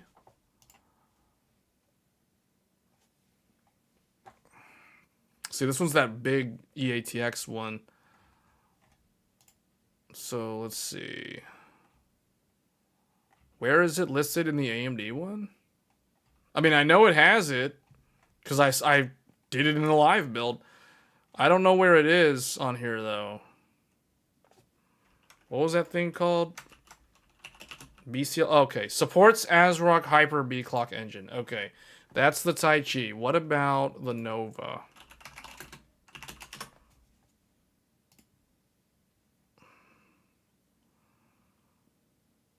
Why does this one get to be like center aligned? Like, it's like it knows it's like an S plus. Like, why is it like that? Yeah, see, this one doesn't have it. I tried to search for B clock, it doesn't show up in the search results for the Nova on AMD. So this Nova doesn't have it. The Tai Chi on AMD does have it, but it does look like the Intel one does have it. So that is actually pretty good. Okay, and then finally, let's try to go through some of these more budget-friendly ones. So the Riptide. Riptide is typically your $200-something motherboard. So this is going to be kind of like the Prime in terms of the price range. So the Steel Legend is also similar, but Steel Legend is more like the Tough series. So, but the Riptide Wi-Fi, this one, they're using the same kind of like tie-dye color scheme, these neon lights, the Cyberpunk 2077 colors, I guess, for their Nova, or their Phantom Gaming line, I should say. So for this one, let's see, wait, did this one have the, okay, no postcodes. You can tell this is definitely going to be sub $300. And it is going to do 2.5 gig LAN and a 1 gig LAN. So wait, this says dual LAN. It has 2.5 plus 1 gig. I think, if that's what, if I'm reading that correctly. Let's just look at the back. Okay, never mind. I read it wrong. So 2.5 gig LAN, 2, 4, 6, 8 USB. Thunderbolt 4 is standard.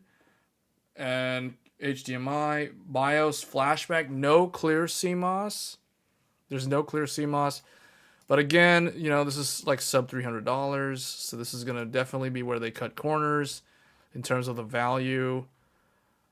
So Gen 5, Gen 4, Gen 4, Gen 4, well, that's still a lot of SSDs though. 5 M.2s and no lane sharing. So, and that's the benefit of those extra 4 lanes. Because this is a brand new chipset, they're able to offer 4 more lanes compared to the previous generation. So that's why you're going to see a lot of these boards. Like if you were to take a Z790 and you were to look at a Z890, what you'll find is that if the Z790 had 5 M.2s, it was always sharing lanes with the graphics card for one of those M.2s, or more of the M.2s, but at least one. Whereas with the new Z890, that's no longer the case because there's 4 more lanes. So those 4 more lanes, it's such a small change at first glance, but those 4 extra lanes go a long way in allowing more connectivity. So not only do you get 5 M.2, there is also an X4 slot on the chipset. And they're also doing like an X1 as well. So, yeah. I mean, even the Riptide at this price point, this is still offering like really, really good value. The other ASRock board is the Live Mixer, has the essentials too. Live Mixer is the, yeah, that one. Yeah, the Live Mixer, and then the Steel Legend. Steel Legend is like Tough and Tomahawk.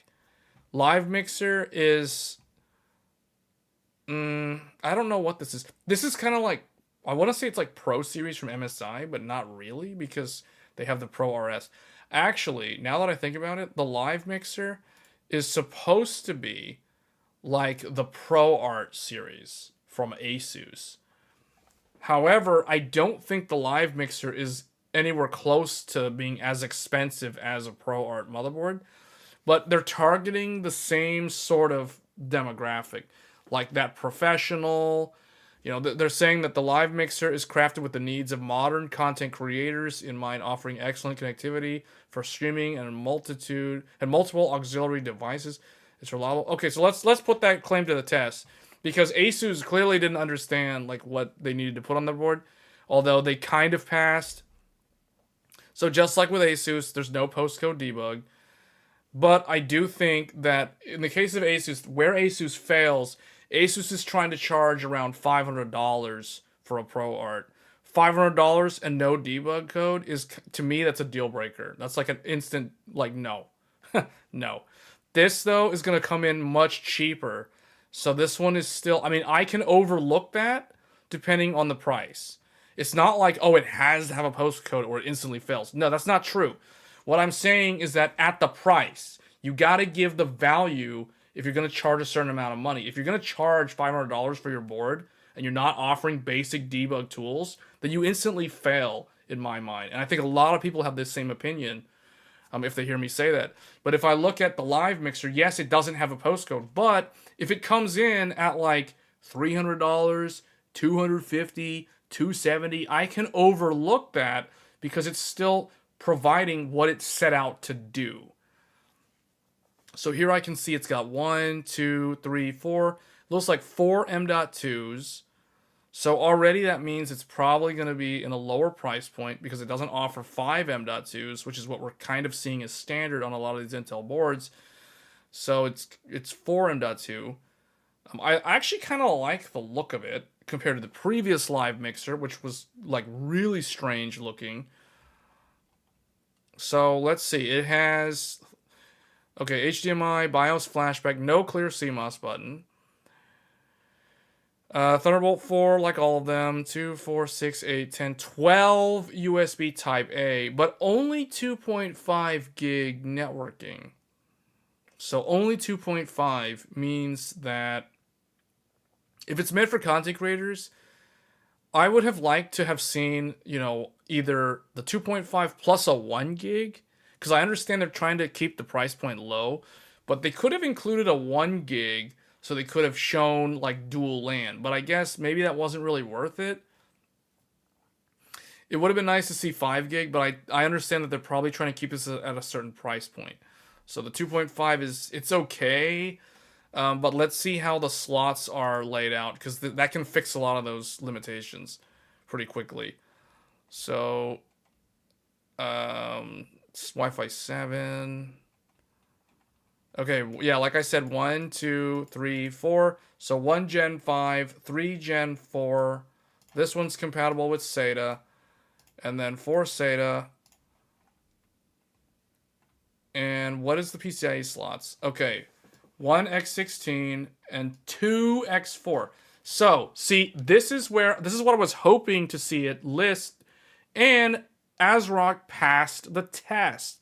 Because when they claim live streamer motherboard, the thing that I immediately think in the back of my mind is, okay, well, if you're going to claim that you have a live streamer motherboard, I better see dual X4 slots, otherwise you literally fail the test, unless you offer an X8 that shares with the GPU plus an X4.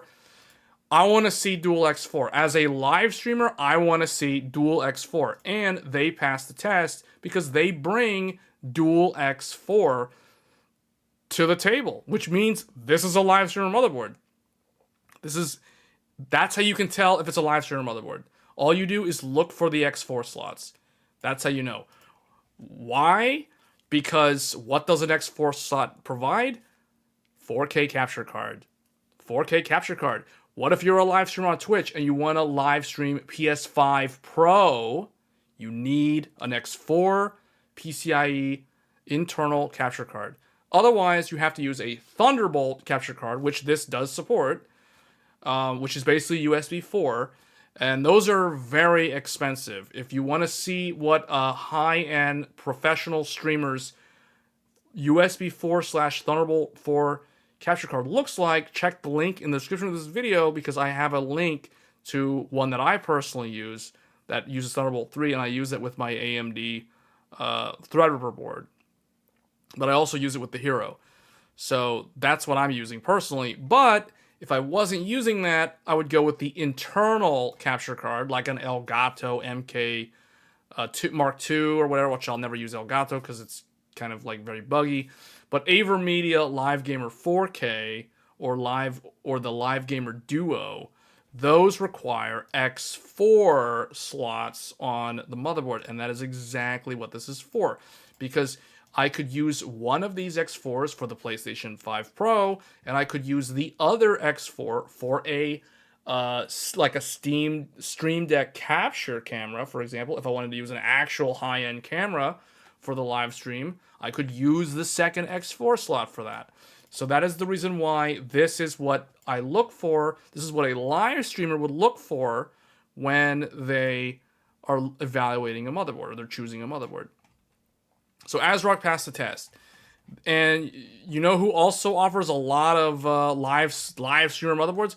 Gigabyte. Because when we looked at Gigabyte last time for AMD, almost all the Aorus boards on AMD, the X870, X870, all of them, including the Master, came with dual X4, which means they were all meant for live streaming. So, so basically my conclusion was like, if you want to be a live streamer, go get a Gigabyte Aorus board. Because that was the default. But now it looks like ASRock also is a good alternative. And this one's probably going to come in much cheaper than those Gigabyte boards that we were looking at 2 weeks ago.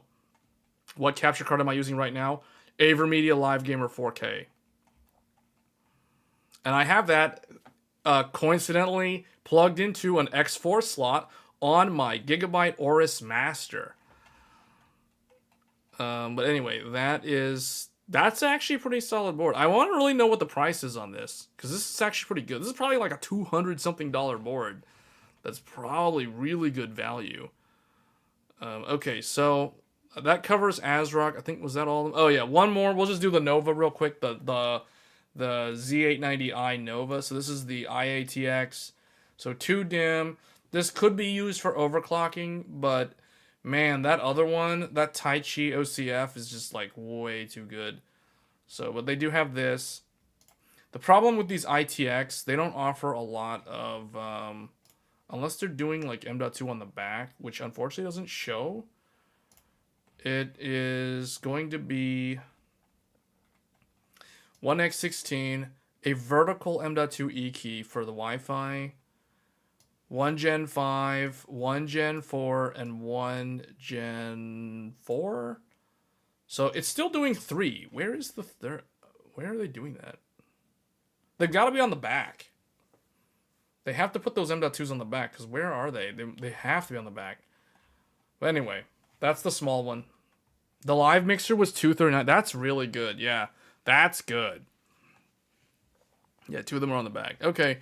So now, finally, let's move on to Gigabyte.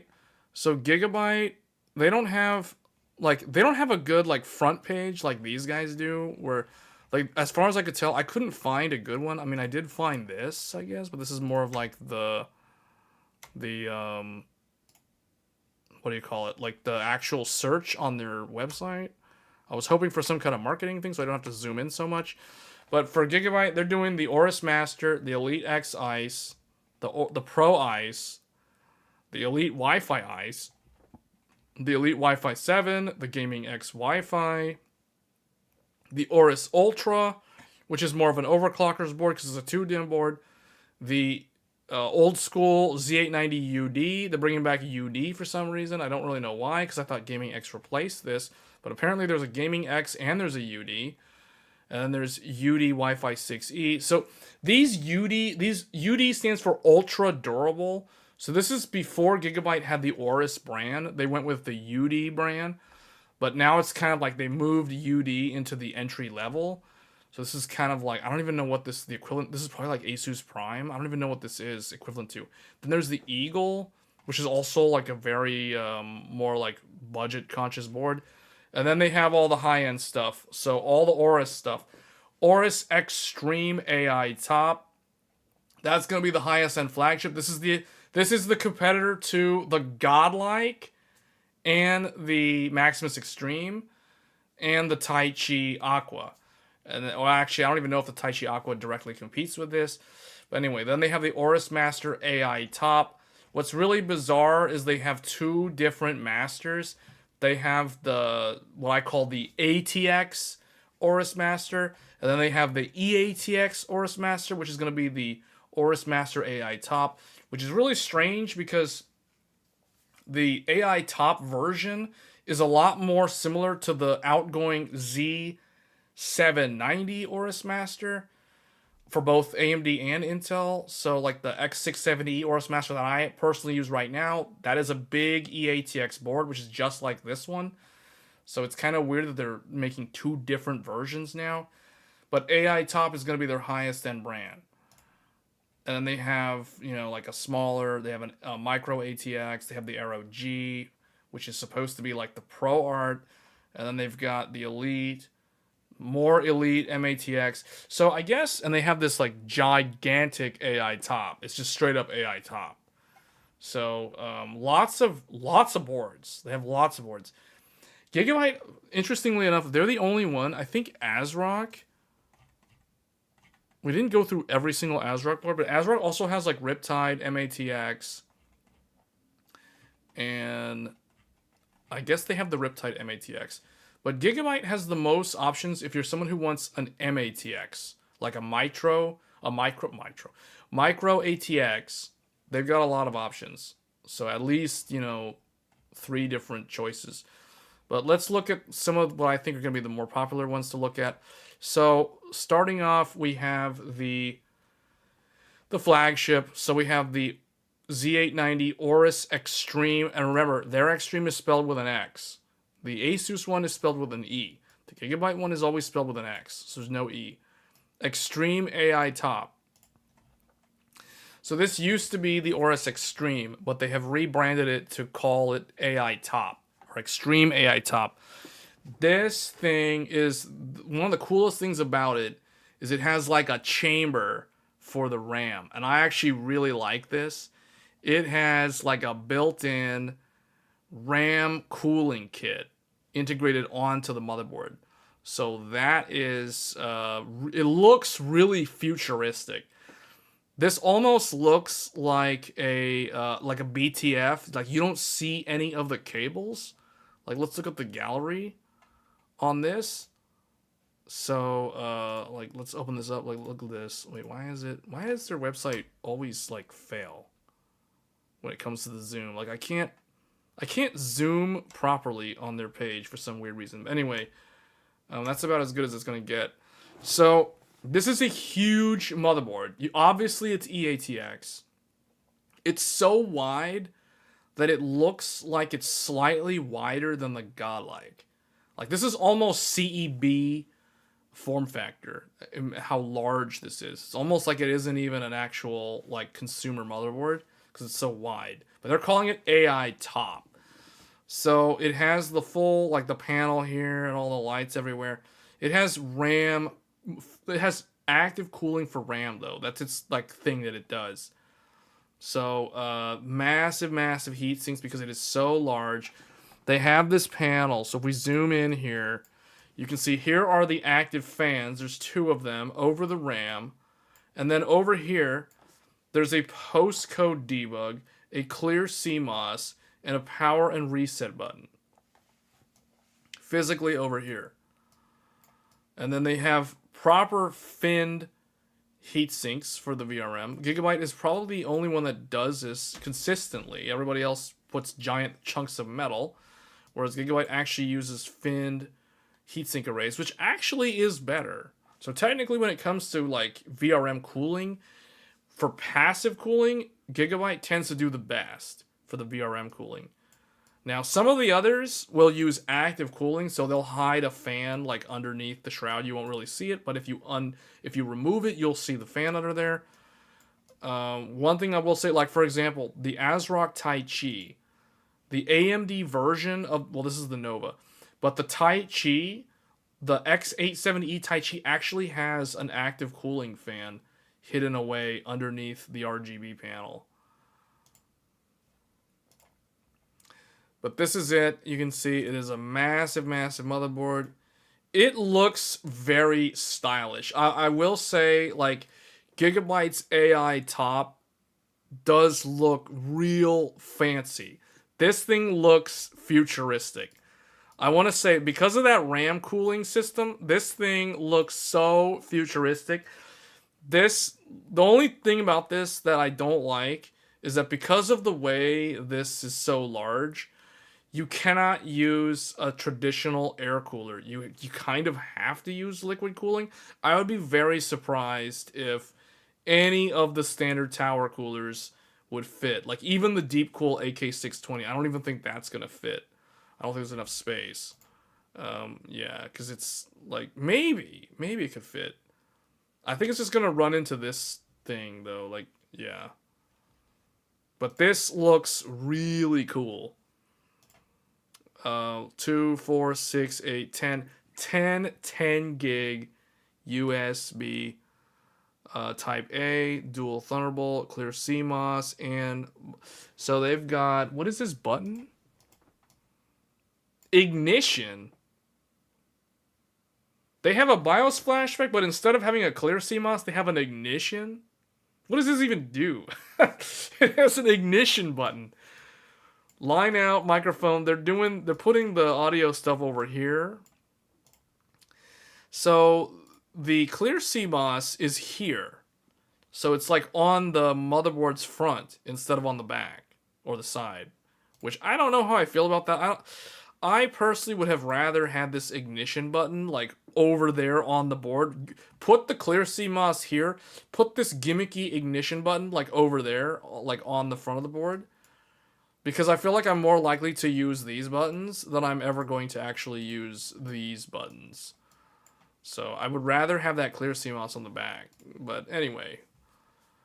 Still, it has a lot of USB. 10 gig. These are all 10 gig. Now, what's kind of crazy about this, though, is it comes with dual 10 gig LAN. Dual 10 gig LAN. So all those people out there complaining about a lack of 10 gig LAN. Oh, where's my 10 gig LAN? There's no 10 gig LAN. Where's 10? Okay, you want 10 gig LAN? Okay, we'll give you 10 gig LAN. Here's 10 gig LAN. Oh, and here's another 10 gig LAN. There's your 10 gig LAN. You happy now? That's basically how Gigabyte took the approach when it came to the AI top. It's like, you want 10 gig LAN? Okay, we're going to give you 2 10 gig LANs so you can't complain anymore about the lack of 10 gig LAN. So dual 10 gig LAN and Wi-Fi 7 featuring their, oh wow, they have an RGB Wi-Fi 7 antenna. Okay, wow, man. They got some extra style points. They got RGB on their Wi-Fi 7 antenna with the Bluetooth 5.4. Wow. The heatsink also looks like it's gold. Do you guys see this? Like, this looks like gold. Look at that. That heatsink looks like it's a solid block of gold. 14 karat gold. How much does this motherboard cost? I wonder how much this costs. Does this cost as much as a 4090?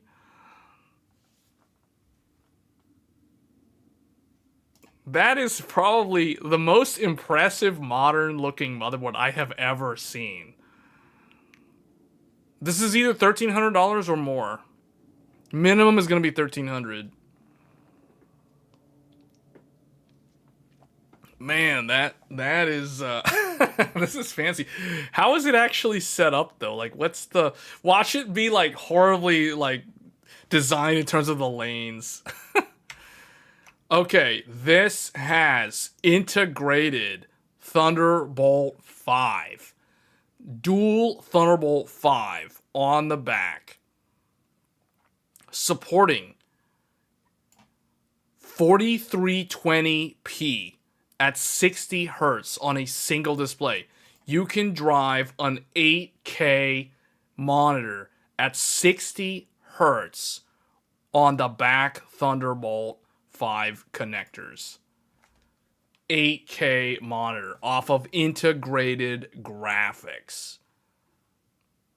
Epic.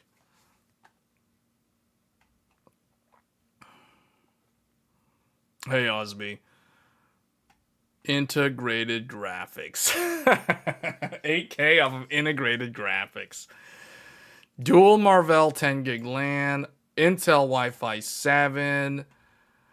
So PCIe 16 supporting the GPU, and then there's another one that shares lanes with the GPU, so you get an X8 slot. That's fine in this segment. There is also an X4 at the bottom, so it's basically the same as what the MSI Ace in how it did its lanes. So that's really good. It does say here though, the PCIe X4 shares bandwidth with the M.2L underscore SB connector, so this becomes unavailable. Okay, so there is lane sharing. So let's look at M.2. 1, 2, 3, 4. So you get 4 M.2 drives, 1 Gen 5 and 1 Gen 4, and those are the CPU ones. And then, so that's standard stuff like every other motherboard. Then we have one chipset, and then we have another chipset which also shares lanes with the X4. So the people are probably like, wait, how come this board is so expensive and yet all those ASRock boards were way cheaper and they offered like 6 M.2 drives, whereas this thing only has 4 M.2 drives and it's over $1,300. So like, what happened? Okay, I'll tell you what the reason is. The reason is this motherboard gives you Thunderbolt 5. And the reason why, the only way Thunderbolt 5 is achievable is by taking 4 lanes of Gen 4. So they had to take away 4 lanes. So what could have been that 5th M.2 basically is gone because they have to give you Thunderbolt 5. So that is the reason why. If a motherboard offers Thunderbolt 5, there's always a drawback with these consumer grade motherboards. This is not a true high-end desktop. So no matter what, even though it looks really clean, it looks so nice, it looks so modern, at the end of the day, it is still a mainstream, average, normal person when it comes to this Z890. Z890 is not a high-end desktop platform.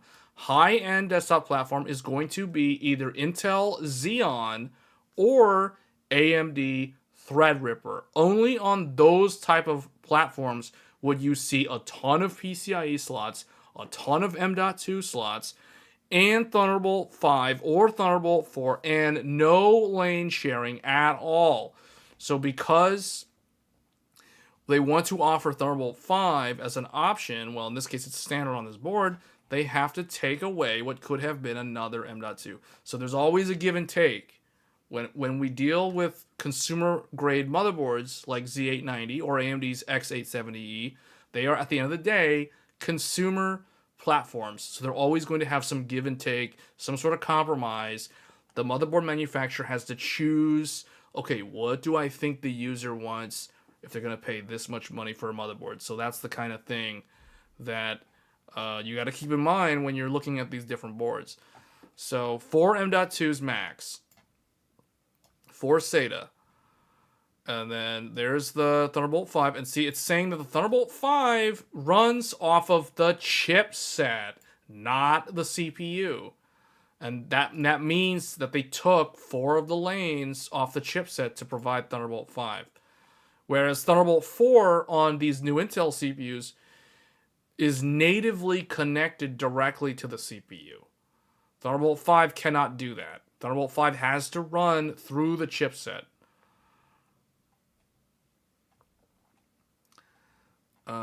So yeah, that's pretty much it. So it's kind of an interesting board. Like it's nice to look at. This is the sort of board that you'll see when you go to like a trade show. Like if you go to like PAX, or if you go to Computex, or you go to CES, this is where you're going to see those type of places, Gamescom, Tokyo Game Show, like that's where you're going to see this board in person. This is the sort of board that I don't think Gigabyte's going to make that many of these.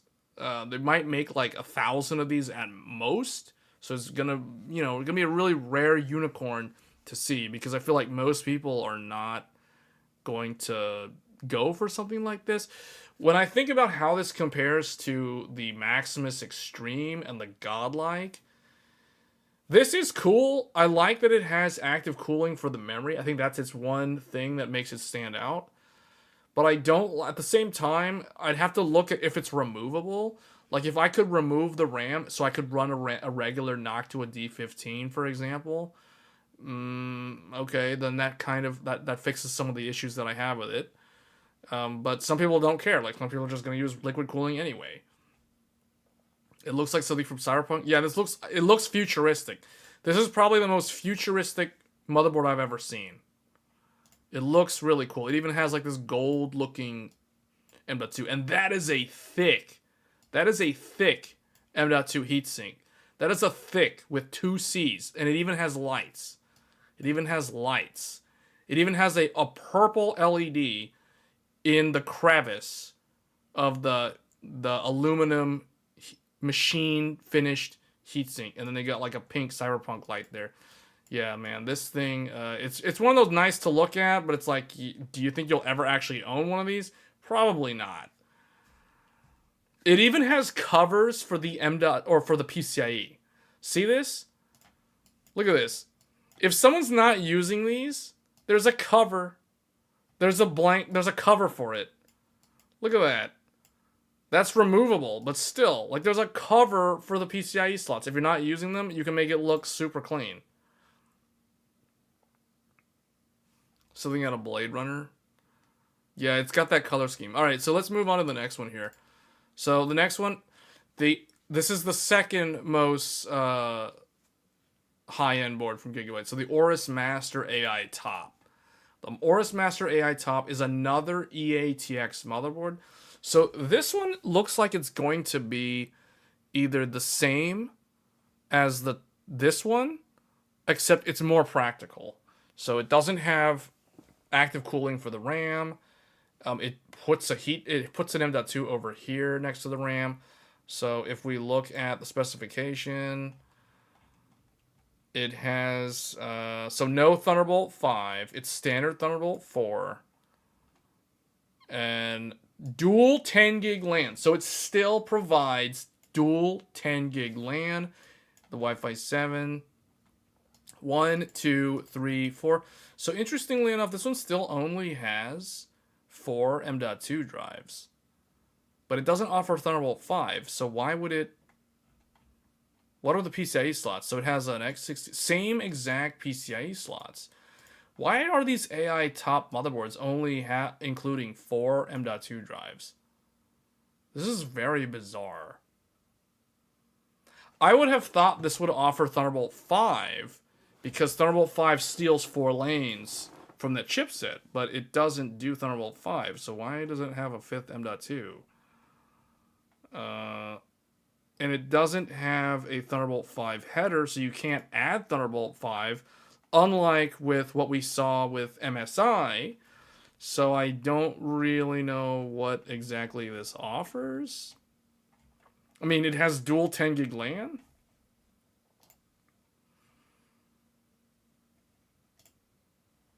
It has a lot of 10 gig USB Type A, but there's only like the 2 Thunderbolt 4. 2, 4, 6, 8, 10, dual 10 gig LAN. Okay, well, 10 USB Type A, that's a lot. And you get dual 10 gig LAN. So, interesting.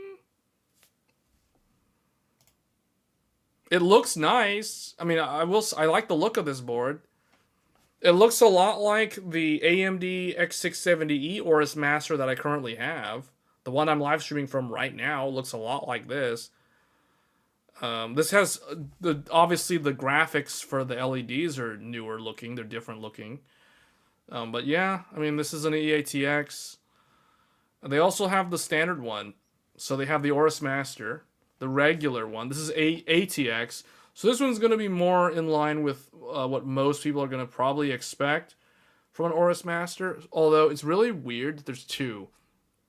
My guess is that the AI Top is going to compete against the MSI Meg Ace and the ASUS Hero and the Tai Chi Aqua, whereas I think this one, The regular master, this is going to be a $500 motherboard. So I think the AI top, this is going to be a $700 motherboard. This one is going to be a $500 motherboard. And this one competes with the Carbon, the Strix E, and the Tai Chi. That's where this one lands. The master is... Wait, this is more. So this one is 600. What is the AI top then? Or is this one 600? I would guess this is $700. Although I don't know what's different between that and the regular. Besides it being smaller on the normal one. So the normal one is obviously going to have Thunderbolt 4, Wi-Fi 7, it has an X16, it has an X4, it has an X1. Okay, so there are some differences in how they did the slots. Okay, so no AI top yet.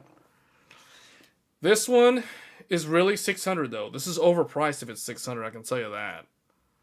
Unless these Intel boards are going to be like stupidly expensive compared to the AMD ones, because I mean, this is a 16 like all other boards. Here's an X4, that's really good. Then they give you this kind of pointless X1. I mean, if you for the 3 people watching the stream right now that want to install sound cards in their X1 slots, Gigabyte didn't forget about you. You can install your Sound Blaster X1 and in this X1 down here, PCI 3.0 X1. 1, 2, 3, 4, 5. Wait a minute. This is the smaller one. The smaller one has 5 M.2s. The big boy AI top only has 4. What is going on here, Gigabyte? Like, this is complete fail. This is a complete fail. Not only does the AI top not offer Thunderbolt 5, whereas at least the Extreme justified the lack of M.2 drives because it offered Thunderbolt 5. This guy doesn't even offer Thunderbolt 5, and it still only has 4 M.2 drives. This is a complete and utter fail. So, as far as I'm concerned, the Aorus Master, the regular one, is the one to get. Like, if you want a Gigabyte board, it's probably going to be this one. Not the other one. Thank you, Osby. Yes, I did sneeze. I muted that so the people didn't have to hear that. But yeah, this one seems like it's probably going to do everything that you need. And then let's see, 5 gig LAN. Is that 5 gig? Oh no, that's 10 gig LAN. Okay, 10 gig LAN on the Master. I guess the one gimmick on the AI top version is that you get dual 10 gig LAN. And that takes extra 2 lanes of Gen 3. But I mean, there's so many lanes. Like, what? I don't know. I don't understand what's going on here. I personally think the regular Master is better. Oh, and the regular Master still provides this thing. This is for the RAM cooling. So, the AMD version offers this too. I remember in the gallery on the AMD one, it has the little RAM cooler. So, basically, this is the same as the AMD version. So, X870 Aorus Master and Z890 Aorus Master, they physically look almost exactly the same. They both have the RAM cooler. They both have, well, okay, this one has the 10 gig. I think the AMD one was 5 gig plus 2.5 gig, if I'm not mistaken. So the AMD one had the dual LAN, but this one has the 10 gig. So there is that. And then 5 M.2s. Oh, one of them has lane sharing, though. Wait. Why is this... How are they doing this? And they're not claiming there's no lane sharing. Oh, there they go. Here it is. The X16 can only support... Wait, what? The X16... Okay, here it is. The X16 shares bandwidth with, you guessed it, this one right here. The PCI... Okay, so basically... Okay, in that sense, it's exactly the same as the AI top, because you can only do 4 M.2s without GPU lane sharing. As soon as you use this fifth M.2, you're lane sharing. So, but at least there's an option. The AI top didn't even have the physical connection for this fifth drive. So it's still, I don't know. I still kind of think this is the better choice. So, yeah, I don't know. Gigabyte, when it came to the AMD boards, Gigabyte really went gung-ho all in on like Gen 5 SSDs. They're like, let's put 3 Gen 5 SSDs on like all of our motherboards. Yes, because everybody wants like crucial T705s. You know what I'm saying? Like everybody's gonna use that like right off the bat. So, yeah, Gigabyte was like, let's make all 3 of these Gen 5 and run all of them off the CPU. So these two end up sharing lanes with the graphics card, and this one's guaranteed. That's basically what they did on all their AMD boards. Except for the highest end one. The Gigabyte X870E Aorus Extreme AI Top, that one doesn't share lanes. But that's the only one. The most expensive one doesn't share lanes. But every other one shares lanes. But anyway, this is okay. I mean, it's okay. I mean, this is probably the one that I would get if I was going to get a Gigabyte board this time around. I'd get this one. Let's move on here. So then they have the Pro Ice. So the Pro Ice has... Okay, the GPU, an X4, X1, so just like the Master, and then 5 slots. Although this one doesn't have sharing. This one doesn't have sharing. So for some reason, they thought on the Master, they were like, oh, people are probably going to want Gen 5, so we'll give them another Gen 5 sharing lanes. And then you get 2 from the chipset. So I guess the only other thing about this is, what did they do with the other lanes?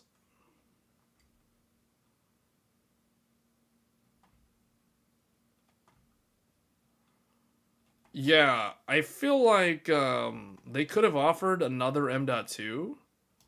So they've got 4, 5. Wait, let's just add this up. 4, 8, 12, 13, 14, 15. They could have easily put another M.2 off the chipset, because Intel's chipset has like 24 lanes. They could have easily added another M.2. In fact, they could have actually put like 2 more M.2s if they wanted. Like ASRock. They could have done like 6 SSDs. But I don't know what they did. Yeah, you're right, Rando. They wasted lanes, man. There's a bunch of like unused lanes on the Aorus Master. Man, this is kind of like a fail. Wow, good catch. Yeah, so you guys have to remember, the Intel chipset has 24 Gen 4 lanes. They don't have to run a Gen 4. So this one is actually a Gen 4 lane that they downclocked to Gen 3 for stability. Like, they don't have to run a redriver. They can like run it really, really cheap. So I bet this is all the way at the bottom. It's probably the one at the bottom. I mean, I don't really know. But anyway, the point is, you add them up. 4, 5, plus 4 more. So that puts you at 9. You add 4 more to that. You're at 13. And then you got to add the 10 gig. 10 gig is 2 more lanes. So that puts you at 15. That puts you at 15 out of 24 lanes. 15 out of 24 lanes. They could have added like 2 more SSDs if they wanted. That is the reason why ASRock, man, ASRock is super impressive. Because ASRock has a whole bunch of these like 6 SSD, 5 SSD, you know, like there's like so much SSD. Whereas Gigabyte was like, yeah, you know what? No one needs to know. You know, like no one cares. No one actually knows. No one needs to know how many lanes there's actually. Like people forget. It doesn't matter. And the reason why it's unfortunate that it's more likely it's more likely that a vendor can do this with an Intel board than with an AMD board, because the problem is, because this is a single chipset, it's not like AMD, where AMD has like the X870 is a dual chipset and then X870 is just one. The Intel one is one chipset that has 24 lanes. So it's very easy to figure out, like, okay, the maximum lanes is 24. What that means is that the vendor, in this case Gigabyte, they can be like to pick and choose how many lanes they want to use, and they'll be like, okay, well, we can make a cheap motherboard that only uses like half the lanes. We can make a high-end motherboard that uses all the lanes. They can do that, and that's what everyone's supposed to do. But what they ended up doing was they're like, hey, let's make a $500, $600 board and only use like 2/3 of the lanes. That's really bad. So I don't know. Like, to me, this is kind of like a do not purchase on principle. Just because it's like they're leaving a lot.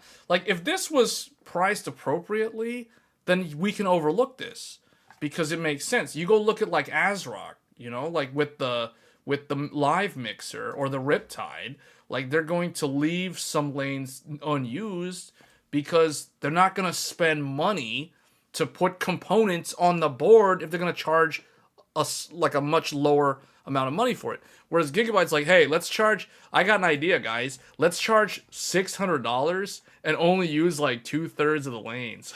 Let's only use like 60% of the actual lanes and charge $600.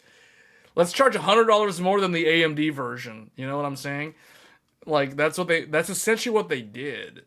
So it's kind of like, wow, that's, I don't know, man. This is like secrets revealed on this stream right here.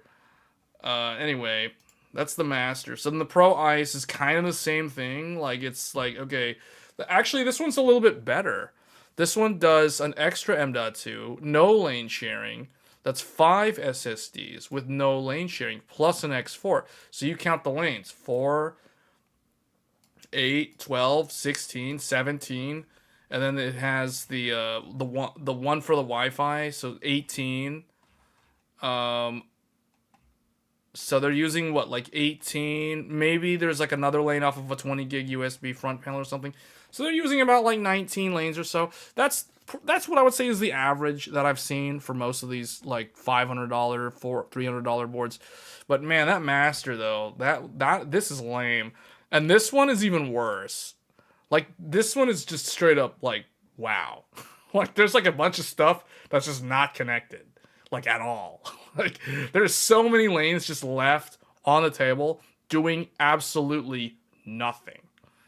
So, I mean, but hey, it has dual 10 gig, and that's 4 lanes. That's 4 lanes right there for the 10 gig. 2 per 10 gig. So, you know, I don't know. You could still put another M.2 even with the dual 10 gig. So, really strange. Real strange. And then the Elite, let's see. This one looks kind of messy. I don't know. It's got like a lot of stuff on there. Let's just run through this real quick.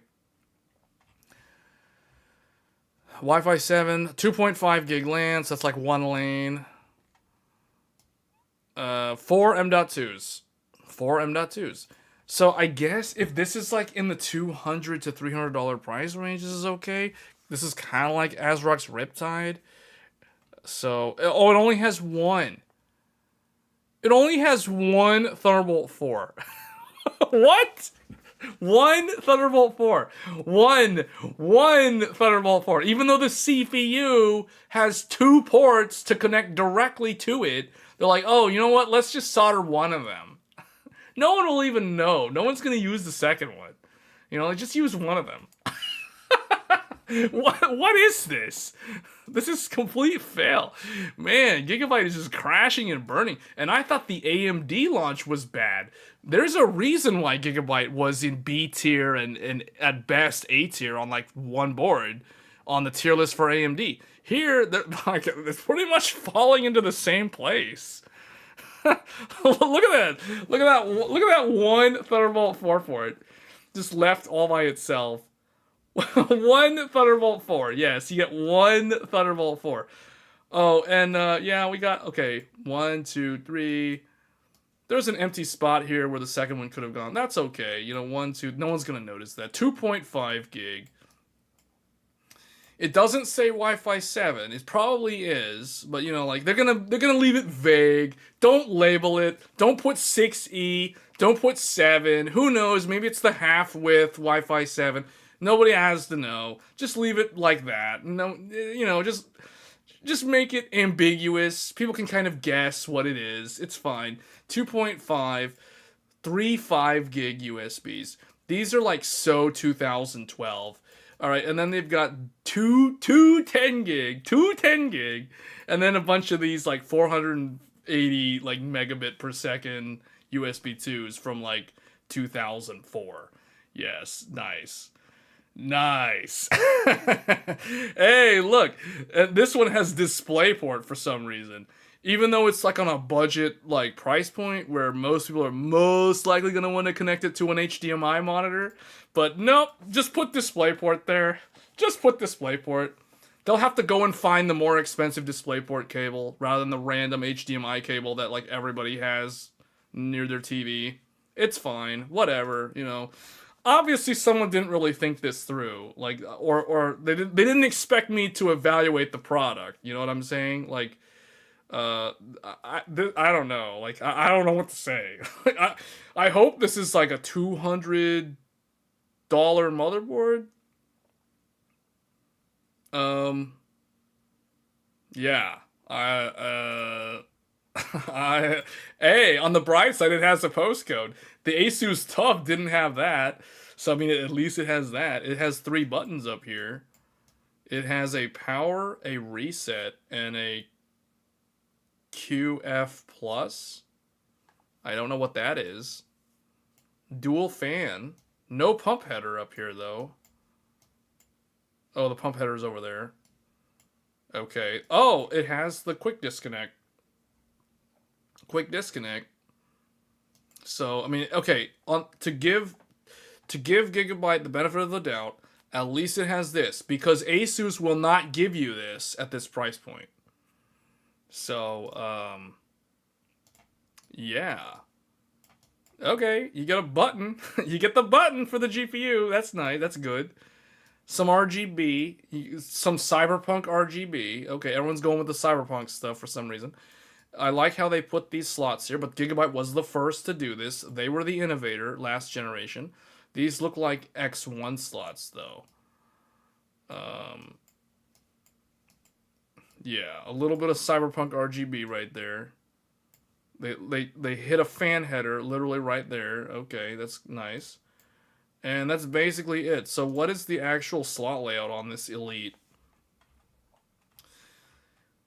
1X16 and oh, okay. Wait. Both are X4. The picture made it look like it was an X1 or X2, but okay, they're both X4. That's actually good. That's actually good. That's dual X4. And then they have 4 M.2s. 2, okay, so 4, 8, 12, 16, and then 17. So they're using like 17, maybe 18 lanes on the chipset. That's actually not that bad. You know, it's not any worse than the Aorus, and this is like way cheaper than the Aorus. So, I mean, I don't really know what to say. Enjoy your single Thunderbolt 4 port, though. Like, that's really weird. That is what I call cost cutting to the extreme. But on the bright side, it does have the postcode. It does have dual X4. So this is actually a decent motherboard for a live streamer. It does not have the ignition button, no.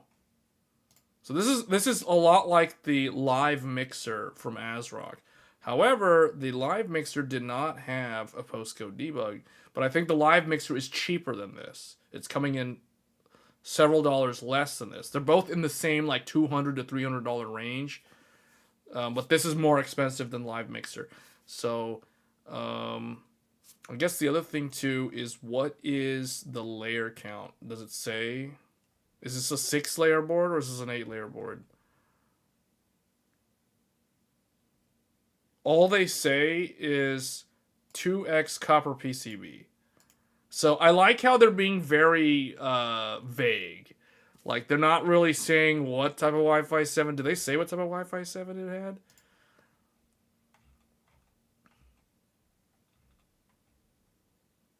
What, MediaTek Wi-Fi 7.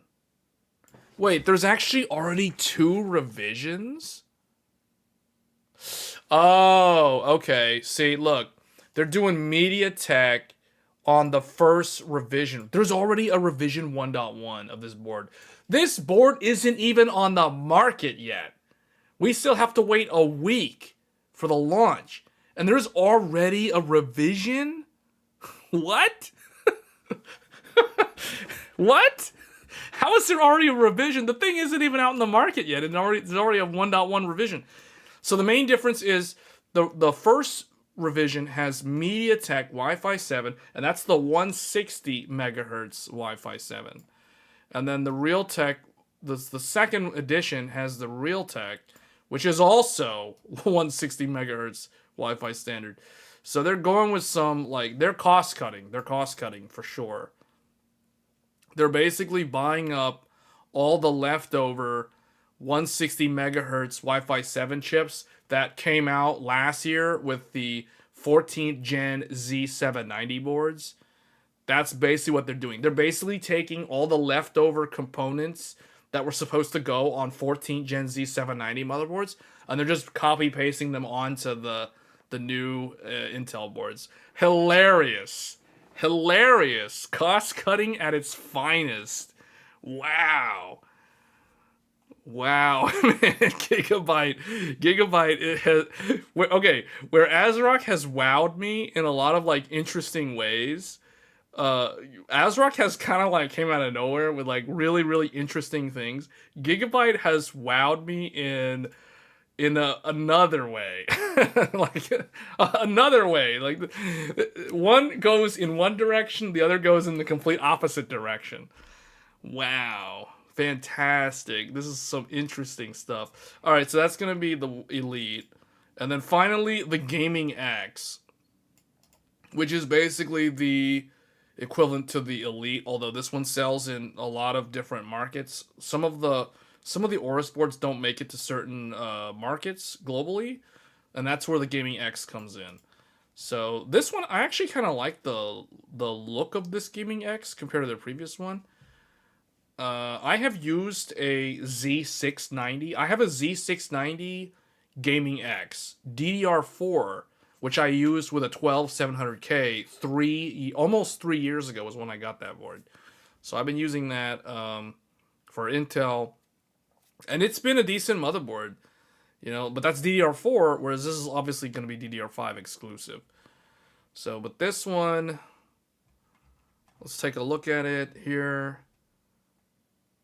So again, there's 2 revisions. Basically, I'm guessing the only thing that's different is the first one was supplied by MediaTek. The second one was supplied by Realtek. But they're both the cheaper, older 160 megahertz Wi-Fi 7 on these. So, yeah, there's that. I mean, it looks like the 4M.2, you get the graphics card, and then you get 2 X4s. So it's, again, I mean, it's kind of, Gigabyte is pretty consistent, I feel like. Both on their AMD boards and their Intel boards, they're doing a lot of, like, dual X4. So who would I recommend these motherboards for?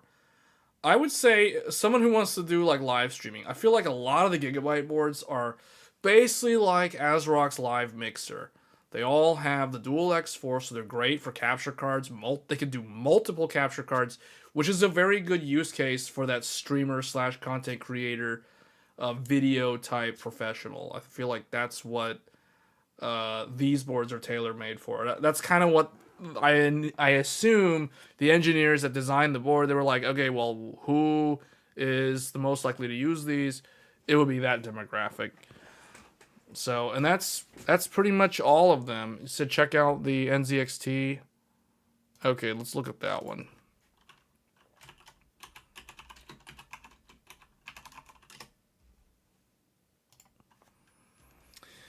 Okay, so this one looks a lot like the AMD version that we looked at from NZXT. So I like the placement for the PCIe slots. They got the second one is far away from the top one, so that you don't have to worry about a thick GPU like covering it up. Or besides that, you don't have to worry about whatever you plug in down here blocking airflow to the GPU because it's so far away. So that is really nice. Does it show? Okay, 1, 2. Wow, NZXT is doing their SSD in a really interesting way. So underneath this giant block, and it looks like it's all one piece. It's not toolless. It has screws. But if you look at it, underneath the top one, there's a standard Gen 5. And then it has four SSDs. However, they're doing it vertical.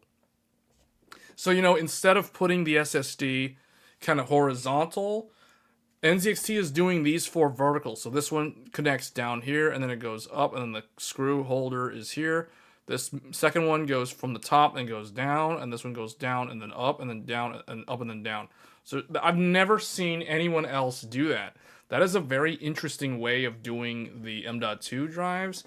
I don't know if that makes a difference in terms of cooling performance, but it is something. I think actually, now that I think about it, it does help because the hottest part of the M.2 is always the controller, which is the closest thing to the connection to the port. So the hot spot is going to be here, here, here, and here. So they've actually done it really well. Whereas what I've seen with a lot of motherboards, like for example the Gigabyte Aorus Master that I have, all the M.2s under the giant heatsink are in a row.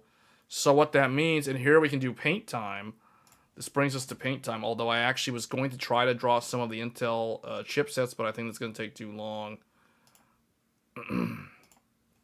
I was going to draw the chipset, but anyway, just so you guys understand the chipset, the LGA 1851 socket provides 20 lanes of Gen 5, so that's going to be 16 to a graphics card and 4 to a Gen 5 drive. So you're always guaranteed 1 Gen 5. This is exactly the same as X870E. But then they have an additional 4 lanes that they carried over from Z790 and Z690 for a native Gen 4 SSD. Up until now, and that includes even now, this was what was supposed to be the boot drive for 12, 13, and 14th gen. So your Z690 boards, this was always there. Z790 carried it over, and we're seeing it carried over again. This is directly connected to the CPU. So you get 1 Gen 4 and 1 Gen 5 that connects directly to the CPU. Then on the chipset, there is a total of 24 Gen 4 lanes. This is also an upgrade from Z790, which I believe did, I think it was 12 Gen 4 and something like 8, or maybe it was like 16 Gen 4 and 8 Gen 3 or something. It was some mix of Gen 4 and Gen 3. Now Intel's just straight up doing 24 Gen 4. So it's pretty standard. You add all of these numbers together, you're going to get that advertised 48 lane count. That is how they're doing the math. So this can be over here, but it can also be over here, just for illustrative purposes. So every Intel motherboard, if I ever do a block diagram, we're not gonna have enough time to do block diagrams on this live stream, but maybe next week or something we might do block diagrams for some of the motherboards. For example, we can draw them out using this for reference. So this is basically the reference. Actually, let me grab this real quick. So I'm gonna copy that so I save that for later. Okay, now for the, let's remove this. So what I was gonna say about the motherboard. So most motherboards, so you have your PCIe slot here, you have maybe another PCIe, let's just use Gigabyte for example. So Gigabyte does this, and they have a second one down there, and that's typically how Gigabyte's Aorus Master set up the CPU sockets like this. The M.2 is going to go here. So there'll be an M.2 that will connect here, and then there'll be like an M.2 that connects like here, here, and here. This is a very typical setup. So you get your Gen 5 up here, and then you get like, if you're on AMD, you usually get like another Gen 5 on X670E right here, and then you get 2 more Gen 4s right there. That's typically how all the X670s from Gigabyte were set up. On Z790, it was basically the same thing, or Z690. The only problem was Z690, if this was Gen 5, this was sharing lanes with the graphics card because there was only 16 Gen 5 lanes. So, but anyway, well, what I'm saying is, the point that I'm trying to say is the hotspot. So if you have an SSD here, and you have an SSD like right next to it, and you have another SSD right there. So if you populate all of these, the hotspot is always going to be around here, here, and here. That's where the hot point is, because the controller, if we're talking especially Gen 5, like for example, the T700, this is the second fastest SSD in the world. I think the fastest currently is still the T705 or the T705 from Crucial.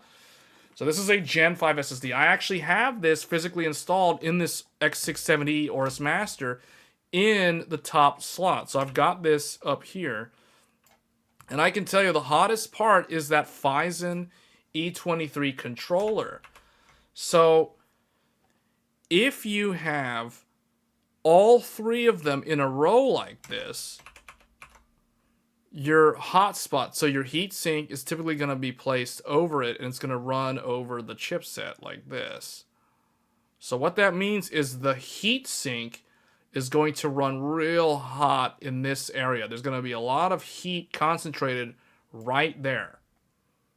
Now let's look at NZXT's approach.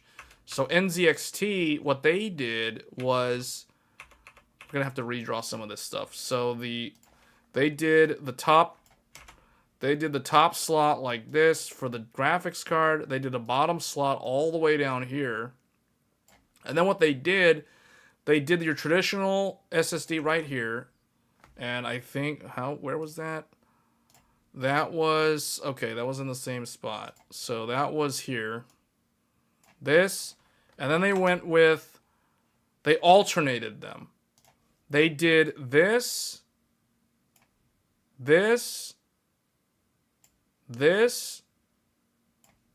and this. So this is actually very smart, because now you put the giant heatsink over it. That giant plate that basically connects over the whole thing to cool all of it. Now, you put SSDs in there. The hotspot is going to be here, here, here, and here. And then there. So you can see with NZXT's placement of the actual M.2 slots, they have effectively spread the heat load more effectively or more evenly over their heatsink. So you're not getting a super congregated or concentrated hotspot like you are on typical motherboards that stack all the M.2s right next to each other. That's besides the fact that they're under the GPU, and the GPU, while gaming, is blowing hot air onto the heatsink, not making it any better. So I really like that NZXT did this, because this is a more optimal placement for the M.2.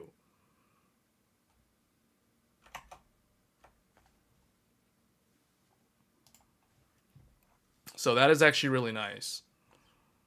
So yes, let's see. Where's the specs? Okay. So 2 Thunderbolt 4. Clear CMOS button. That's good. Expansion slots. 1 GPU one and 1. So the bottom slot is an X2. It's not an X4. It's an X2. Which means you can add 10 gig LAN to it. via an add-in card. But unfortunately, it doesn't have an X4 slot. It's only an X2. And then how many? Okay, 5 M.2s, 1 Gen 5, and 4 Gen 4. That means no lane sharing. So no lane sharing. So just like with the AMD version, there's no lane sharing. So that's actually pretty good. So yeah, that's a pretty solid choice. Like I'm looking at the back, it looks like it has a lot of Type A. It looks like 2, 4, 6, 8. It's got 8 Type A. It has the dual Thunderbolt 4, and it has an extra USB-C. So, and it has an HDMI, and then optical audio, and Wi-Fi 7, and a clear CMOS and BIOS flashback. So, it has all the typical stuff that are needed. Yeah, that's actually not that bad. So, NZXT's choices are pretty good. Cooling holes on the... Yeah, they do, yeah. They may have a fan or something there too, but maybe not. Maybe it's just there for airflow. It might have a fan. Usually if there's a hole like that or a cutout, there is a fan, but not always. That doesn't necessarily mean it has a fan. Oh, here's a better picture of it. Yeah. So... yeah. See, I mean, this is a really good one for like a white build. Everyone's going with... oh, they're going with some interesting RGB on that. It looks a lot like the AMD board. To me, it looks like it's exactly the same as the AMD one, just different socket.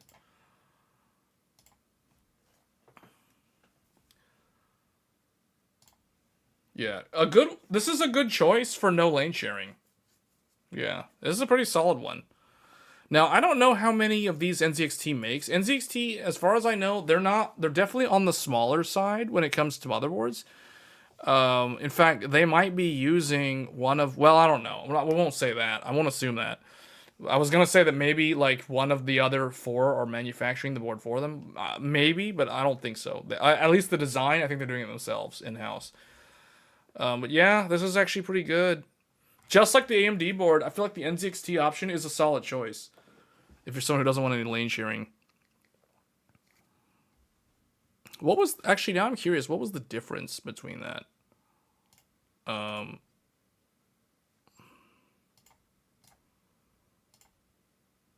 What was it? X870E N9 NZXT. Yeah, they also have... there's 2 different colors. You can also get it in black if you want a black one. So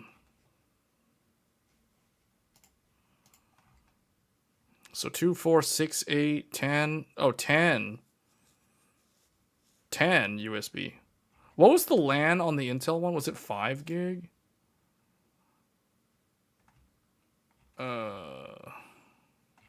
I can't see from that picture.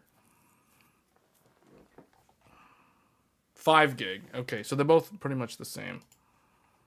Yeah, and they typically would be, because you would think about it, like, in order to get better economies of scale, they're going to share parts between both. I mean, really, the only difference is going to be the socket. The fact that the Intel one is Thunderbolt 4, the AMD one is the generic USB 4, but it's basically the same thing. So...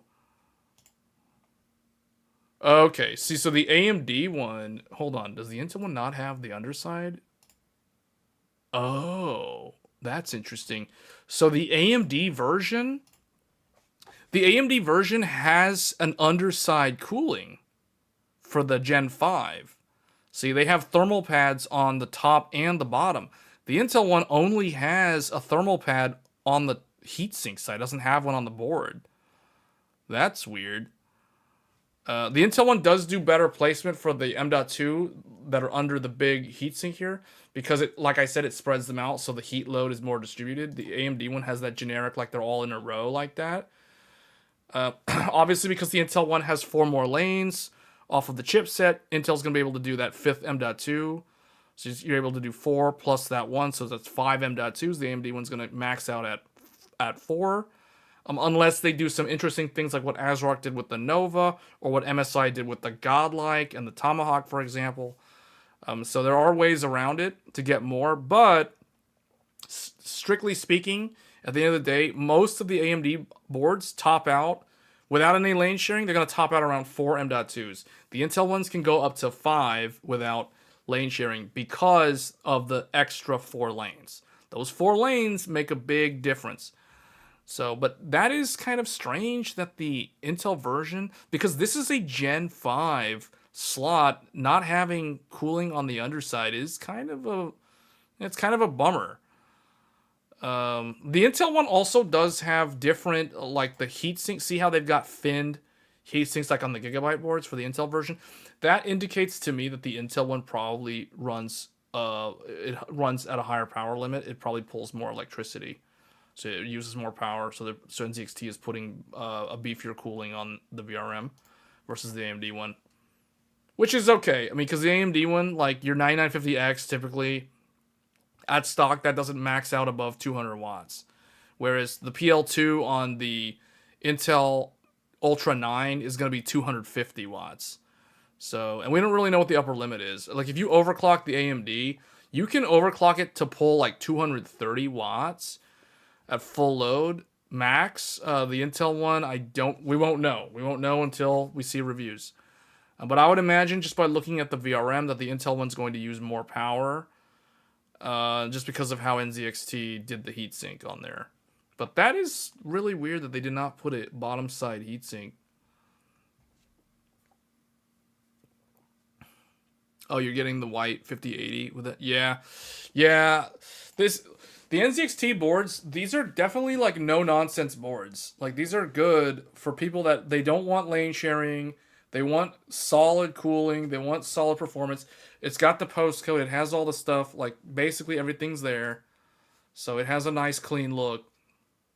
Definitely has a very modern design language. Like, it almost looks like a BTF board, except it's not BTF. Are the NZXT good with support and BIOS updates? Good question. I've never owned an NZXT motherboard, so I don't actually know.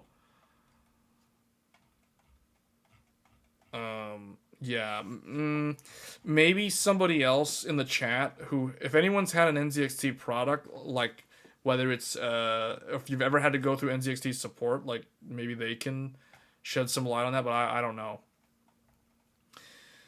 But anyway, guys, that's probably going to be it for this stream. We covered like all the motherboards. I guess the one news article that I was going to mention, just to finalize things here, Intel and AMD are actually combining forces. Like, they've created that. Not only them, like both Intel and AMD, as well as some other ecosystem partners like Dell, for example, and some of the laptop manufacturers, they have created like an X86 committee, if you will, or something. The only reason why they're doing this is because they're both afraid of ARM. Like, this is an attempt to try to shore up their defenses against ARM.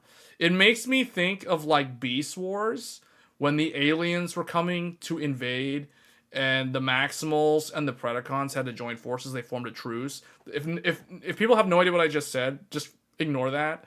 But basically, they're forming a truce because they're both the primary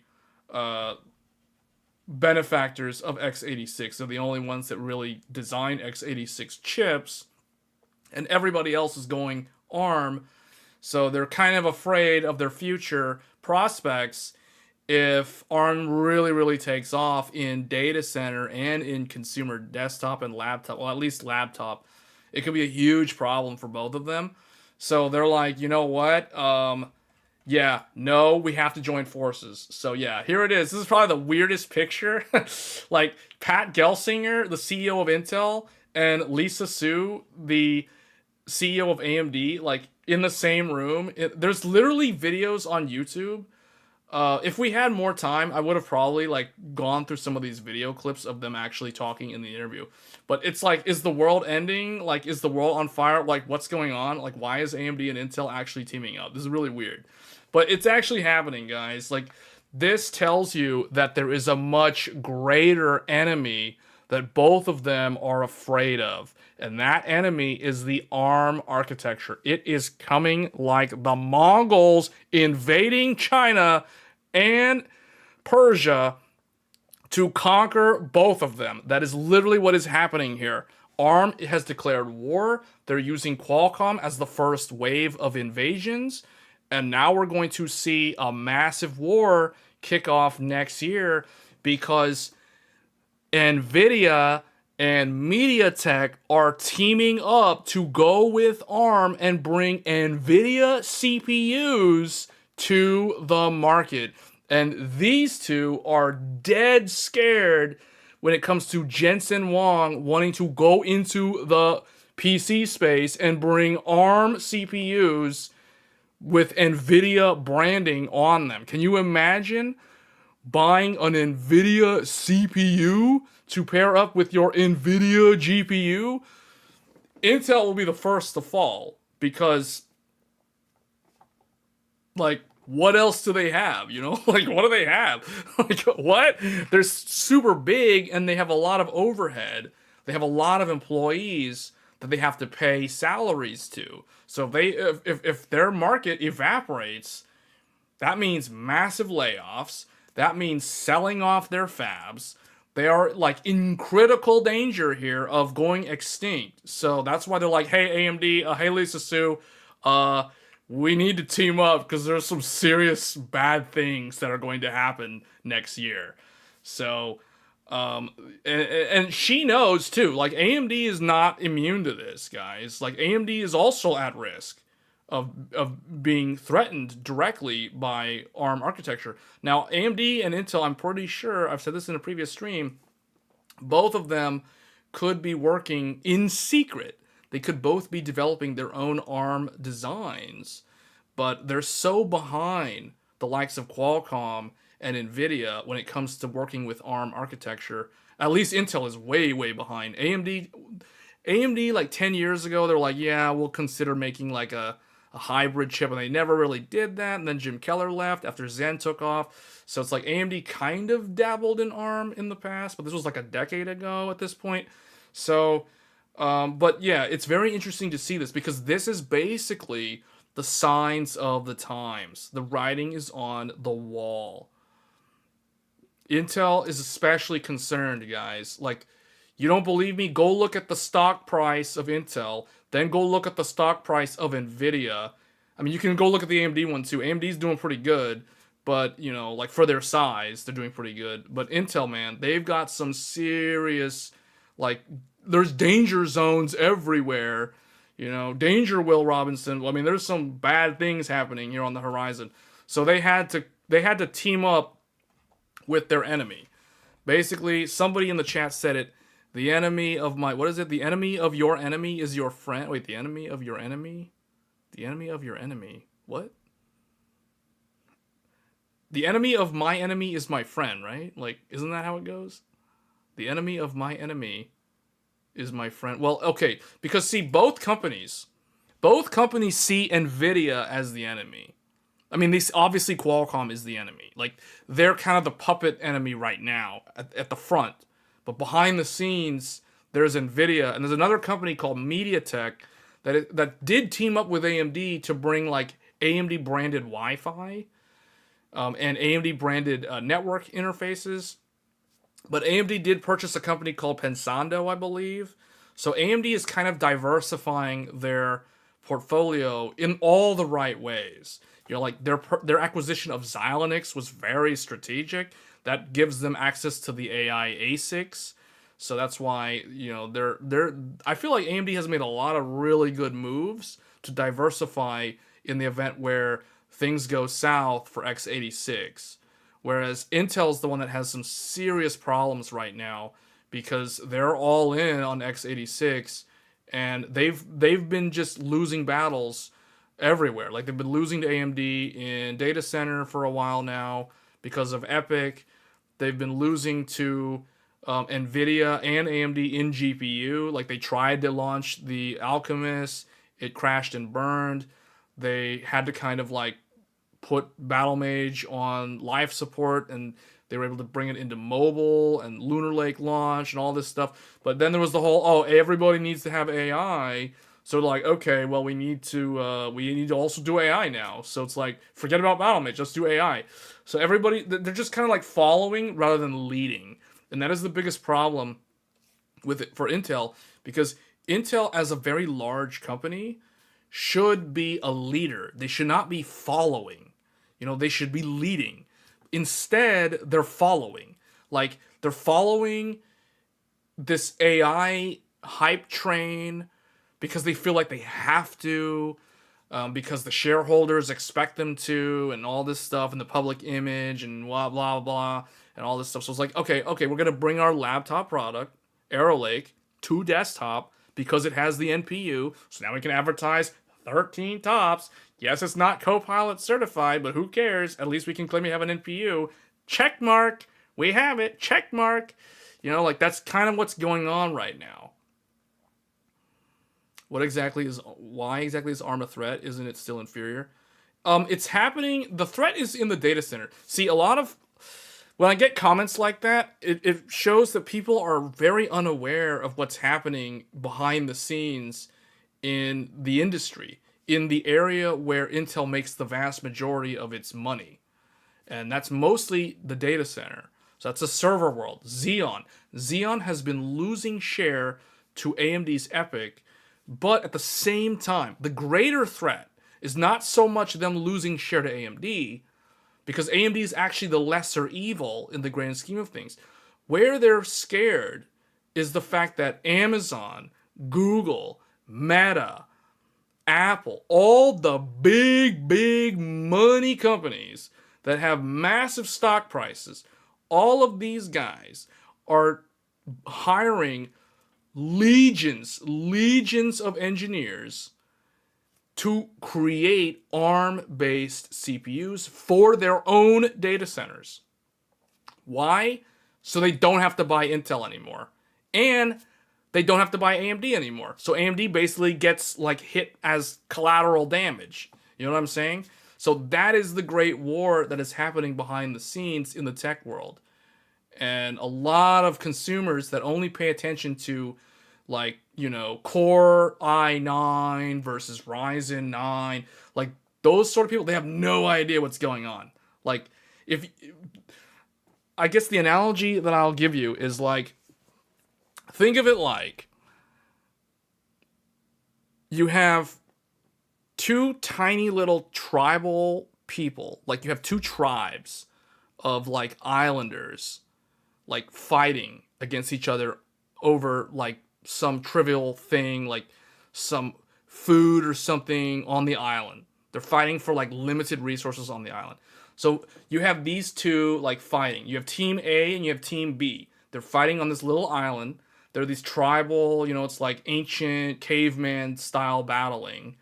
Meanwhile, up in outer space, you have the Galactic Empire and you have the rebels teaming up against the aliens from Alien Resurrection. You literally have that kind of scale war going on in space. So it's the little i9 and the little Ryzen 9 are having a little, the little stick fight on an island in the middle of nowhere on planet Earth. Meanwhile, up there in the Milky Way and the Andromeda Galaxy somewhere, there's this giant war between X86 Star Destroyers fighting giant Death Star ARM-based machines. You know what I'm saying? That's what's going on. That is what I mean by the typical consumer has no idea what's going on behind the scenes. They have no visibility into what's actually happening. Otherwise, there'd be no reason for this alliance.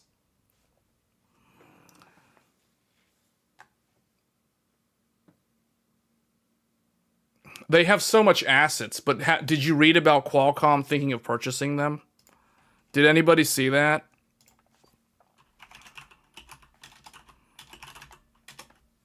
Did anybody see the Qualcomm? Did you guys see this? Qualcomm hasn't backed out of potential Intel acquisition yet, as the chipmaker waits for US presidential elections. So can you imagine that? Obviously the US government would block this. This is not actually going to happen. But the scary thing is the fact that it crossed their mind and it leaked out into the public. That's what's scary. That's what's kind of scary. Because it shows you that Intel's market capitalization has shrunk so much. It's like their power level has gone down so much over the years that it's like, man, if I had to use a Dragon Ball Z acquisition, because we used a Dragon Ball Z acquisition last stream. So remember what I told you guys. Ryzen is Goku from Dragon Ball Z, and Intel is Vegeta. So you got Intel, which is blue, like Vegeta, wearing his blue jumpsuit.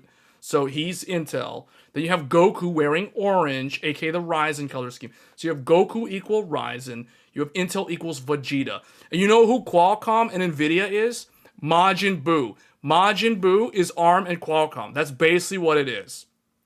And you know what? Majin Buu, you know what he did in the show? For those who watch Dragon Ball Z, you know what he can do, right? He can absorb. He can absorb.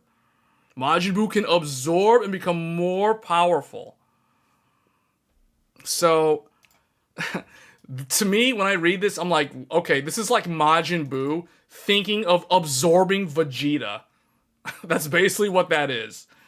Is he going to turn him into a cookie and absorb him? Or is he just going to straight up absorb him? The way he absorbed Gotenks.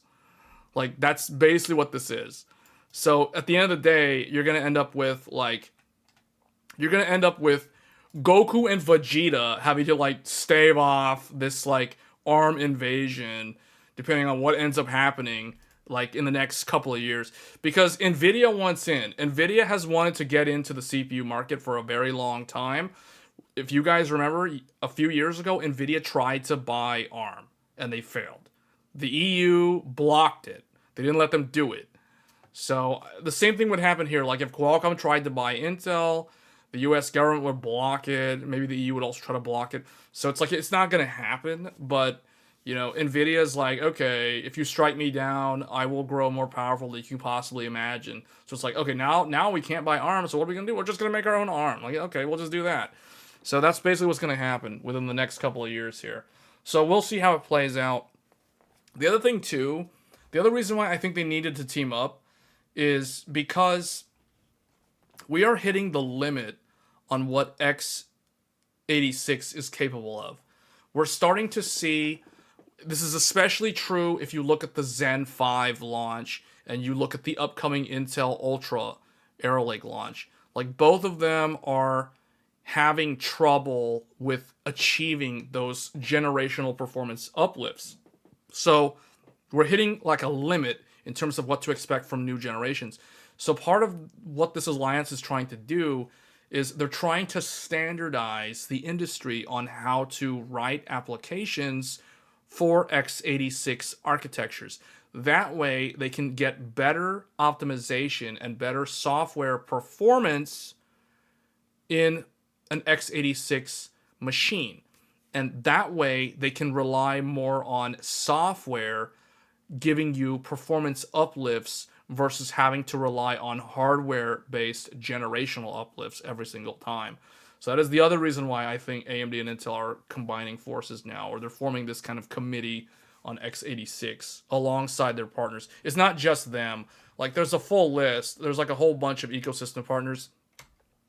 So they have, Tim Sweeney's in there. Linus Torvalds, the father of Linux, is in there. Broadcom, Lenovo, Dell, Meta, Google Cloud, Microsoft. It's interesting seeing all these guys that behind their backs, like some of them at least, are trying to design their own ARM like data center chips, which is kind of weird to see them on here, but that's anyway. Yeah, ARM, guys, it's so DBZ. It's so DBZ. Because you guys remember how ARM started life? ARM started life as kind of like an accident. It was basically like ARM was created just because there was a constraint on like needing to make it so efficient and actually work. That's like Kid Buu. That's basically Kid Buu. That's the origin story of Kid Buu. He just appeared and he was so dangerous to the industry. ARM is basically that. ARM is going to grow and grow and grow and get more and more powerful. Just like Majin Buu. So, anyway. So, yeah, I think that's pretty much all I had this stream. So it was an interesting one. Yeah, we will We will be doing a live stream build featuring the couple of things here. So I am going to be building a PC with the AMD Ryzen 7 8700G. So this is the NPU, or this is the APU, which features, this is basically a laptop CPU, monolithic die, adapted to desktop. So very similar to what Intel is bringing over with their upcoming Arrow Lake launch. So we're going to be taking a look at the 8700G, how it is different from the chiplet-based Zen 5 CPUs, and we're going to be doing that build live this weekend. And we're going to be featuring the X870 Tomahawk from MSI. So this is going to be the Mag Tomahawk. This is probably one of the best choices if you're looking to build a relatively affordable X870 based computer. Yes, this is the 8700G. This is the APU. So the 8700G is unique because it offers the 780M. So it's got the Radeon 780M as integrated graphics, as well as an NPU. So the 8700G offers a 16 top, which is not a whole lot. It's not enough to fulfill Microsoft's requirement, which is I think 40 tops for AI for Copilot Plus certification. So it only has 16 tops, which is technically more than Intel's Core Ultra, because Intel's Core Ultra has 13 tops. The 8700G has 16 tops, but in reality, they're both going to perform pretty much the same in AI workloads. So there is that. But we are going to be taking a look at how this operates on MSI's motherboard, because MSI's motherboard has a brand new BIOS. So we're going to be looking at that. Are they still making a... No, they're not. Yeah, no. And in fact, next year we're probably going to see the Strix Point-based APUs coming to desktop. Probably in Q1 of next year. I wouldn't be surprised. So stay tuned for that. So, because those are going to be Copilot Plus certified, and those will be pretty interesting depending on what AMD decides to do with those. But anyway, guys, that's going to be it for this stream. Thank you for tuning in. If you're new, do get subscribed to the channel. We do these live streams every Thursday evenings, North America time. And we do live streams from time to time on the weekend as well. So do get subscribed and hit the bell icon if you want to get notified when I go live. If you want to engage with the chat and in the discussions with that live stream build.